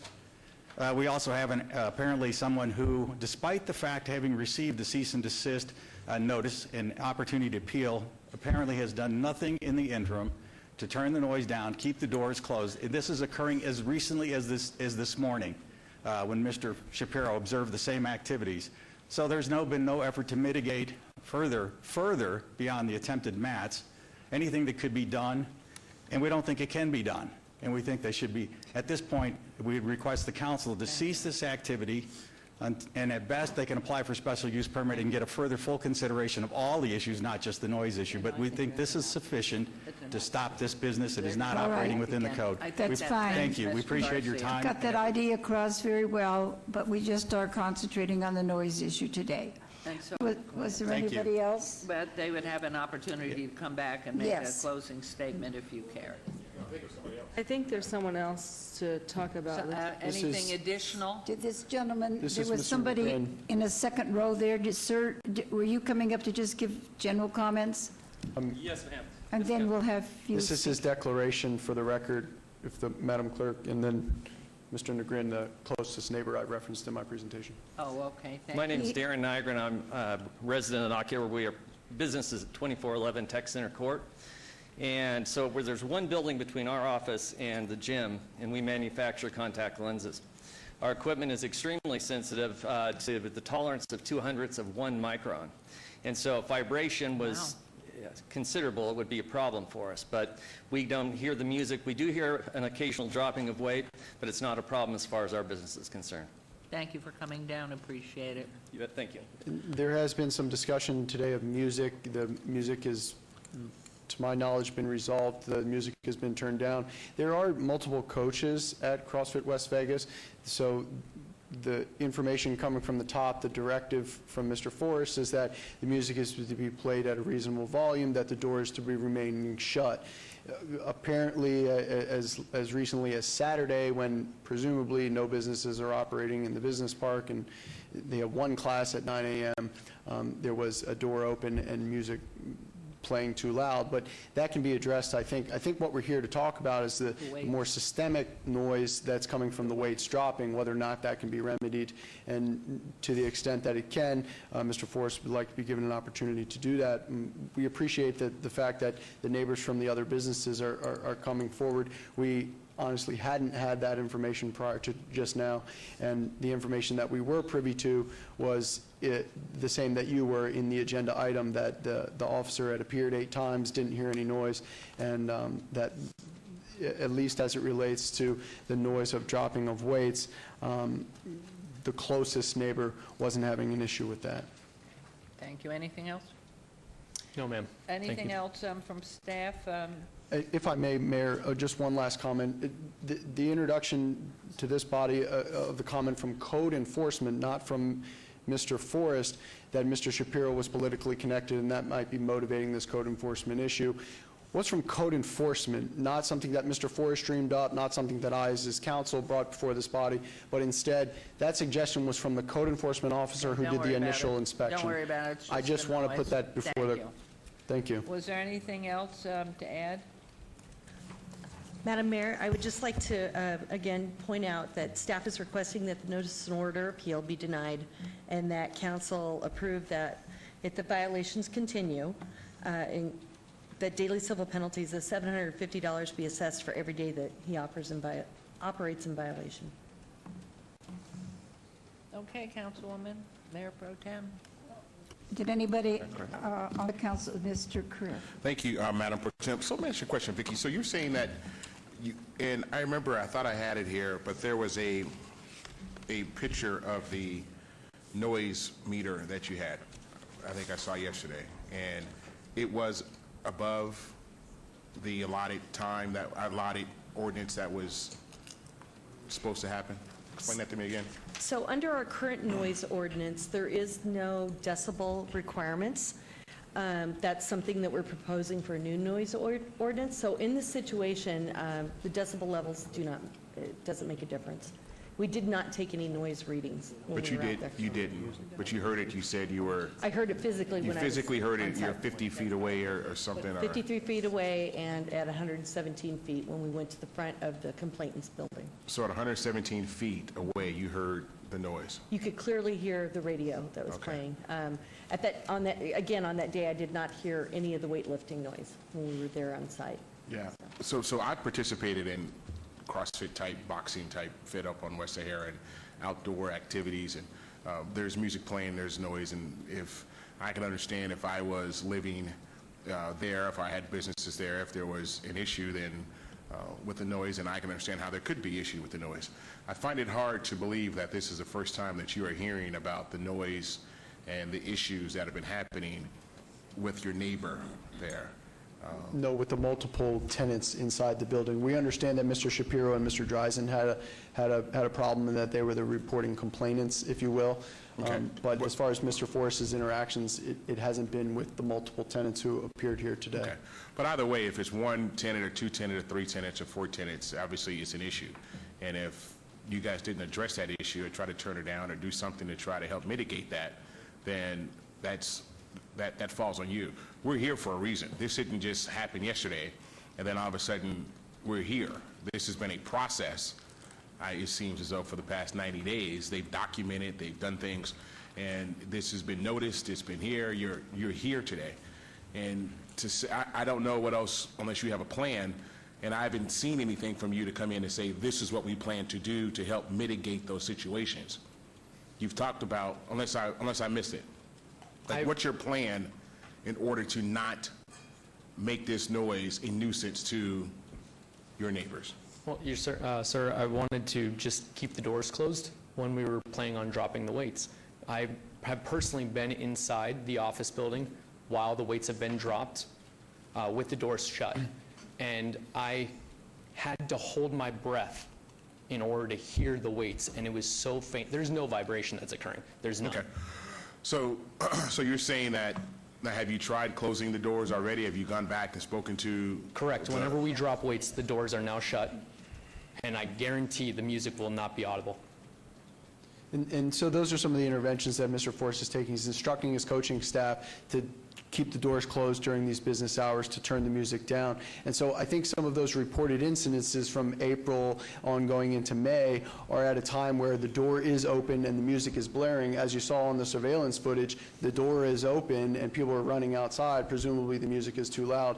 Mr. Forrest is taking this issue to his coaching staff and saying these rules must be followed. So maybe perhaps giving it time for the intervention and to see if the neighboring tenants are still having an issue with the weights dropping. There is no issue with the radio any longer. The music is turned down and the door is closed. So when the door is closed during the business hours, if they're having the vibrations, so to speak, we can order a decibel reading if it will please the council.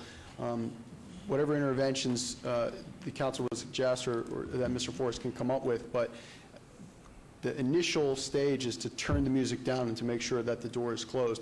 Some enforcement with his coaching staff has been an issue, but it's been a point of emphasis to make sure that this is no longer And if I may, I Yes. think it's pretty much, it's the dropping of the weights that's creating the shaking on the windows and the other noise, the radio or music. Councilwoman Fiore, too, please. So you know we wouldn't be in this predicament if you practiced love your neighbor, right? So it's yes. okay, you don't have to answer that. Okay. So, and I understand, and I actually love the fact that you have a business that promotes health and fitness. It's very, very great. However, you as the owner who are employing other coaches and aren't there all the time and don't know who you're employing, and when they're working out and they're in that pump mode and then they have rage and then they go run and start using four-letter words at the neighbors, that is so uncool. Okay, number one. So that's first. So I hope that this, as you go forth with businesses, however the Mayor Pro Tem is going, because I support her decisions, I hope that you learn a valuable lesson from this and practice love your neighbor. Councilman Coffin? That's great admonition. She's usually a lot meaner than that, Mr. Nealon. I'm sorry? She's usually meaner than that. Oh, well, then I'll take it as a compliment. Thank you, Councilwoman. Okay, it is pretty obvious that both sides have been talking past each other and have not been making real attempts to change the environment. You can make changes. Your client can make changes. We just found out that he still doesn't really cushion the floor except for what is there. And that compresses down to nothing under the, the PSI of an edge of a barbell is enormous, and when it hits, it's just going right through. It goes right through the concrete. So, it seems to me compromise is in order, but I don't know what the councilwoman wants to do. I asked the complainants yesterday, what have they done to mitigate it, and they don't know of anything that has been done. So therefore, I think it's true. You haven't done anything to mitigate or try to compromise, and maybe, just maybe, if you think about it for a minute, we can monitor that. It's a pain, but we can monitor that. We can have the decibel readings checked with the doors open and the music loud and dropping the bars, and then with the doors closed, same thing, check the dB differences. Then we can also see what happens if you put 2, 4, 6, 8 inches of cushion where the barbell is going to hit. And does that mitigate vibration and noise? And lastly, I heard Zach say something about tripping hazard. Now that's, Zach, come on. tripping hazard. The pads are not tripping hazards. If people are observant, they're healthy, people have vision, there's a coach around. You're not going to have people Okay. tripping, okay? Thank you. And Thank I'd you. like to just bring this to a close. My suggestion is there are other CrossFit-type companies in this community. I don't know if they have the same problems with the weights, but everything I'm hearing is that reverberation. And it would seem to me that maybe you've already gone out there to take a look of how they've mitigated that. And I don't know if it's going to be in Mayor Pro Tem's appetite or not, if she's going to give you a time frame, fix it, or that's it, or maybe she's already there. But it would seem to me there are other people, you don't have to reinvent the wheel. Find out why this is happening and either fix it or you got the wrong location. You need another location because you can't have people working in delicate businesses with windows rattling from whatever heavy weight is happening. And the music, I know, is taken care of. So. Let me just say quickly, my understanding is you tested the decibels, Vicki, and you had 51 in one area and 170 in another? No, That was we the did footage no from- decibel noise readings when we were out on site. I was 53 feet away from the back of the building, and we could clearly audibly hear the music playing, and then we were 117 feet away from the back of the building. You could still hear it at those feet. Okay, if you look at 60 decibels, that's my talking to you right now. It's Correct. probably 60 decibels. If that noise carried as far as you were saying, that's a pretty loud noise to carry that far. It is pretty loud, yes. Yeah, I just well, I wanna- just want to say that's a fact. That's a fact. Mayor Pro Tem, and- that's a and- fact as it relates to the music, if I'm... No, if I'm- sir, I don't sir, think you that's should a interrupt. fact. Okay, wait. Let Councilwoman please go ahead. That's a fact as far as the National Speech and Hearing Association is concerned, is when they list noise. Noise, 60 decibels is conversational speech. So that's you and I talking right here. If they can hear that 117 feet away, then it has to be more than 60 dB with you and I talking. That's the music, though, Mayor Pro Tem. That's not the It weights. doesn't matter if it's the music or what it is. The other thing, it's noise. I'm trying to focus where the lawyer told us to focus, noise. The other thing is, I will tell you, my grandson got kicked out of the Heinrich YMCA one time because he was lifting the weights and he dropped them too hard. And that was, where they have a lot of things happening, but they watched it so carefully. You really don't, I feel you may be in the wrong place. You may have a good business, but you're in the wrong place as far as the noise is concerned. Vicki, one last thing, Vicki, and that is you said that if we deny this request, they still have a chance to go to you and make changes? Yes, Madam Pro Tem. They can make changes, we'll be very, we're going to work with them in trying to help them find solutions. I don't want any of you to believe that we would just go out and hit them with a $750 fine without still trying to work with Yeah, them on this If the issue. noise problem continues, they will be fined that each day, right? Correct. Okay. Did you hear about how much you'll be fined each day? Yes, ma'am. Okay. I am going to move to deny your request to the appeal. I'm going to deny the request to the appeal. And I think that you better work really hard on trying to get this together. You did a great job as an attorney, by the way. I really like the way you ferreted out all those facts. That was good. But the problem is, so many people, so much noise, and it's just not the appropriate place. So that is my motion to deny the request to appeal. Okay, there's a motion. Please vote and please post. And I would highly recommend music you can turn off. I really believe everybody voted with Councilwoman on this. But if you'll find about dropping of the weights, the noise, the reverberation, that's the key, and there's got to be an answer. And if you find it, you won't be cited. That's the piece. It's not the music. Anybody can turn off music and not have music at all. That doesn't solve your problem. You'll still have the problem with people trying to do their business and operate, and the windows shaking and the floor reverberating. So whatever it is, whatever you find, you're in the business and a professional in that area. I know we have other CrossFits in our community. They have to have an issue if they're in a location such as yours where their office is, not in freestanding. So thank you for Thank you, coming Mayor. down. Good job. Thank you. Okay, move on to 62. Ms. Ozuna, when does this start? Today? Yes. Yes. Okay. You should say, can you come back real quick and see if we fixed it? Both parties could get together. Oh, we'll and then see. they could do She'll the- hear. do I the know fix. Councilwoman. She'll hear. They could That's do the up to them. fix. They have to do it. 2 days. Yep, but she'll hear. Okay, so agenda items 62 through 66 may be considered in one motion, one vote. They're considered routine, non-public, public hearing items with no condition changes. Any person representing an application or a member of the public or member of the council not in agreement with the conditions and all standard conditions for the application recommended by staff should request to have that item removed from this portion of the agenda. I'm going to read them all. 62, EOT 73290, applicant owner, Fremont Properties LLC, for possible action or request for an extension of time for a non-conforming liquor establishment tavern at 1930 Fremont Street, C2, General Commercial Zone, Ward 3, Councilman Coffin. Number 63, ZON 72921, applicant City of Las Vegas, owner United States of America, for possible action or request of rezoning from RE Residence Estates to CV Civic on a portion of 27.50 acres at the southeast corner of Grand Teton and Bradley Road, Ward 6. That's Councilwoman Fiore.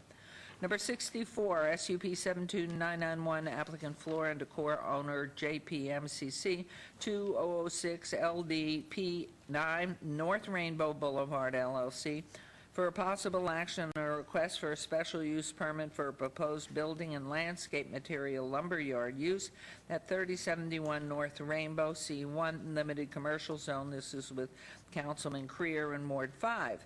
Number 65, SUP 73064, applicant Trans Plus 2 LLC, owner Red Feather Property LLC, possible action or request for a special use permit for a proposed auto repair garage, major use of 4930 West Cheyenne Avenue, Suite 140, C2 General Commercial Zone, Ward 5, Councilman Creer.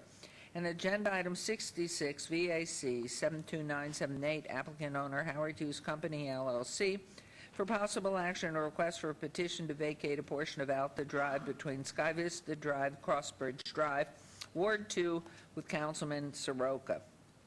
Staff recommends approval of item 62. Planning Commission and staff recommend approval of items 63 through 66. All are public hearing items, which I declare open. Is there anyone wishing to be heard on item 62 through 66? Please come forward and state your name for the record. Okay, seeing and hearing none, I'll close the public hearing. Mayor Pro Tem, may I have a motion for items 62 through 66? Move to approve items 62 to 66. Thank you. There's a motion to approve. Please vote and please post. Motion carries. We'll move on to plan. And this is items 67 and 68. 67 GPA 72771 on a request for a general plan amendment from L, low density residential, to O, office.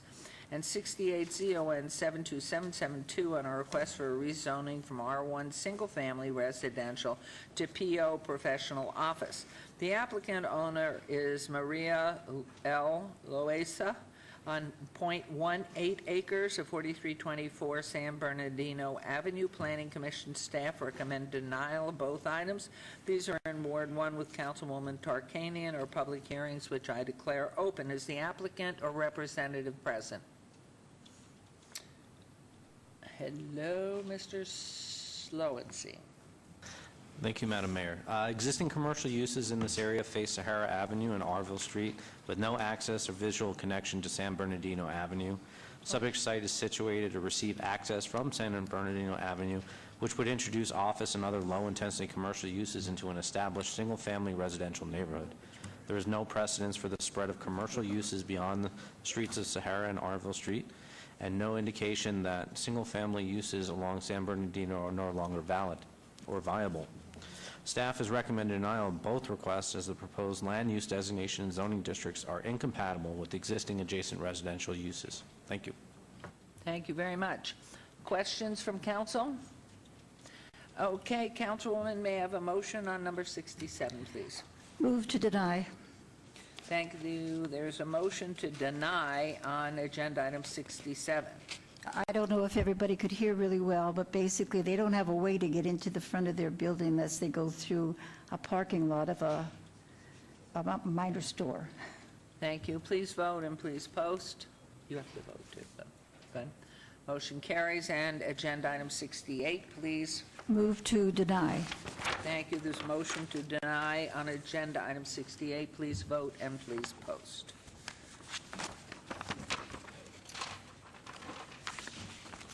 That motion carries. As you all know, agenda items 69 through 74 are obeyed to the July 18th. Okay. And so we're on to agenda item 75. And 75 through 78. Right. Okay, 75, GPA 72783, and a request for a general plan amendment from SC Service Commercial and MLA medium-low attached density residential to medium density residential. 76, EON 72784, a request for rezoning from C1 limited commercial R2 medium-low density residential to R-TH single family attached. 77 WVR 73060, and a request for a waiver to allow a 25-foot wide private streets with no sidewalks that terminate in a non-standard design behind a gate where 47-foot wide streets are required. Number 78 TMP 73061, a request for a tentative map for a 250-lot single family attached residential subdivision. The applicant is Harmony Homes. The owner is Verlaine LLC et al. On 70.05 acres east side of Rancho Drive, 265 feet north of Vegas Drive, C1 limited commercial zone, R2 medium low density residential zones, proposed R-TH single family attached. The Planning Commission recommends denial, and staff recommends approval on all items. These are in Ward 5 with Councilman Creer, and our public hearings, which I declare open. Is the applicant or representative present? I am. Good afternoon, Mayor, Council Member Stephanie Allen, 1980 Festival Plaza, here on behalf of the applicant Harmony Homes. If I could direct your attention to the overhead. This site is about 17 acres. It's located right off of Rancho Drive, north of Vegas Drive. As you can see, most of the area is already developed. The zoning in the area up and down Rancho is mostly commercial, as you can see indicated in red. There's commercial. The site has split zoning currently with C1 and R2 zoning. To the north of it is R4. To the east of it is RPD 11, so a little over 11 units to the acre. And then the rest of the site is surrounded by commercial. What we're proposing is a zone change for sale townhomes on the property. This is the site plan. It's for 250 attached for sale homes. The access will be off of Rancho Drive, and I understand from the client they already have an approved traffic study and an approval from NDOT for this entrance on Rancho Drive. All of the product is an alley-loaded product, which is fairly unique to this city, but has a lot of connectivity with the front yards, sidewalks in the front yards, and then the alleys and the driveways in the streets, but quite a bit of connectivity with sidewalks to all of the front doors of the units. We've worked closely with the residents in the area, specifically Lenny Scar, who's here, worked closely with Harmony Homes, and we have a list of conditions that we've agreed to. We understand some of them are not necessarily enforceable by the city, but we do have a gentleman's agreement, if you will, with Lenny and the neighbors that Harmony Homes will do these things. So I'd like to just read those into the record for the record. First, there's an agreement that we'll put an 8-foot block wall along Holly, Rancho, and the south property line, abutting the automotive yard that's presently a chain link fence. Excuse me, how high a wall? I missed that. 8 feet. 8-foot wall, stone. Correct, and they've asked for specifically it to be not gray, to do some kind of colored wall, decorative wall. And we're happy to do that. If we're required to file an application, we will do that application. Second, we've agreed for emergency access, the project egress along Holly right-of-way will be aligned with Cindy Sue, which is just to the north of the site, and that right-of-way to the north, and have AVI loops installed for fire and police response. Third, there will be tile roofs, no asphalt shingles. Fourth, we'll have open space amenities in the open space areas that we've agreed to a list of amenities that we've provided, including active and passive amenities, a tot lot, dog park area, barbecues, picnic areas, and other amenities for outdoor activities. Paint, we've agreed to change the color scheme from a gray scheme to browns. That was a request they had. We've agreed that we'll provide a condition that there be no more than 2 units sold to any individual or group within the community, and there will be an HOA for this community that'll govern all of the property owners.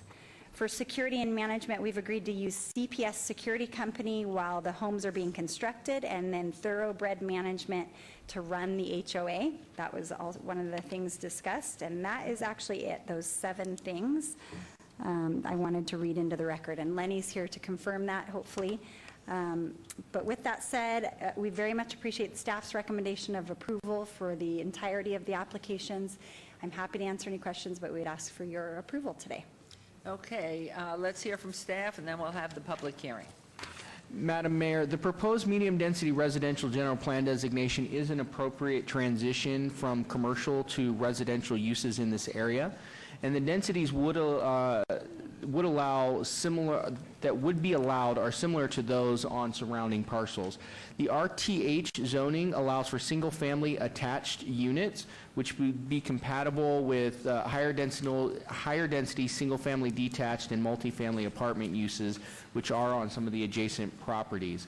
Moreover, this area east of Rancho Drive, north of Vegas Drive, is primarily residential in character, and therefore are already adequately and sufficiently are adequately served with sufficient commercial uses in this area. Smaller lot residential development is appropriate adjacent to a major thoroughfare such as Rancho Drive, and therefore staff is recommending approval of the requested general plan amendment and rezoning. The proposed townhome development is designed in such a way that on-street parking and pedestrian access along the proposed streets are not necessary. Emergency access and turning movement requirements will be satisfied by the proposed design. The development as proposed otherwise conforms to Title 19 requirements. Staff is therefore recommending approval of the waiver and tentative map requests as well. Thank you. Thank you. The couple of questions I had, are these all single-story? They're actually 2-story with garages, 2-car garages underneath on all of the units. On all of the units? Yes. And the access into the property, the whole property, is only off of Rancho? Correct. That has been approved by NDOT with a gated entry. I think there's over 200 feet here for queuing, though, for cars that are entering in there. And so fire and rescue comes through where are your crash gates or whatever? There's a crash gate just to the north of the property right here. And Vegas Drive's on the south, right? Correct. And that's 4 lanes, 6 lanes? What's Vegas Drive? 4 lanes. 4? 4 lanes. Okay. 4 lanes. And the light is at Vegas Drive and Rancho? I believe so, yes. Yeah, there's a, Madam Mayor, there is a stoplight at Vegas and Rancho. Okay. All right, well, with your permission, Councilman Crear, I'm going to go to the public. Is there anyone who wishes to make comment on this project, and then want to make sure that everything you suggested is approved by the owner? Mayor, at some point, could we... Councilman Soroka, is it possible to hear why Planning Commission recommended denial at some time? Yes, of course, we could do that, too. After So, public comments, okay, fine, just so they great. could prepare for that. I apologize, Councilman. I didn't mean to interrupt you. I am Lenny Scar, 1833 Crystal Chimes Drive. I live, well, if you look at the Astoria Home projects that's to the east, then you see Farrell, and the next street is Crystal Chimes Drive, and that D is basically my front yard. And everything Stephanie has told you, I believe to be true. I think she has adequately and very clearly represented the conversations I've had with her, Mr. Gronauer, and and Mr. Steed, that's the owner of Harmony Homes.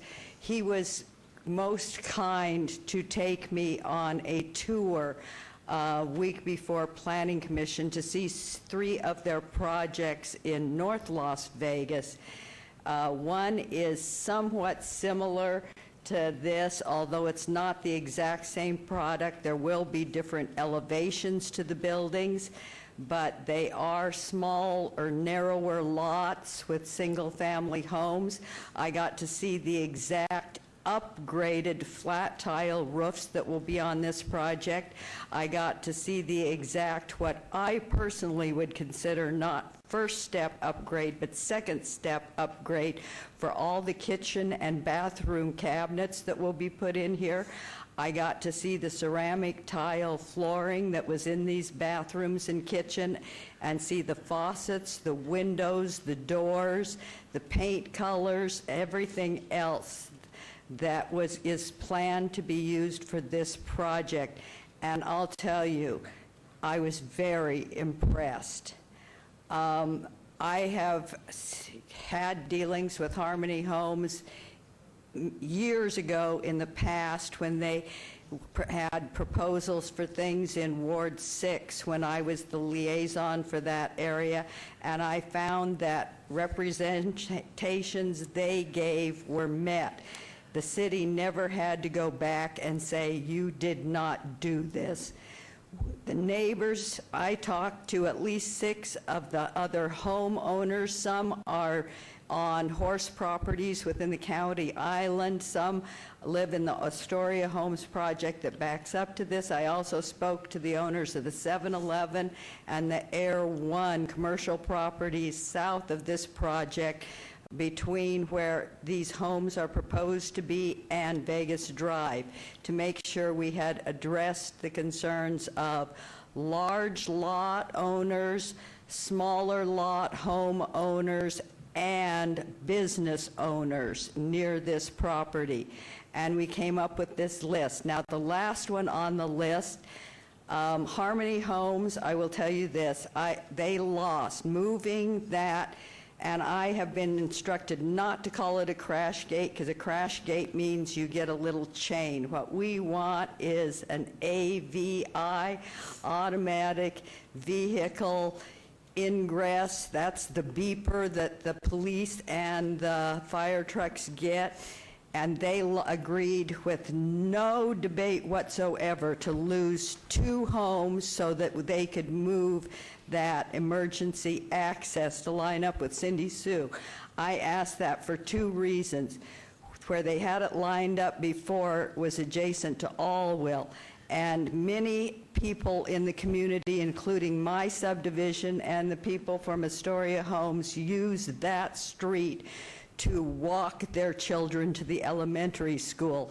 It only has a sidewalk on one side, so I spoke with a mother pushing a baby carriage. I spoke with a father that had a child on a skateboard and another one strapped to his back. And I spoke to another mother that was walking 2 children with a third one on a bicycle. It is also a street, because of the horse properties and the county island and the arena for horse shows. That street is used a lot by people riding on horseback.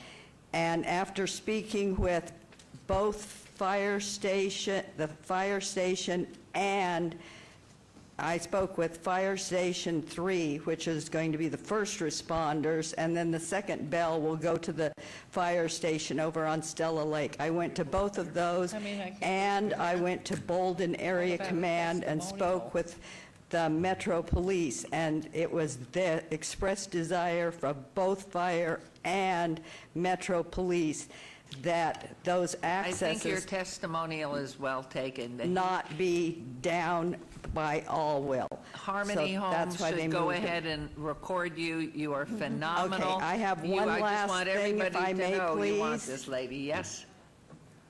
The last thing I would like to ask is, because this has split zoning, I know that the city's trying to do away with this.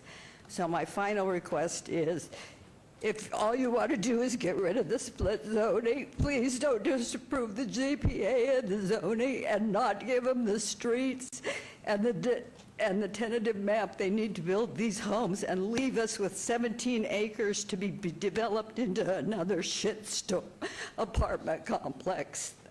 Thank you. Wow. Anyone else wishing to speak on this project, please come forward. I am going to close the public hearing. We're going to go back. Can you answer Councilman Soroka's request of why the denial from planning, please? Yes, Madam Mayor. So Commissioner Williams, in her comments and in her motion to deny, stated a couple concerns. The first concern she had was with the density. She had some concerns that the project, in her opinion, was maybe too dense for this area. She also had concerns with regard to the waiver regarding street widths. There was a lengthy conversation at Planning Commission about this is a different design than what you all see typically in your subdivisions, in that these are essentially alley-loaded units where their front doors actually face to a central area, central walkway area. And so these are not anticipated to have on-street parking. That's why they have the lower lot widths. They'll be sprinkled, those kinds of things. So there was a concern that Commissioner Williams had about the lot widths, that waiver. And then finally, as I think was a part of the speaker just now, there was a concern about the emergency ingress and egress. Again, that was a big concern on the fact that the principal entrance is off of Rancho. How, given the size of this subdivision, how would additional access be dealt with that didn't interfere with the neighboring community in case emergency vehicles needed to access the site? Thank you very much, because those were the questions actually I had, so sort of a mirror. So at this point, Councilman Creer. Thank you, Madam Mayor. Explain to me, I was somewhat confused on the last statement that the, in public comment about the half the lot, another lot, you know, one side is C1 and then I'm just trying to understand what it is. I didn't understand what Mrs. Scar was saying. Madam Mayor, through you, Councilman, so unfortunately this is one of those kind of remnant situations where we have a single legal lot that has more than one, I believe it has more than one general plan designation on it? Yes, that's correct. That was done. No, sorry, public comments closed. Thank you. So this one has more than one general plan designation, and what that does is that it breeds a degree of ambiguity as to what the future plans of the city of Las Vegas are for the site in terms of our land use plan. This is not something in practice we allow any longer based on your updated codes and rules. However, this is an older site that had some previous approvals that were thinking about a commercial frontage on Rancho with some level of residential behind it. Those projects never came to fruition, and so unfortunately it's left with this legacy situation of having more than one land use designation on a single parcel of land, which again we do not allow going forward in the city of Las Vegas. So you're saying that this lot is one lot that has two zonings on it, and if we're going to go from the commercial to the RTH, then the entire lot needs to go RTH. So there's no way to separate it anymore. Through you, Madam Mayor, correct, sir. This is one parcel of land now. It needs to go, it's an all or nothing. If for some reason you thought RTH was too dense and you thought a more appropriate zoning was something less intense than RTH, that would be a prerogative where you could zone the entire thing less than that. The only other option is for the applicant to do a parcel map or some other mapping action that would separate out these parcels, and then they could apply for different zoning categories if they liked. But you can't, again, per our current codes and direction, even in statute, you cannot have multiple general plans or zoning for a single parcel of land. So would they be able to, if they were going to go to the R2 medium low density residential, would they be able to build the product that they want to build under the R2 zoning? They would be able to build a similar density. They would not be able to build the product that they're requesting with the current setbacks, the design of the community where the property faces inward to a common area with the alley-loaded type garage. So the design of this subdivision would have to be completely different under an R2 scenario versus the RTH. Maybe a similar number of units, but again, a completely different design, which then may also affect the number of units that can legitimately be placed on the parcel. But would they come in at the R2 zoning and then with a, what am I trying to say, with a waiver to do what they want to do? That would be possible, correct? Depending on the nature of what their deviations would be, they could come in under R2 zoning with variances for, there are certain characteristics of the zoning district that can be deviated from via a variance process. There are other provisions of the zoning classification that you have to rezone to a different zoning classification that you can't get a variance for.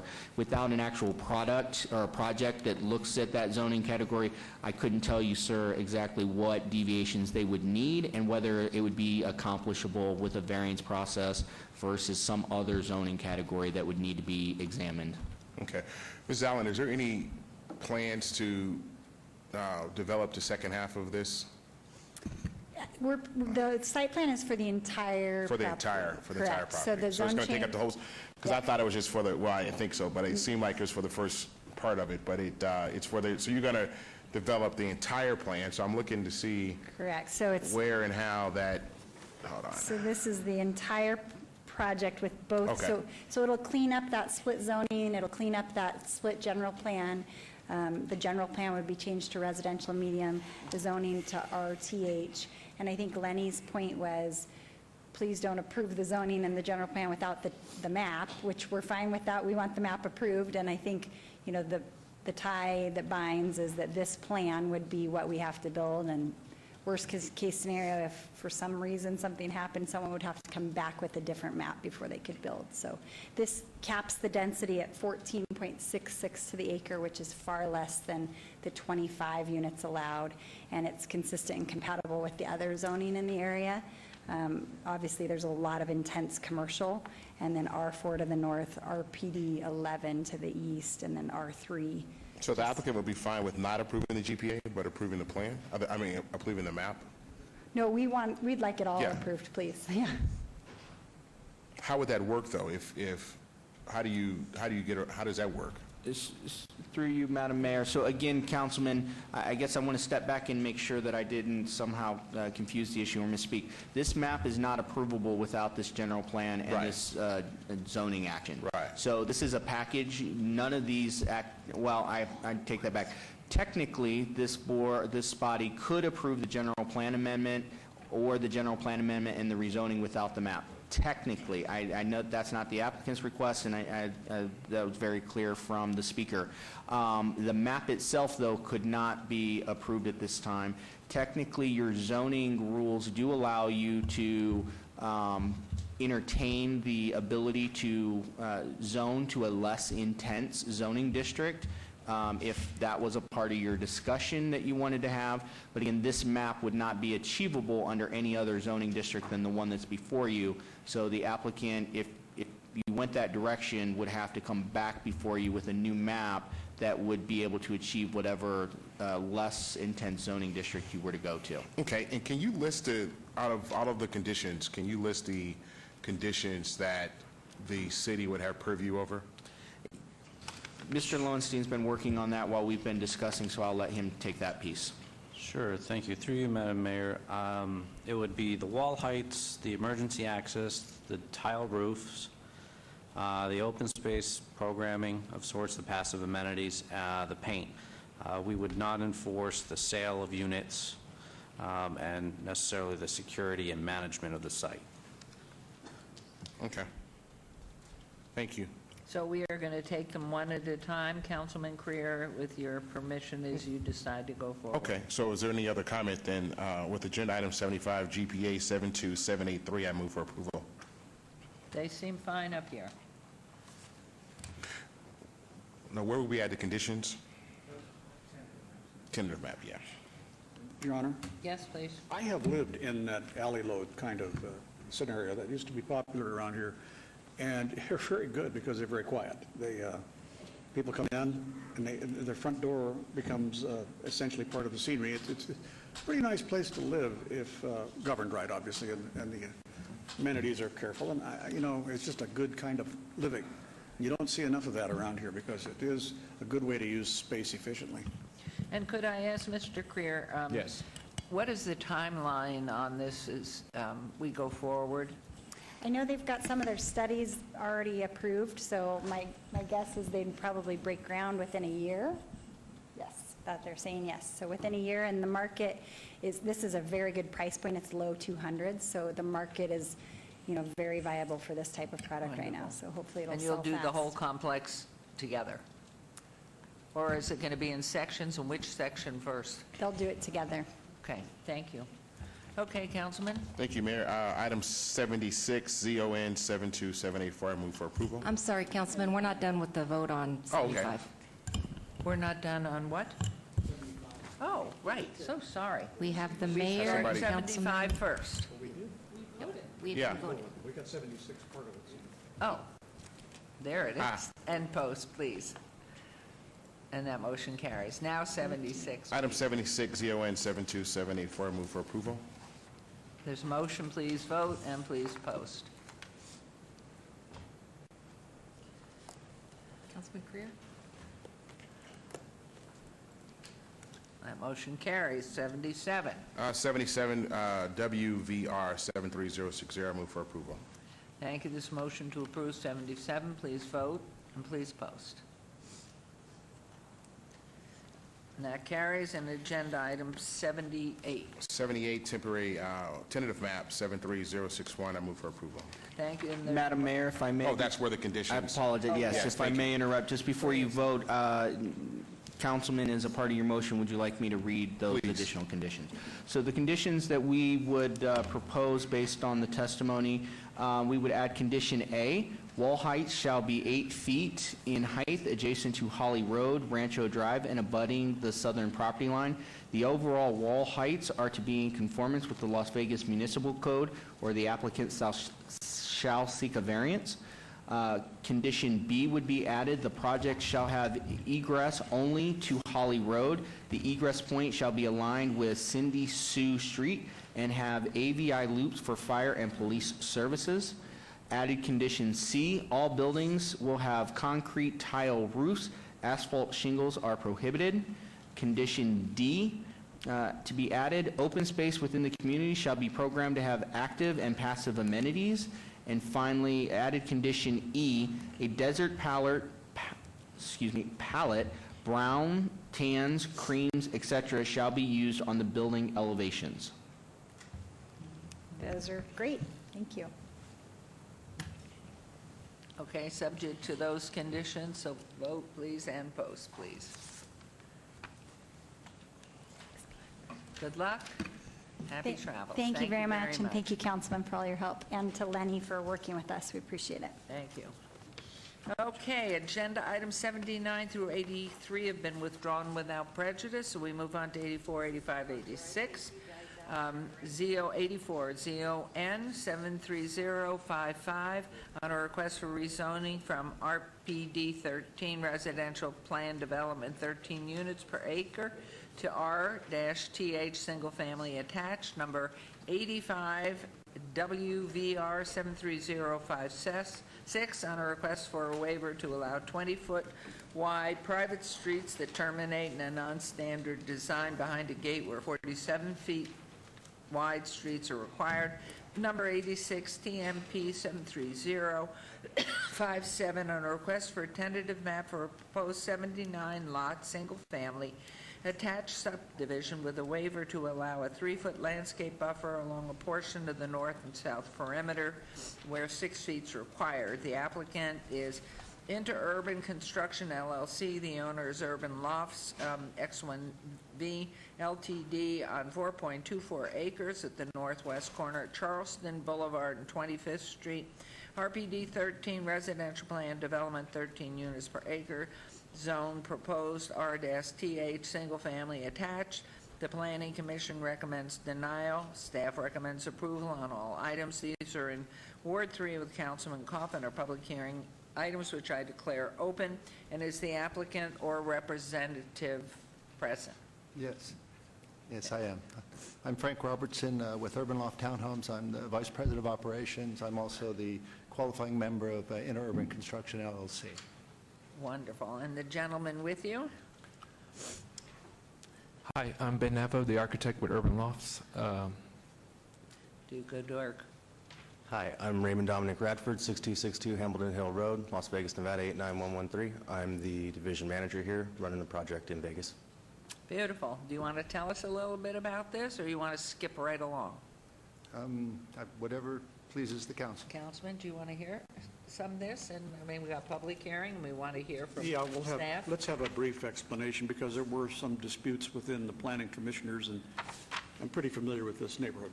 Okay, So I can't whatever can imagine be done quickly. Okay. Okay, we have a piece of land that we acquired probably in early 2000, like 2004, I'll say.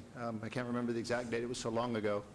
And we were going to build on it, and at that time it was R13. We had 79 units that were, staff had approved it at that time, and we ended up stopping because of the downturn.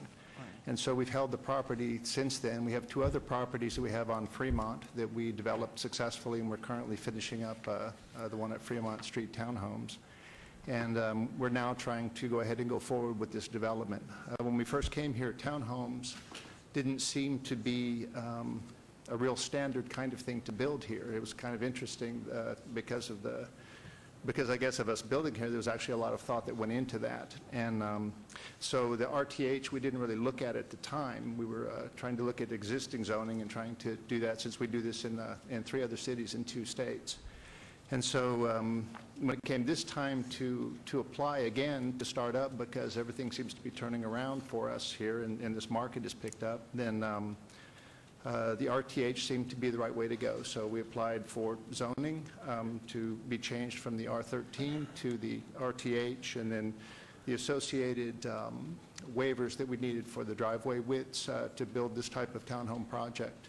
And then there was a landscape buffer, I think, that needed to be addressed from 6 foot to 3 foot based on the designs that we have. Okay. Thank you very much. This is a public hearing. Does anybody wish to make comment on this particular project or any of these items? Okay, I'm going to close public hearing. Mr. Summerfield. Madam Mayor, the proposed RTH single-family attached zoning district is consistent with the existing MXU, mixed-use general plan land use designation, and is compatible with the existing commercial and residential development in the area. Therefore, staff is recommending approval of this rezoning request. A similar development was approved for this site, as the applicant indicated, in 2006 under the current RPD 13 zoning district. That previous approval did include a open space variance, a waiver for private street standards, and a site development plan review. Those approvals have subsequently expired. Staff supported those items at the time and recommends approval of the similar proposal utilizing our relatively new RTH zoning district requirements. Thank you.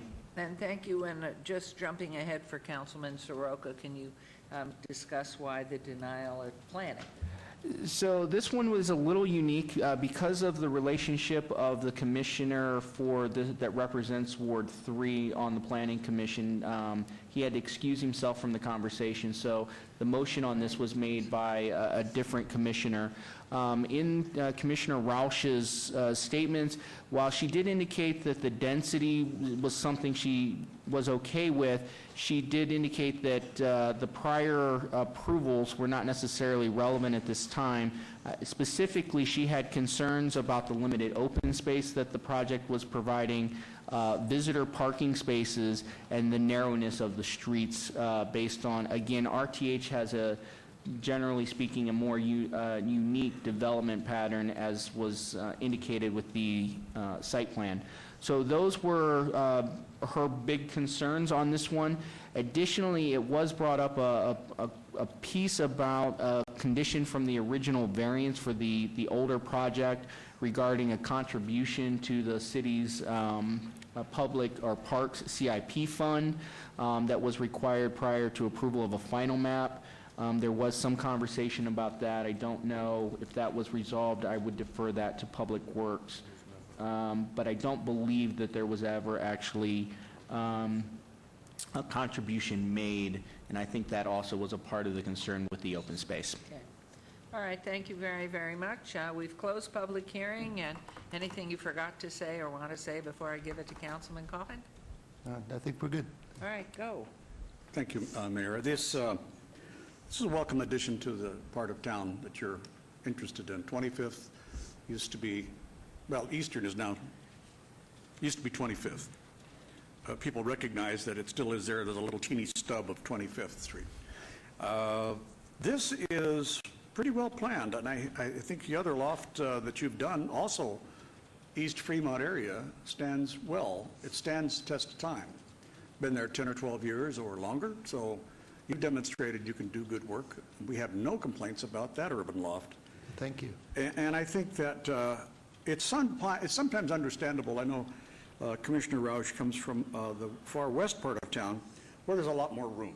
Here in the east part of town, we live with what was an unplanned city, literally, and it was laid out based upon the land available. And so you had these odd shapes built into the geography. Eastern and 25th were changed in dimensions and directions, and you end up with odd shapes. So it takes creative people to build on those. And yes, not quite as much space as everybody would like to have in the ideal place. But I think this will do well. But it's part of my feeling is based upon the fact you've got a track record there. And I mean, staff did approve because you didn't violate any of the standards. So really, I think it boiled down to an aesthetic difference of opinion on the Planning Commission. So I will move for approval on these. And one at a time, Your Honor. One at a time, please. Yes, let's start with 84. I move for approval of item 84. Are there any conditions on this, Mr. Summerfield? Anybody? Okay. There's a motion on agenda item 84. Please vote and please post. Motion carries. On 85. I move for approval, Mayor, on item 85. And there's a motion to approve agenda item 85. Please vote and please post. That motion carries. And on finally agenda item 86. Your Honor, Robert said something about some consideration was asked of this developer as a condition by a member of the Planning Commission, some sort of a, I don't know, gift or something like that to a fund of some kind? Your Honor, so to recap, so that was a part of the discussion at Planning Commission. As Deputy Planning Director Lowenstein has reminded me, the code no longer has an open space requirement as it did under the RPD, because that's not the zoning district that's being requested now. As a part of that prior approval in 2006, as a condition on the variance, in order for the council to approve the variance for them to reduce their open space internal to the community, they had to supply a contribution to the CIP fund for parks in the area. But they never recorded that map, therefore that condition would have never been imposed, and at this time there are no additional open space requirements. They're not deviating from any requirement, so there is no contribution expected to the CIP fund for parks. Thanks for the history on that. Mayor, I move for approval of item number 86. Thank you. There's a motion to approve 86. Please vote and please post. Motion carries. More good work. Thank you. What's your timeline? About 1 year. I think we're going to, I mean, we've already started planning and doing things, and we're excited about building another community. They're going great. So thank you so much. Better. Thank you. Congratulations. All right, let's move on to agenda item 87, VAR 72943, public hearing, applicant owner Carla L.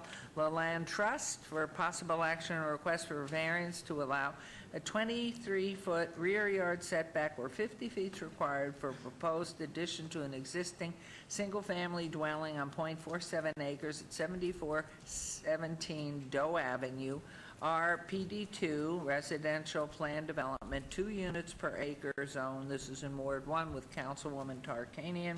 Staff recommends denial and planning recommends approval. This is a public hearing which I declare open. Is the applicant or representative present? Okay, Mr. Summerfield or Lowenstein? Thank you, Madam Mayor. The applicant is proposing a home addition that would connect the existing casita to the primary residence, resulting in a 23-foot rear yard setback where 50 feet is required. Staff finds the variance request to be self-imposed hardship and is recommending denial of the request. Thank you. Okay, well, that was clear. This is a public hearing. Did I do it? We're having such a good time, I can't remember. I'm going to close it if nobody comes up here. Okay, any comments from council? None? Yours, Mayor Pro Tem, go. Move to approve. There's a motion to approve agenda item 87. Please vote and please post.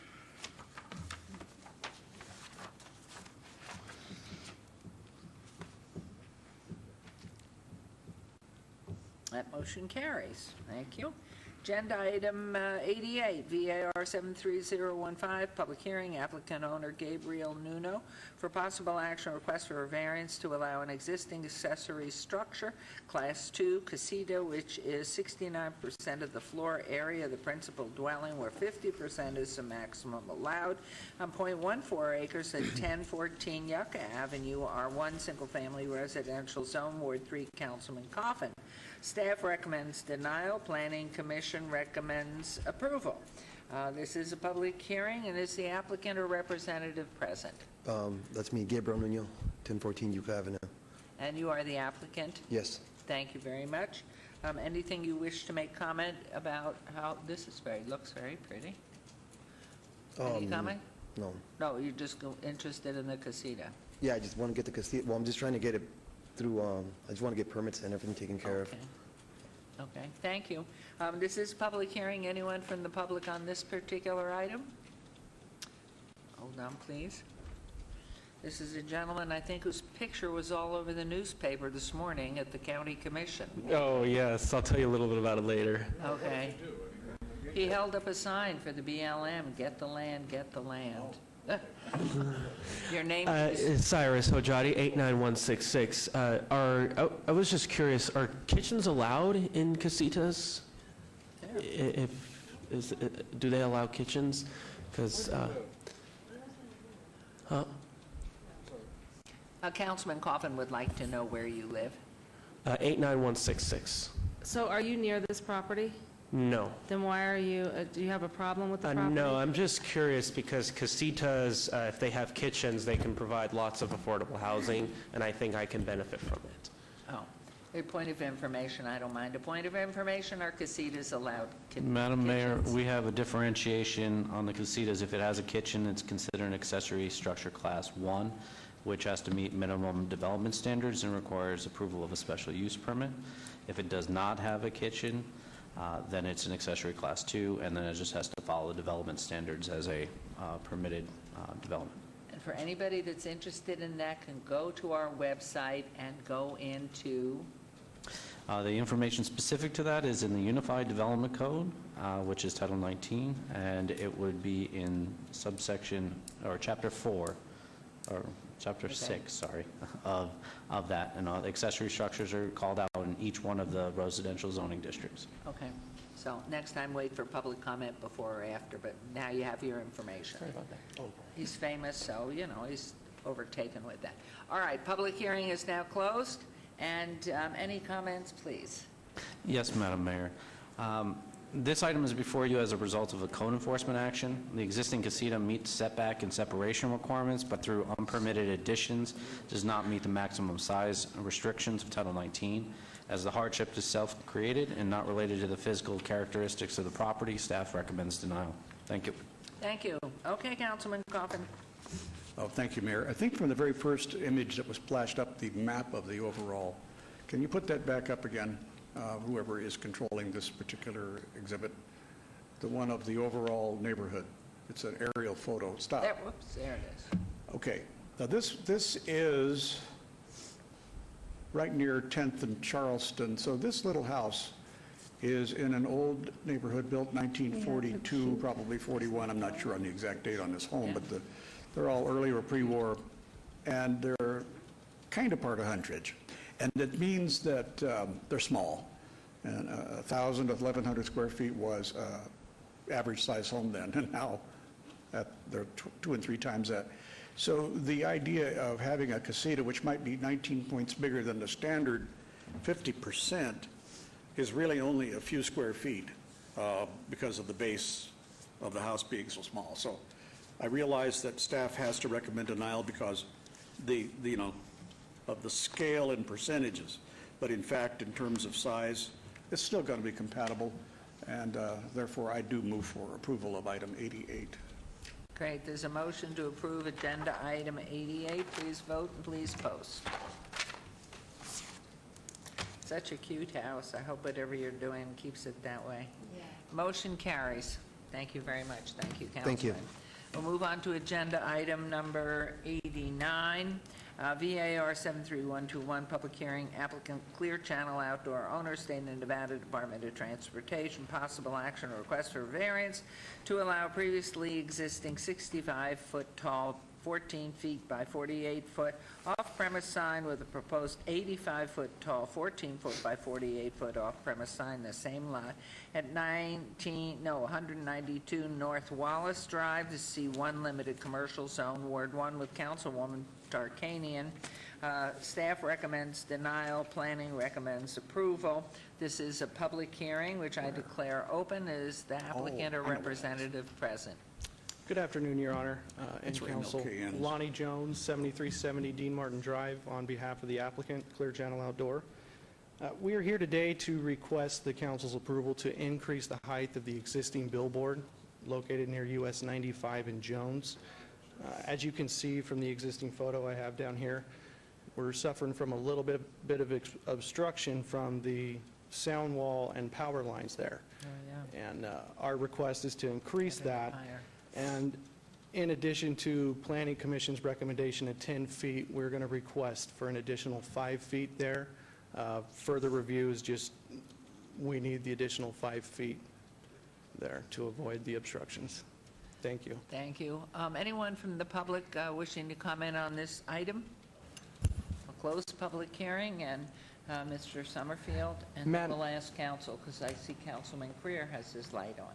I just want to disclose that I have a billboard company myself, Crew Outdoor Advertising, which is located in the county. I don't view this as any conflict whatsoever, and I'll be voting on whatever way this goes.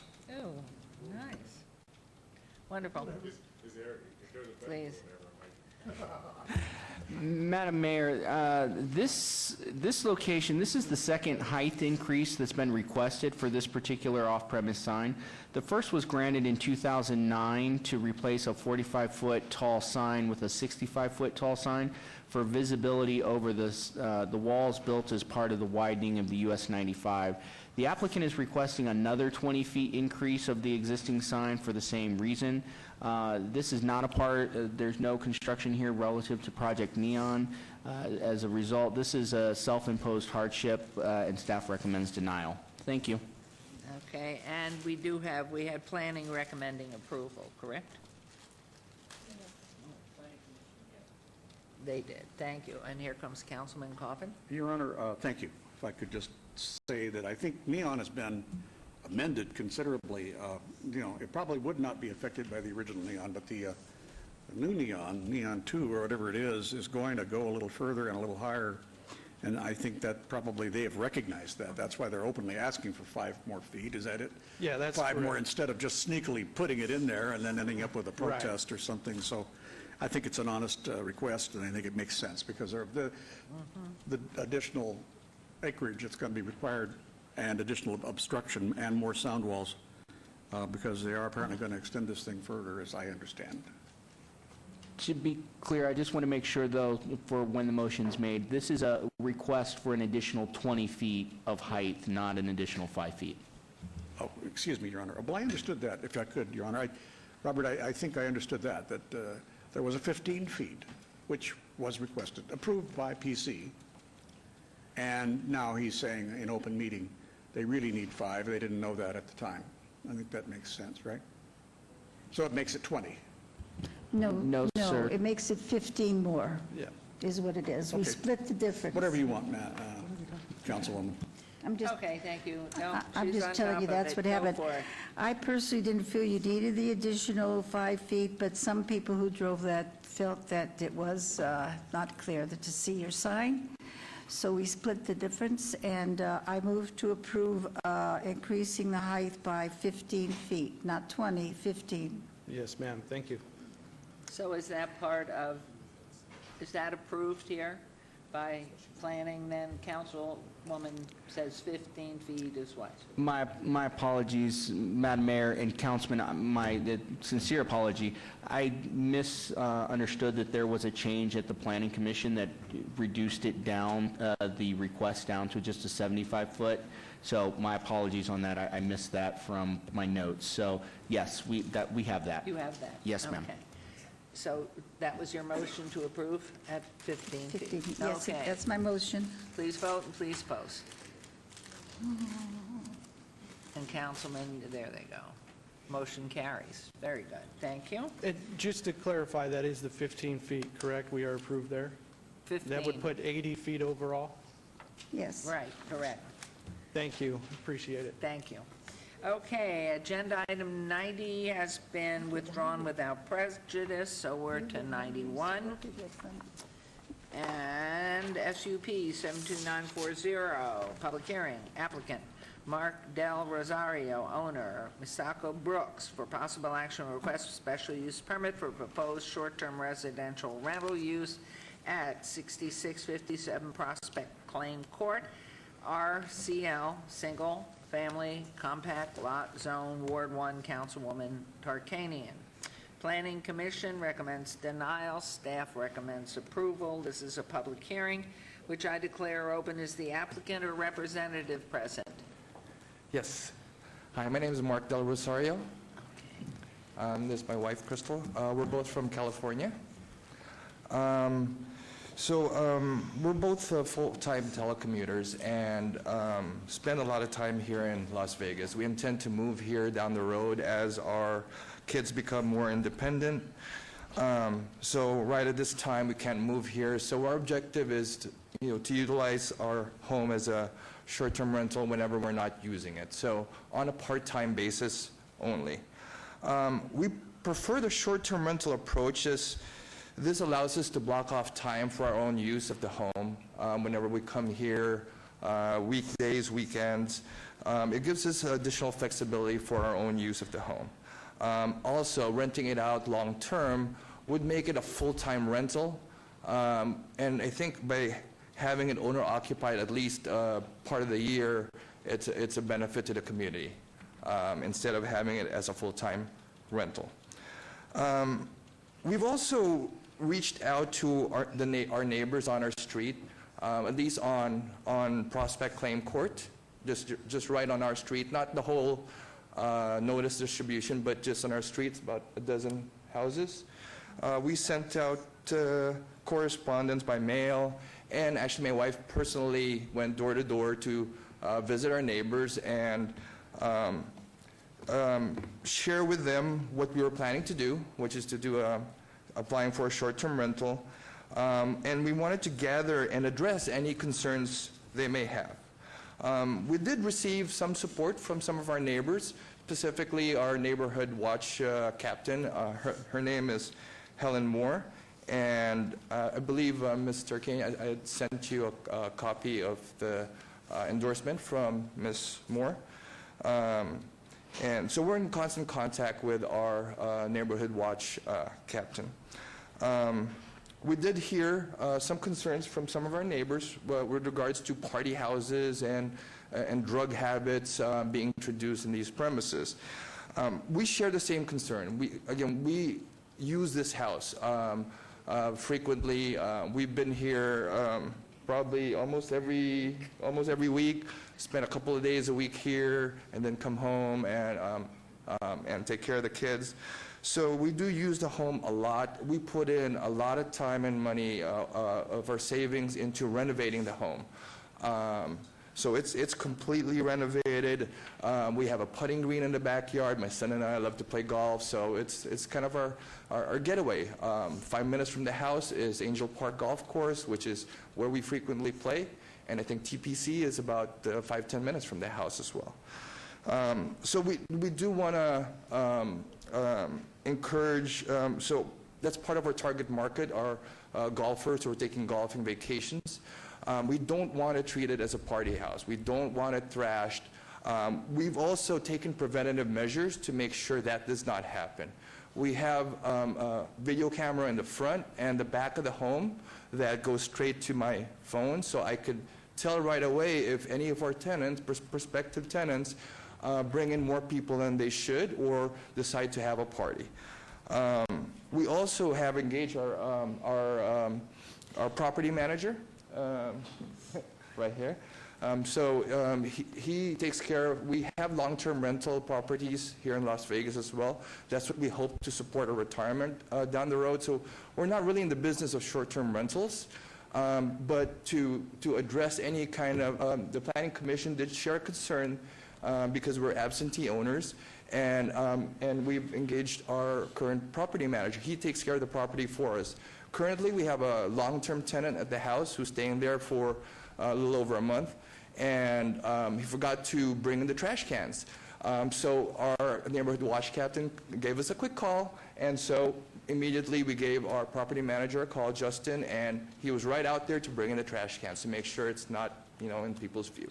So we have a way of, we can take care of the property from California, and again, we don't want to treat it like a party house, and it's really for part-time purposes to help us get to retirement down the road. Thank you. Thank you very much. This is a public hearing. I have a card here from Robert Fisher.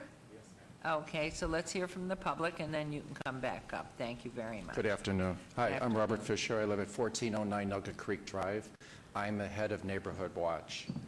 The person that he mentioned is a co-captain. I've been in the neighborhood 24 years. A lot of our neighbors have been here 24 years. I've talked to a lot of people in our neighborhood. They're 85 and 94 years old. They all oppose of this in our community because we feel that if they get a permit for this, I have a neighbor next door that opened up a car business. And these are my papers in 2 years on his car business. And he has a freight business, and he has a permit for that. If they allow him to get a business for this, he's going to get a BMW Mercedes repair shop in our yard because we have large lots in our backyard. And everybody opposes this in our community. I've talked to everybody on Lost Dutchman, people behind their property, people in their cul-de-sac, which is 7 homes. One of the people is a real estate agent. He wanted to be here today. And the people that are elderly, they're 85 and 94 years old. Wow. And they oppose this. They do not want it. On Lost Dutchman, I talked to people. I made them all send their cards in to oppose it to Mrs. Tartanian's office.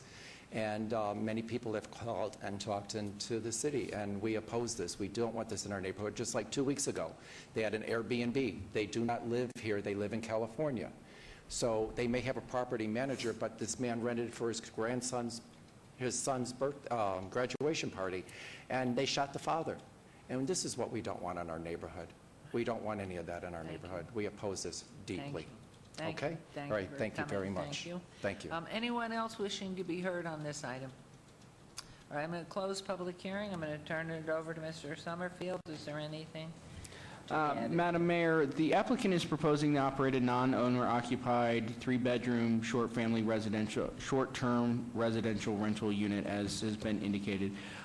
The use does meet all of our minimum special use requirements from Title 1912, and therefore staff has recommended approval. We do not have any open code enforcement issues regarding short-term rentals at this location. This is one that was in the process during the time that the council directed staff to include a condition regarding expungement. And so if this is motion for approval, I do have an added condition to read into the record related to expunging the SUP if this goes up for sale. Okay, well, that would be entirely Councilwoman Tarkanian's call here. So if there are no comments or questions from council, Mayor Pro Tem? We've received in my office multiple complaints on this property, and I have not had a chance to personally check out these complaints. I move to obey this for 90 days, and then that'll give me a chance to check it out. Yes, please, wait till you get to the microphone. Come sorry. forward.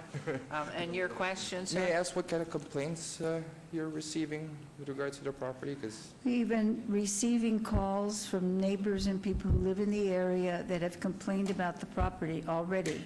Have you rented it out already? we have a long-term renter on the property, Yeah, not a short-term. I think you said he's been there, what, a month or what? Not 2 weeks? 2 weeks, okay, but what I'm saying is, before that, we started receiving. I'm only trying to be Yeah. fair with you. I know that sometimes we've had an overabundance of complaints in that area. I'm very familiar with it. It's just that I would like to be fair and check these out. And I Absolutely. haven't had a chance, and if I have 60 days, I think I'd have a chance to check it out. I totally understand. Just to be clear, we have not had any renters prior to this first person. It was us, and there may have been quite a bit of noise from the renovations because we did build a putting green in the backyard, and we remodeled the entire interior, floors. Our property manager was part of it. Everything, bathrooms, floors. And all the everything. Mayor Pro Tem's doing is giving you more time. You can Oh, continue absolutely. to use it, or the person that's been renting, long time from you. But at this point, what was it, 60 days or 90 days, Mayor Pro Tem? Is there any, how about 60 days? 60 or 90? Yeah, I want to make it 60, 90 will take it too long. Just a second. So it gives you opportunity to Okay, let her go that's through, interview people and any Yeah, corrections. and I know some of the people there because What does that put we in had complaints before about things, and so I think I could get a good feel from them. And this would be August 15th. Okay. Then- August 1/5? Yes, that's the earliest we can get it on, and that's 60 days approximately. Thank you so much. You're very Okay, there's a welcome. motion to obey this till August 15th. Please vote and please post.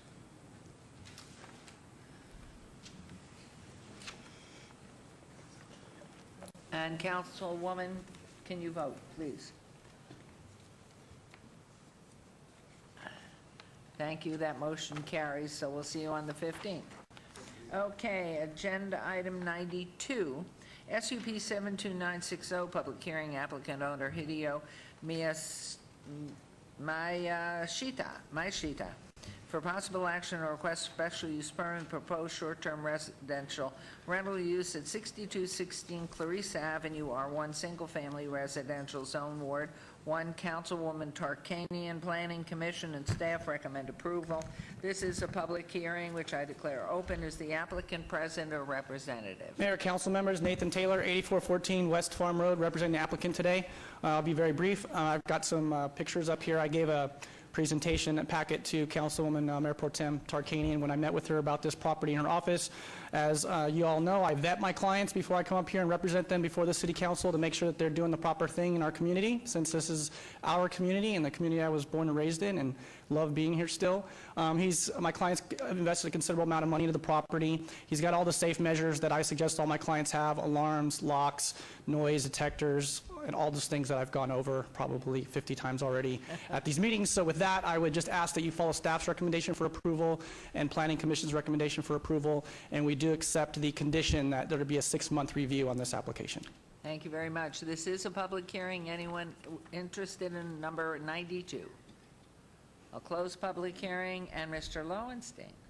Thank you, Madam Mayor. Applicant is proposing to operate a non-owner occupied 3-bedroom short-term rental residential rental unit.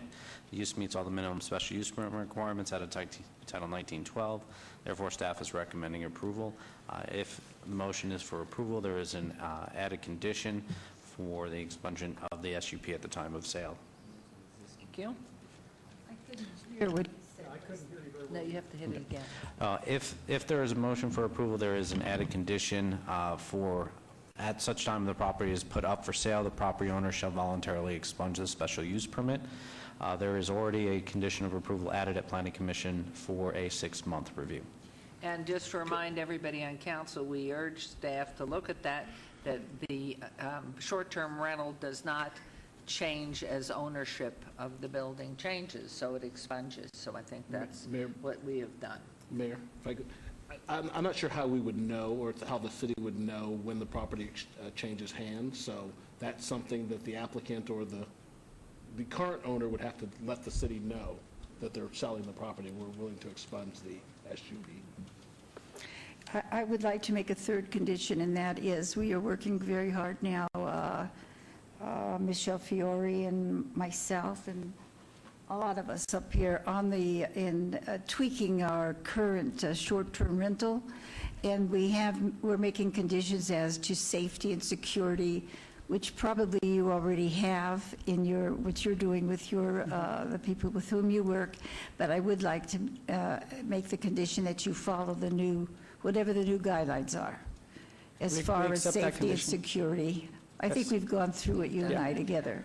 Mayor Pro Tem, I just want to be crystal clear that as we go forth, and if you approve, whichever direction you go, I'll go with you, but that any STR, this approval is with the owner and not, if they sell it, they have to go through the process again. I'm sorry, I was talking with legal. Can you say that again, Michelle? The condition is it stays with the property owner, right? I just want to clarify. What stays with the property? Councilwoman, I suggested to the Mayor Pro Tem that, in fact, if we wanted to maybe have this recorded on the parcel so that any subsequent owner would know that the SUP is expunged if they take it. Yes. Correct. The expungement of the SUP would be placed... Madam Mayor, if I may, the conditions of approval will be recorded against the property, so this condition will show up on a title search. Excellent. The other point of clarification is they need to get a business license. If they move or they close the business license and somebody else wants to establish it thinking that they can reestablish the use, that's a new owner at the applicant. That would be a red flag to staff to say, this would have been voluntarily expunged because the property has either changed ownership. And that was the wish of the council prior meetings. I don't know how many back. Well, we haven't approved that yet, though. We're working on that ordinance on the license, aren't we? That's correct. You are currently working towards a new ordinance for short-term rentals. What I'm speaking to is the current policy and procedures in which the current condition, if imposed, would be able to be enforced. Right. All right. So going forward. So my motion, and please let me say 2 sentences after the vote. My motion is to approve with all conditions. As well as the added condition, and if you'd like, I will Yes, reread it. I said all because I meant the ones we had and the one we're adding. The added condition would be, at such time as the property is put up for sale, the property owner shall voluntarily expunge the special use permit. We agree to those conditions. All right, then I move to approve with their agreeing with those conditions. Thank you. There's motion on 92. Please vote. And you are going to make 2 more sentences. And post, please. And there it is. It passes. All right. Many individuals have come to me and are very concerned about the short-term rentals. And I am asking legal, along with what we're doing now, to tweak, if we keep short-term rentals, to also have an ordinance that eliminates short-term rentals. I just want that on the record. I have people calling me all the time. They don't like the short-term rentals. And I just want to have a vote to let us see how the people feel up here, so they'll know which direction. So Mayor Pro Tem and Mayor, so you'd like a agenda item on a future council meeting asking whether or not the council wants short-term rentals prohibited within the city of Las Vegas? That's what I'm doing, and I spoke with Brad about that. Okay. And you can see how many I have. If you counted the ones that pulled, and I had about 6 on this agenda. I've had so many, we're becoming overwhelmed with it. And every time people complain, and of course, I myself am not a big fan of short-term rentals, but I think I've shown my integrity in the number of ones I have approved, but I think that if the feeling now may be not to have them, that we should at least give a chance for the new people to vote and for the people who live in the communities to have a chance to vote. And Mayor Pro Tem, one more question. Would you like that to come at the same time when the new ordinance that you and Councilman Fiore and Councilman It's fine if it comes, and, you know, if it passes, it passes. If it doesn't pass, but I'm ready to go whatever way the council feels. But I do want it on the record how the council does feel. Okay, thank you. Whoops. And I would add to that, Mr. Scott, I was part of the conversation with Mr. Jervik, who's ready to continue conversation on this with Councilwoman as she moves forward, but to continue the dialogue, so Val, I believe Val Steed's involved, et cetera. Thank you, So Mayor. just to know the immediacy of it being on an agenda quickly, I don't think that was the intent. It just, Mayor Pro Tem wants to know how this council feels. Thank you, Mayor. Thank you very much. Okay, we're on to agenda item 94, SUP 73013, public hearing, applicant owner Richard Graves, possible action or request for special use permit for proposed short-term rental, residential rental use with a waiver to allow a 521-foot distance separation from similar use where 660 feet is required at 8521 Crest Hill Avenue, R1, single-family residential zone. This is in Ward 2 with Councilman Soroka. Planning Commission and staff recommend denial. This is a public hearing. I declare it open. Is the applicant or representative present? Yes. Hi, my name is Ravonia Graves. My husband is actually the applicant, Richard Graves. I'm actually a real estate agent with Realty One Group Summerlin. We are asking for this special use permit because we feel like it's actually Yes. Ravonia Graves. Yes. We feel like it's better for the community to have this special use permit so that the city can actually help us regulate what's going on in the house. We currently have a regular client that does rent from us 4 times a year long-term. Also, we have long-term renters for 2 months out of the year during the summertime. So we will only be asking for the special use permit to rent for about maybe 12 to 16 weeks. I also have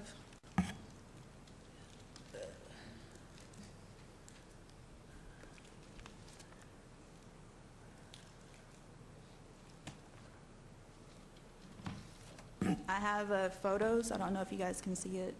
Yes.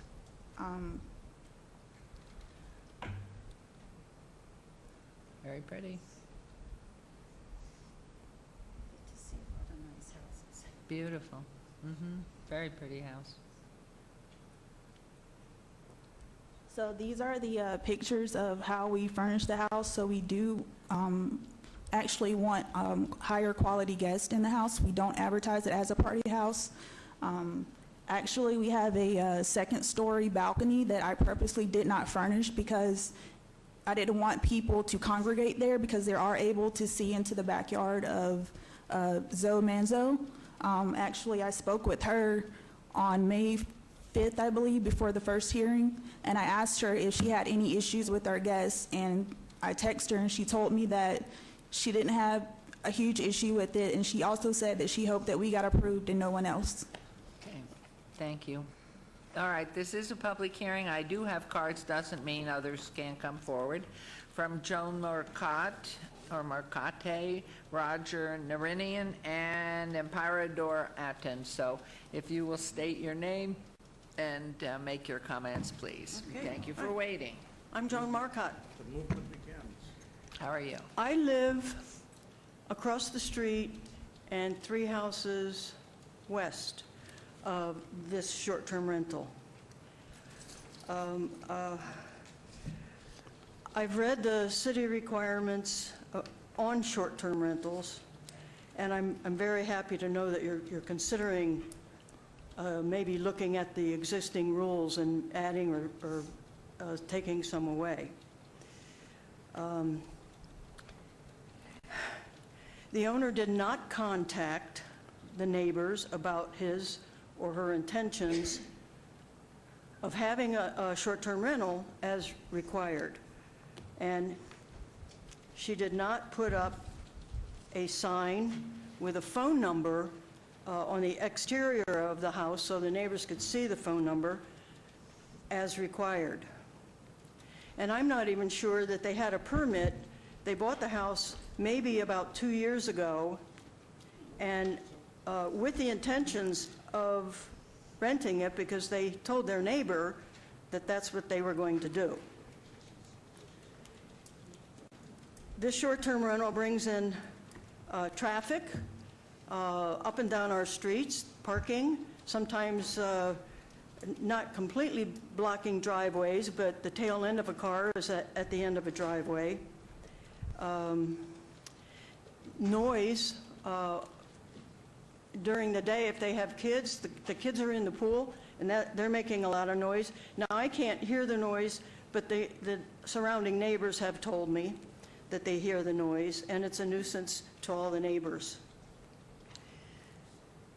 There are no daily walk-through checks like they're doing in the hotels now since October 1. What are they doing in these houses? Are they building bombs? Are they stockpiling weapons and ammunition? How do we know we can be safe? Now, at the Planning Commission and here, the owner showed pictures of mostly of the interior. And Zoe Manzo, who the owner mentioned, is here. She doesn't like to speak on mic, so she asked me if I would say some things for her. She has taken pictures of the dead and dying landscaping.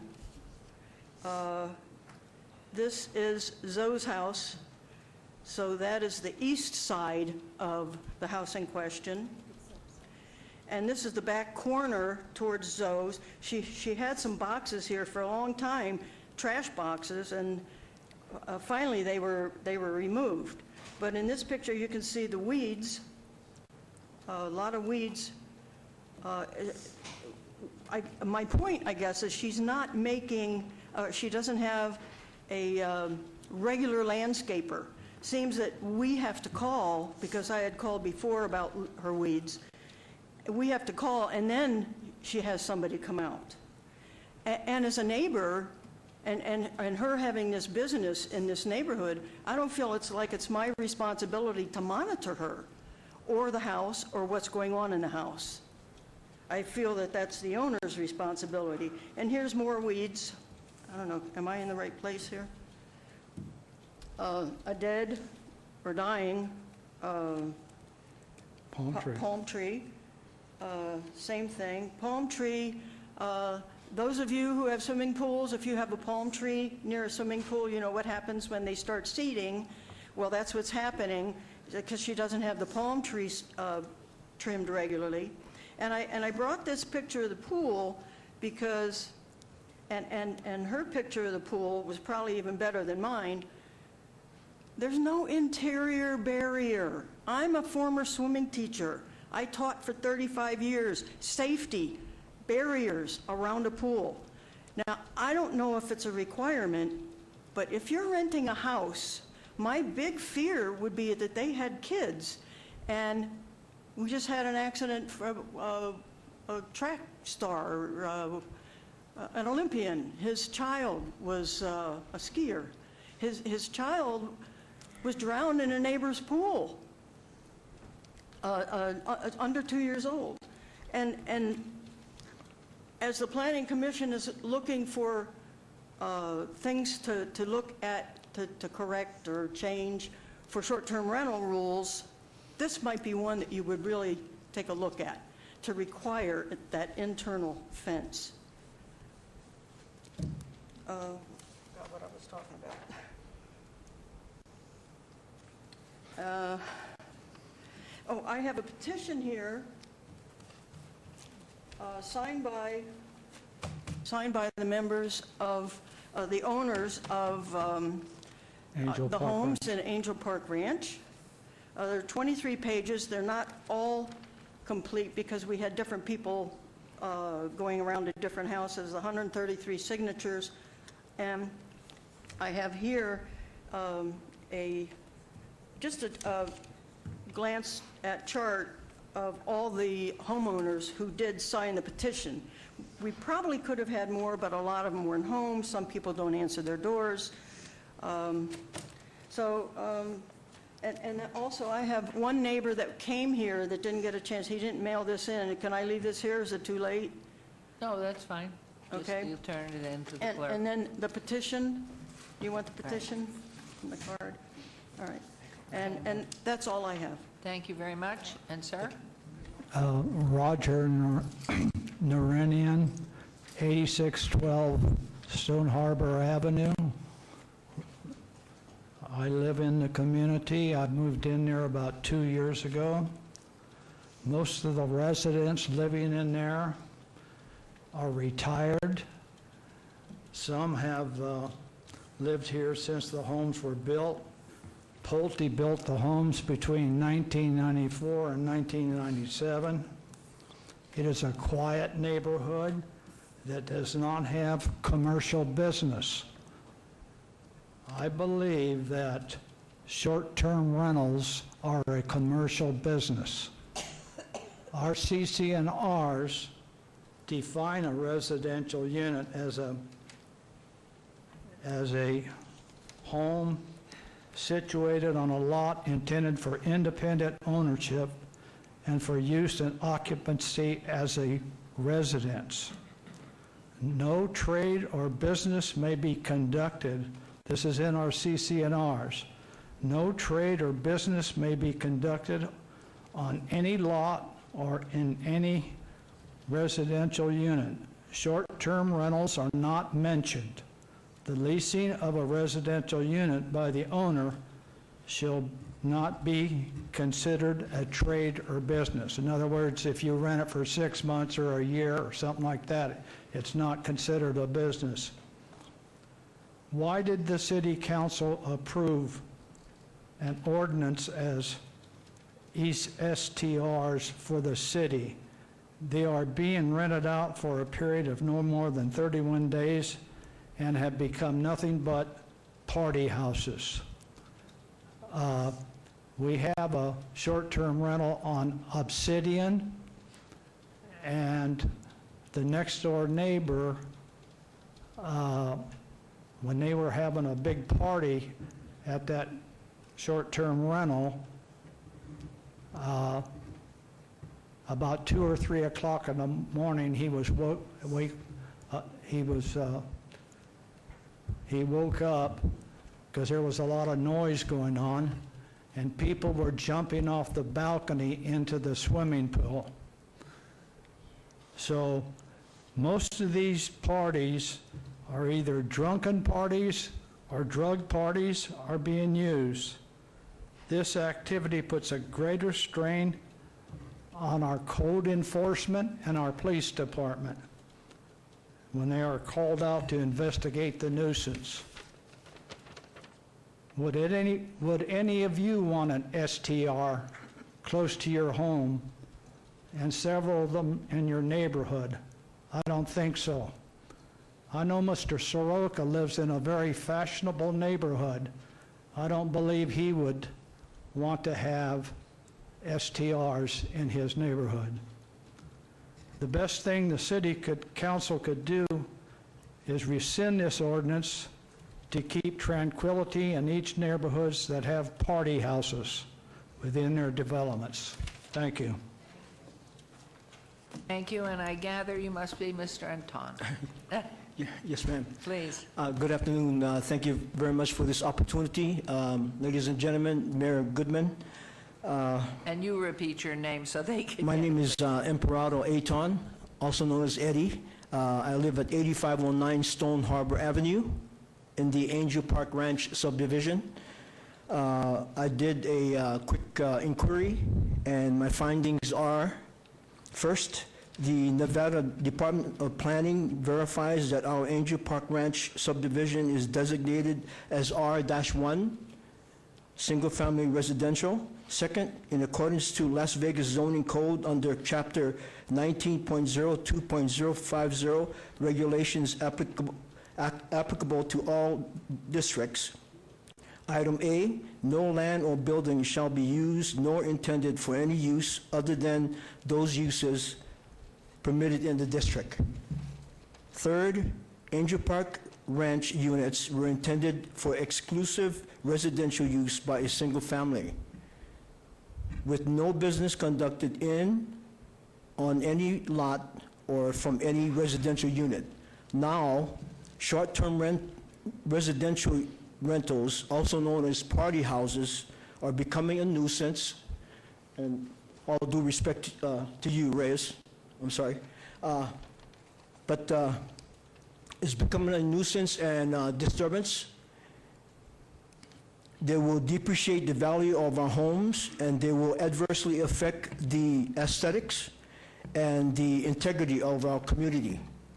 Therefore, my contention is twofold. First, I hereby oppose the subject request for a special use permit for a proposed short-term residential rental. And secondly, for the future, I hereby propose a perpetual denial ordinance of any and all requests for short-term residential rentals in our Angel Park Ranch subdivision. Thank you very much. One other Thank you very thing much. is that we do not have a, what is it? HOA? Huh? HOA? Yeah, we do not have an HOA. Okay. We do have an architectural committee to make sure that everybody takes care of their homes.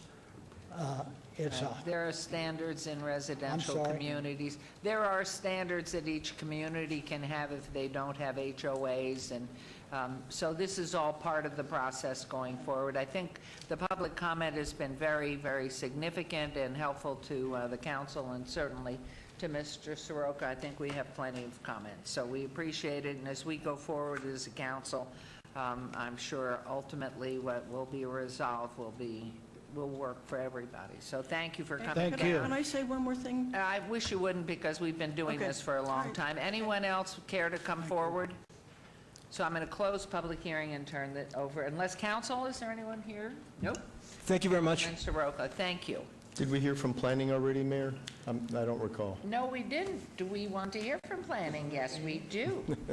In fact, while we do that, can I... It's nice to be appreciated. Thank you. And your next-door neighbor on your right, Mr. Lowenstein, could we pass these down to you, please? Madam Mayor. Thank you, Madam Mayor. This item is before you as a result of code enforcement action, as the owner was cited for operating an unlicensed short-term rental on March 22nd of 2018. The applicant is proposing to operate a non-owner occupied four-bedroom short-term rental, residential rental unit. There are two other short-term residential units within the required distance separation of 660 feet. Due to the required waiver, staff and Planning Commission has recommended denial of the use as being incompatible. Thank you. Thank you. One further thing, if a recommendation is for approval, there is an added condition similar to all the previous items. Thank you. You go. We appreciate that. Councilman Soroka. Thank you, Mayor, and thank you, everybody, for your comments. Ravonia, thank you for yours as well. We were listened to. Just want to share a few things first, that if you live near a short-term rental and there are concerns, we have a hotline that you can call at any time of the day or night. You're familiar? Very good. So please do that. Any parking or other concerns, and that's an interesting comment about the pool and the children's safety, something to consider as well. As far as CC&Rs, the City Council does not enforce, for everybody's general knowledge, does not enforce CC&Rs. That's up to the HOA and to enforce them, but we appreciate your comments and concerns, and your comments in your shirts are very interesting, and I think Councilwoman Tarkanian is in agreement with your comments there. And as far as this particular application, you know that we are working on revisions to the rules on short-term rentals, and Councilwoman Tarkanian just proposed that we consider a ban on all short-term rentals in the future as a consideration. But right now, we have rules that allow them, but we do have distance separation rules, and I did not hear anything that would be compelling to make that distance waiver, for me to approve a distance waiver. And in addition, I see that Planning Commission and staff both did not see anything compelling as far as approving a waiver to the distance. So at this time, I move to deny item number 94. Okay, there's a motion, please. Please vote on agenda item 94, and please post. And Councilwoman Fiore had an appointment, had to leave. Motion carries. Sorry. So we will now, agenda item 95 has been obeyed to the 18th of July. And so we are now on to agenda item, our final item, agenda item 96, ROC 73303, public hearing, applicant Green Valley Grocery, number 21, owner Parliament Properties LLC, for possible action or request for review of condition of approved special use permit U0071-97 to remove condition 2, which states the sale of quart containers of beer shall be prohibited on .87 acres at 909 North Lamb Boulevard, C1, Limited Commercial Zone, Ward 3. Councilman Coffin, the staff recommends denial. This is a public hearing. Is the applicant or owner present, or everyone? Yes, my name is David Crawford with Green Valley Grocery. Our corporate office at 1580 South Jones Boulevard, Las Vegas, Nevada. Okay, thank you. And with you? My name is Scott Grossart. I am the Director of Marketing and Merchandising for Green Valley Grocery. Great. My name is Tom Davis. I'm the district manager for the location in question. Wonderful. Thank you. Any comments you want to make? I mean, it seems clear, but you want to make any comments to it? It's very straightforward. Okay. Our stance is it's a very common package size, and all our competitors in the area have it. So and it's kind of arbitrary just to have one specific package out of everything taken out. So we were just trying to. Well, thanks to Mr. and Councilman Coffin's ward. He likes to do things differently, so you never know. But this is a public hearing. Is anybody here who wishes to be heard on agenda item 96? I'm going to close public hearing. I'm going to turn it over to our famous planning department and find out why you have recommended denial. Well, Madam Mayor, the reason we are recommending denial is because staff supports original conditions that this council places on applicants when they ask for discretionary reviews like a special use permit. As a result, staff has recommended denial. Please note that since the original approval of the special use permit, a large city park has been planned for the property that abuts this commercial center. The original SUP that approved alcohol here was in '97. The park became property of the city in 2007, and the planning process for that park is underway. With that, I think we're good. Okay, so anyone from council wishing to give some input to our illustrious Councilman Coffin? It's yours. Go for it. Oh, thank you, Your Honor. Well, anyway, guys, you could have come a little earlier. Maybe you had some luck on this, but things have changed. I didn't hear from you in this process about an interest, and I know it sometimes sounds picky to not want single sales or a particular kind of thing sold, but the conditions have become even worse because now we have a children's park. Really, I think the design is finished. It's right there. You see that green area on the thing in front of you? That's a park. Yes. Okay. And the children's area is going to be on the west end of it, which is the closest to you. There's a charter school right across the street for children, elementary, right across Washington. No, on the other side of that drainage channel. And, or maybe there's something in that retail building, I'm not sure. But there is that walk now. We have a walk for the citizens of all ages right there. And so it's kind of, my hands are tied in the sense that this, for 20 years, has been a policy I'd like to keep in the area. Now, I do not know who got a more liberal policy on alcohol in the neighborhood. There's a car wash and a convenience store listed there. Does that belong to you? The store directly across the street is a 7-Eleven. No, the one and it is behind, not excuse me, to the east of you, fronting on Washington, I see car wash / convenience store there. Is that, you see, with the blue? The 901 North Lamb, that's our location. No, the one on Washington. Take a finger and make it point to the right, and then that would be what I'm That talking about. abuts the green area. See the car wash? He's asking, do you own that convenience store that abuts the green park? No, that is not ours. Do they sell, I'm sorry, Your Honor. No, that's right. Do they sell quart bottles of liquor? There you are. That's it. That's it, right there. Is that our technology that was, wow, bravo. When did we buy that?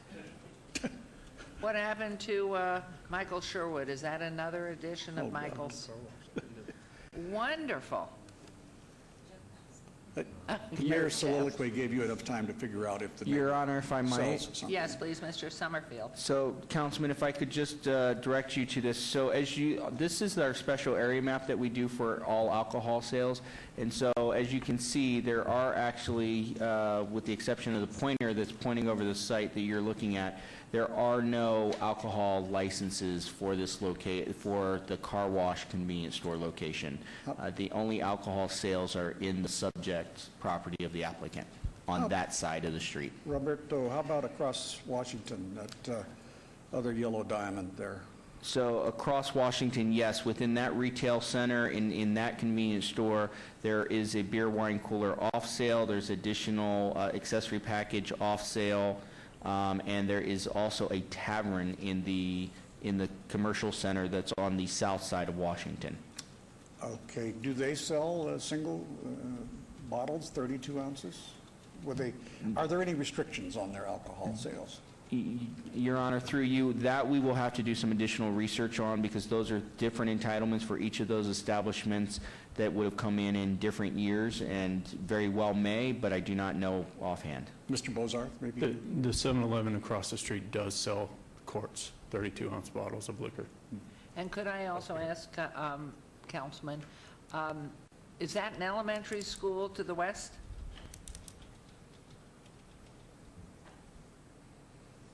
I heard Councilman say there was a charter school or somewhere. Madam Mayor, yes, I believe Councilman is correct. There is a chart. Right now, we still have it for some reason, and we'll update our map, indicated as a retail establishment there on the west or east side of Lamb, I believe it is, correct, Councilman?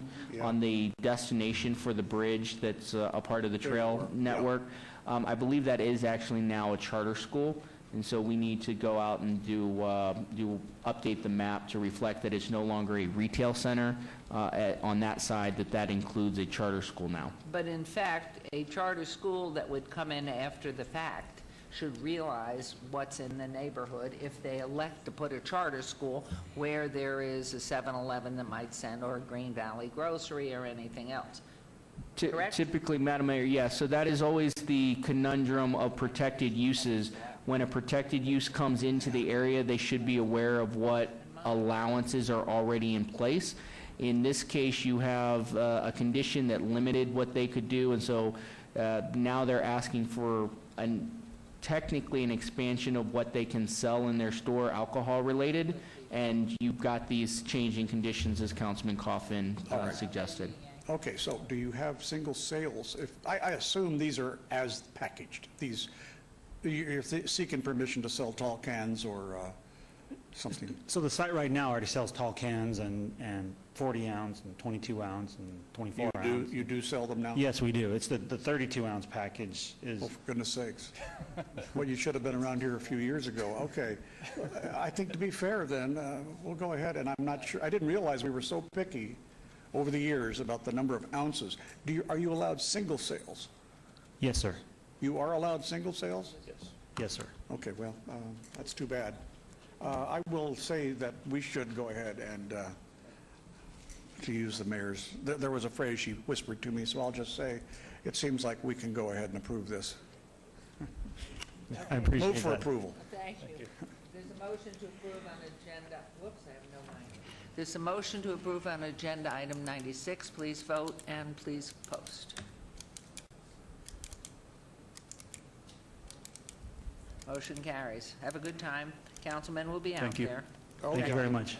Don't let them drink in the premises or anywhere near there. All right, we are now moving on to agenda item 97, set date, any appeals filed or required public hearings. I instruct the city clerk to set the public hearing dates, appeals from city planning commission meetings, and dangerous buildings or nuisance litter abatements. Will do, thank you. Thank you very much.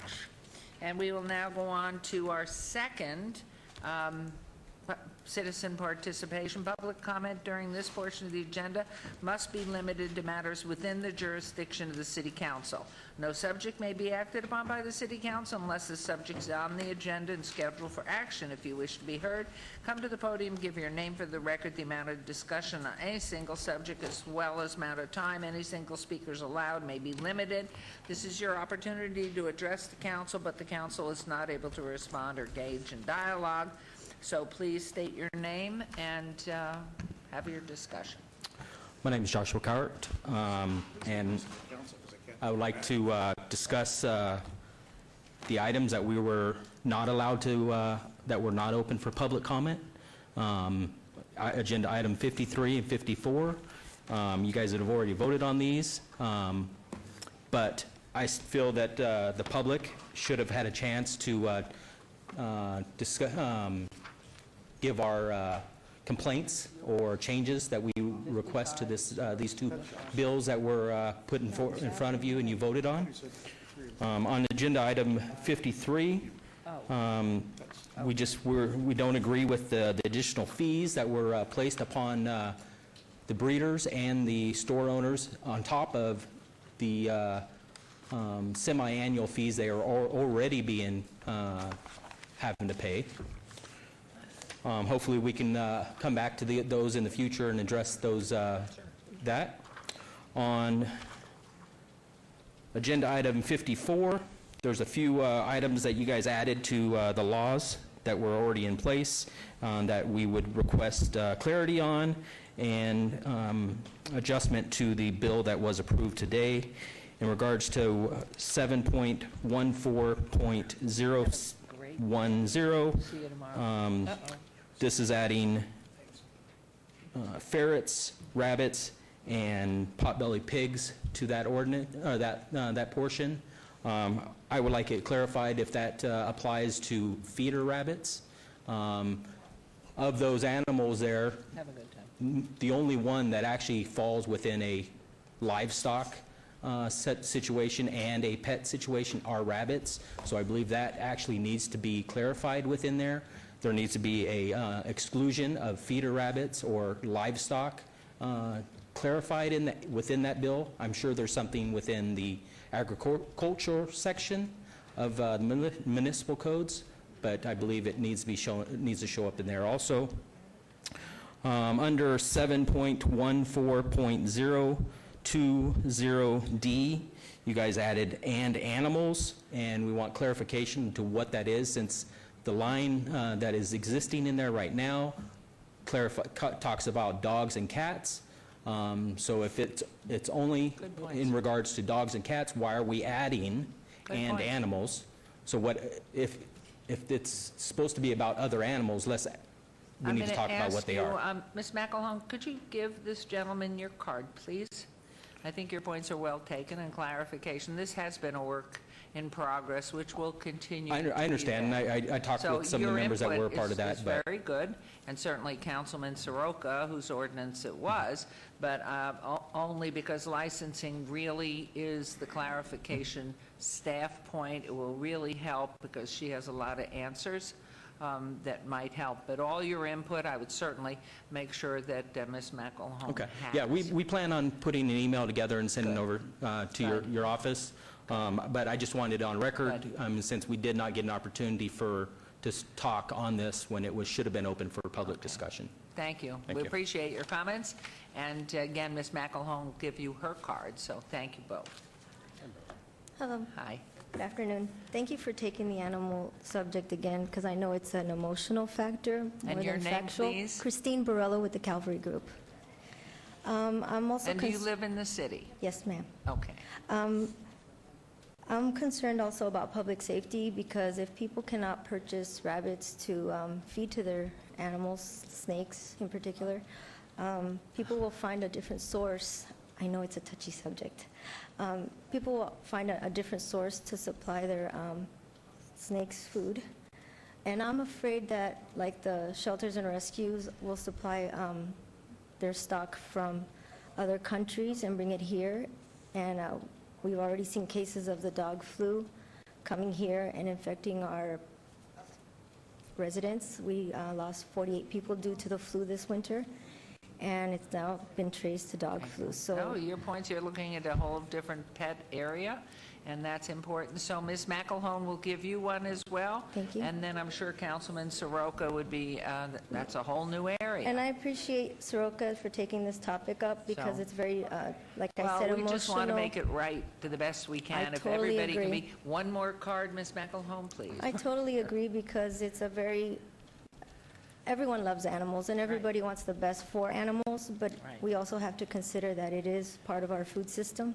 Right. So We have to- appreciate it. So Thank you give so your much. concepts right here and to Councilman Soroka. Soroka, which loves all the emails. Yes. Thank you so much. Great. Thank you very much. Thank you. Come Philadelphia. Never changed his cell phone number, still 215. And you I'm have to just- say your name for the record because I don't know what I did with your card. Mayor Goodman, yes, my name is Gerald Williams from Philadelphia, Pennsylvania. Live at 128 West Cliveden Street. It's 19119. Basically here today to introduce myself to you and the city council, namely because I filed this complaint in federal court Monday in reference to what a police officer did to me almost 2 years ago. So here I am in the flesh. I'm only here to introduce myself because I filed the complaint in federal court, and it'll be heard. I think that's the city attorney that I spoke with, Bob Kaufman. And we're not named in the suit, Mayor, just by the way. The city of Las Vegas is not named. It's a metro. So that's all I'm here for, Join it. basically, is to Thank you. introduce You're going to myself. love Las Vegas. I think I will. My son's here at Nellis Air Force Base. Oh, right. And I've been coming here almost 2 years, well, since See, March. you it's could have was 2 saved years. all that money in income tax and state tax that you pay back there by living here. Shame on you. Well, I'll be around Good to for a have you while, here. believe me you. Great. Thank you. Do you want a copy of that for our clerk? We have a copy in our office, Mayor. Okay, thank you, Mr. Scott. Take care. Okay, here comes the celebrity one more time. How many newspaper copies did you buy? I didn't buy any. I just saw it online. Oh, Yes, well, but It's all over the newspaper, big, big. really, I didn't know Yeah, that. Well, you better get yourself today's Review Journal. It's easy to be a star here. That's what I like about it. Anyway, my name is Cyrus Ojadi, 89166. I can just tell you I'm so delighted. I'm flying like I have wings into the skies. Really excited about the BLM expanding the boundary, and I believe a lot of the boundary expansion will include areas that will be annexed by this city. If you go to the northwest, Highway 157, you go west towards Cheyenne Road, and I just have to tell you, there was opposition, people who were going to ride on their bikes in those trails, and they were going to say, well, we're going to lose tourism. And I countered and I mentioned, well, you know what, on that pile of land, maybe we can build more Red Rock-type hotels, and that can bring a lot more tourism. So you got to understand the pluses outweigh the negatives. But my point is that I hope you guys support the BLM boundary expansion. We need more opportunities to buy land, to create economic development, and certainly one of the main issues and concerns that I have, of course, is that housing supply and home prices that are rising. And I've talked about this many, many times, and one of the reasons why perhaps the prices are going up is some developers are pointing out that the BLM is hoarding land, but then again, on the other hand, where I live, we have lots of empty land for sale, and they're just not developing it. So what could it be? Could we provide incentives for people to build? Could we stop land banking? Could we provide infrastructure so that we can increase supply? You know, we have 3D printers that have been invented that can produce mid-size homes for $55,000. Could you imagine new homes being on the sale for the market under $100,000? When was the last time? Probably when your husband took office, I don't know. But I would like to see home prices be at inflation-adjusted levels when he took office or when you guys came here back, I don't know, in the 1960s. So hopefully, when we grow, it's going to be more of a flexible decision. There's going to be large lot homes, mixed-use development. Hopefully, the planning is not going to be the typical Summerlin establishment, because certainly we can do better than that. Although I like a lot about it, but certainly we need alternatives to that. And hopefully the housing will be good quality, because we want it to really stay. Hopefully good quality homes like you see in the 1920s that you see in downtown. We've got to bring those elements back. And we really have to make sure that we preserve and have character over time. So thank you guys so much, and Thank you. let's rock and roll. Newspaper. Okay, go get your newspaper. Okay, thank you very much. I'm going to close that down, and we are now going to move into public comment. So we'll start with Councilman. See, we got so late here, we lost part of the council. That makes it really quick. Yeah. So That'll be go great. Councilman Soroka. Thank you, Mayor. It's great to be here. Thanks for the opportunity to share. And those of you in Ward 2 along Alta Corridor, just want to remind you again, you're finding the new green bike lane and wait area. Please be conscious of that, because the Alta Corridor is one of the premier biking corridors out to Red Rock. Please wait in your car where it says wait behind the green area that is reserved for bikes waiting for the light. Once the light turns green, everybody will proceed. Bikes will return single file into the bike lane. So that's a new thing out in Ward 2. Next slide. We have good news, Mayor. We located another missing child. This one, it's wonderful. We're doing great in our community. I'm going to give you a raise. I like it. I like it. July 1st, we get a raise, right? Well, good news is we identified this young lady on May 16, and she's been located. So thank you for the good work. But unfortunately, we have more work to do. Next slide, please. We have Raiden Garban, who is 16 years old, male, 5'10", 130 pounds, with dark brown hair and eyes, and is of Asian race. He was last seen in the area of Spencer and Serene, and was wearing a black sweater and khaki shorts with black and white Adidas shoes. He has a big birthmark on the side of his rib cage. Please keep your eyes and ears open, and if you have any information regarding Raiden, please contact the telephone numbers below for Nevada Child Seekers or the Metro Police. Next slide. Big announcement on the border there. We have a border region between Ward 2 and 4, and in that area, Councilman Anthony and myself are teaming up.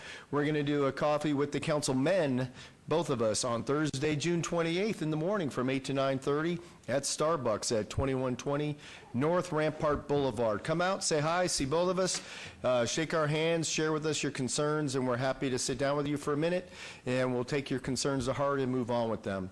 And thank you all for your support, and please follow me on social media, reach out and contact on email or phone, and happy to chat with you. Thank you. Over to you, Mayor. That's wonderful. I just love to see the success you're having. Mayor Pro Tem. The monsoon season began on June 15th. It runs until September 30th, and I know you get tired of these reminders, but we're doing it again. Do not try to walk or drive through flash floods. You have no idea unless you see one of those, and I know through RTC we've seen them several times. 6 inches of fast-moving water, only 6 inches, can knock over and carry away an adult, while 18 to 24 inches of fast-moving water can carry away most large SUVs, vans, and trucks. So do not drive around barricades. Also, many of the recreational areas in the Las Vegas Valley, including parks, trails, and golf courses, are built along drainage washes and service detention bases when it rains, so watch out there. Even if there is no rain in your immediate area, storm runoff could impact these recreational areas. Please be careful. If it's raining hard, stay at home rather than risk your life or the lives of our rescue crews. And next, I'd like to add that there's going to be a senior idol showcase highlighting the talents of our local seniors. Those are seniors there in that picture, and they're in various musical and dance performances. The event is taking place tomorrow at 3 p.m. at the Charleston Heights Arts Center. Tickets are only $5 per person. For more information, please call 702-229-6454. I've been to this show, and it's great. especially ladies around my age who are doing all that tap dancing. I don't know how they do it. And then we have Ward 1 is doing something a little different this year.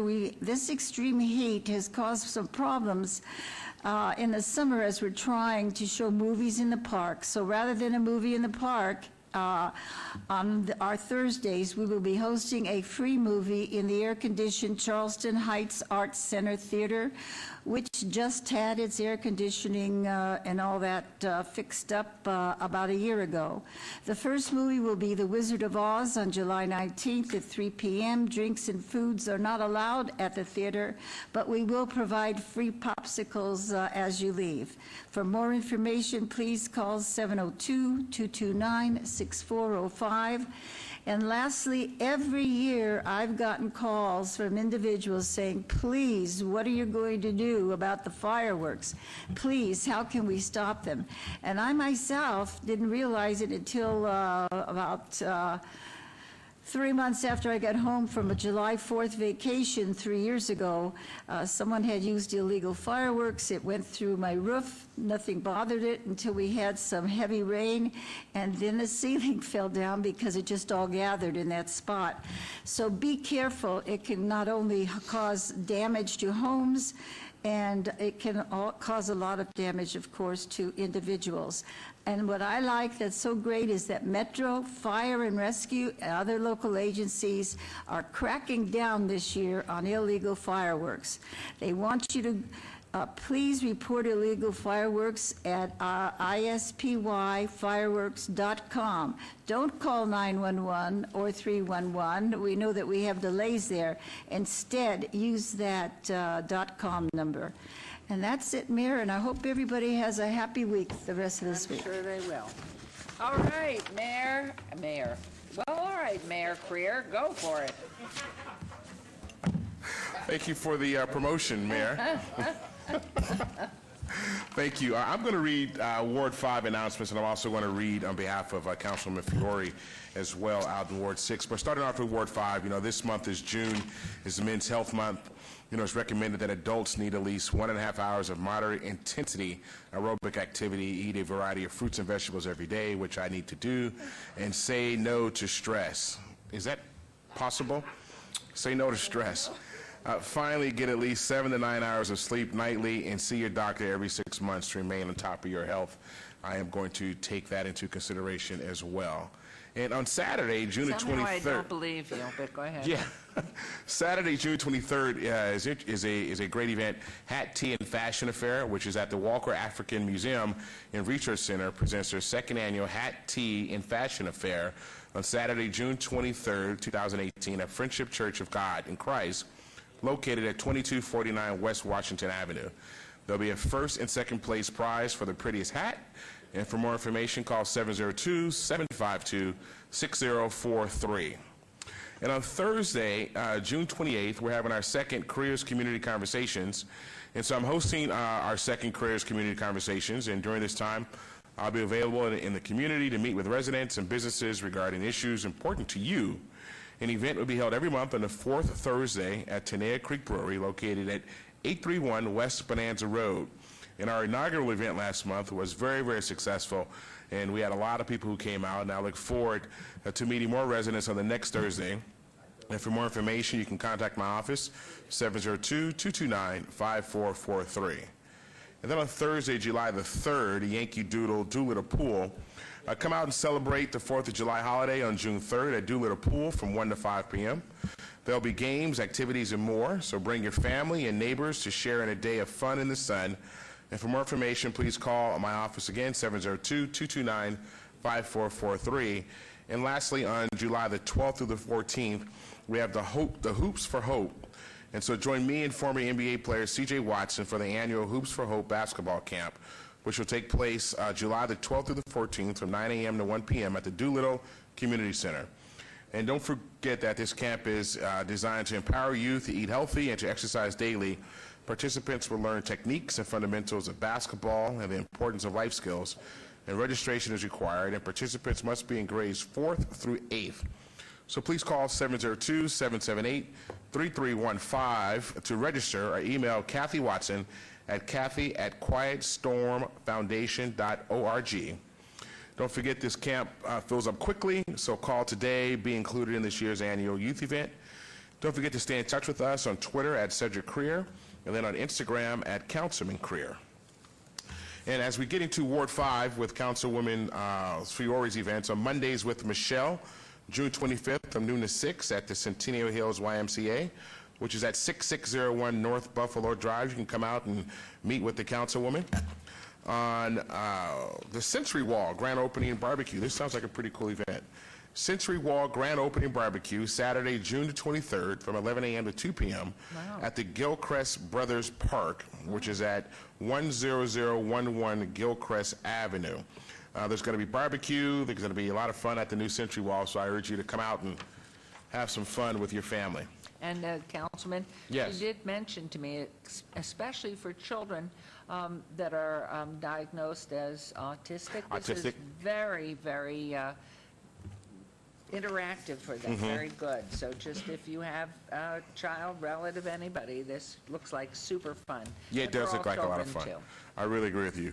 And then rounding out her events, July the 4th, the 4th of July Spectacular.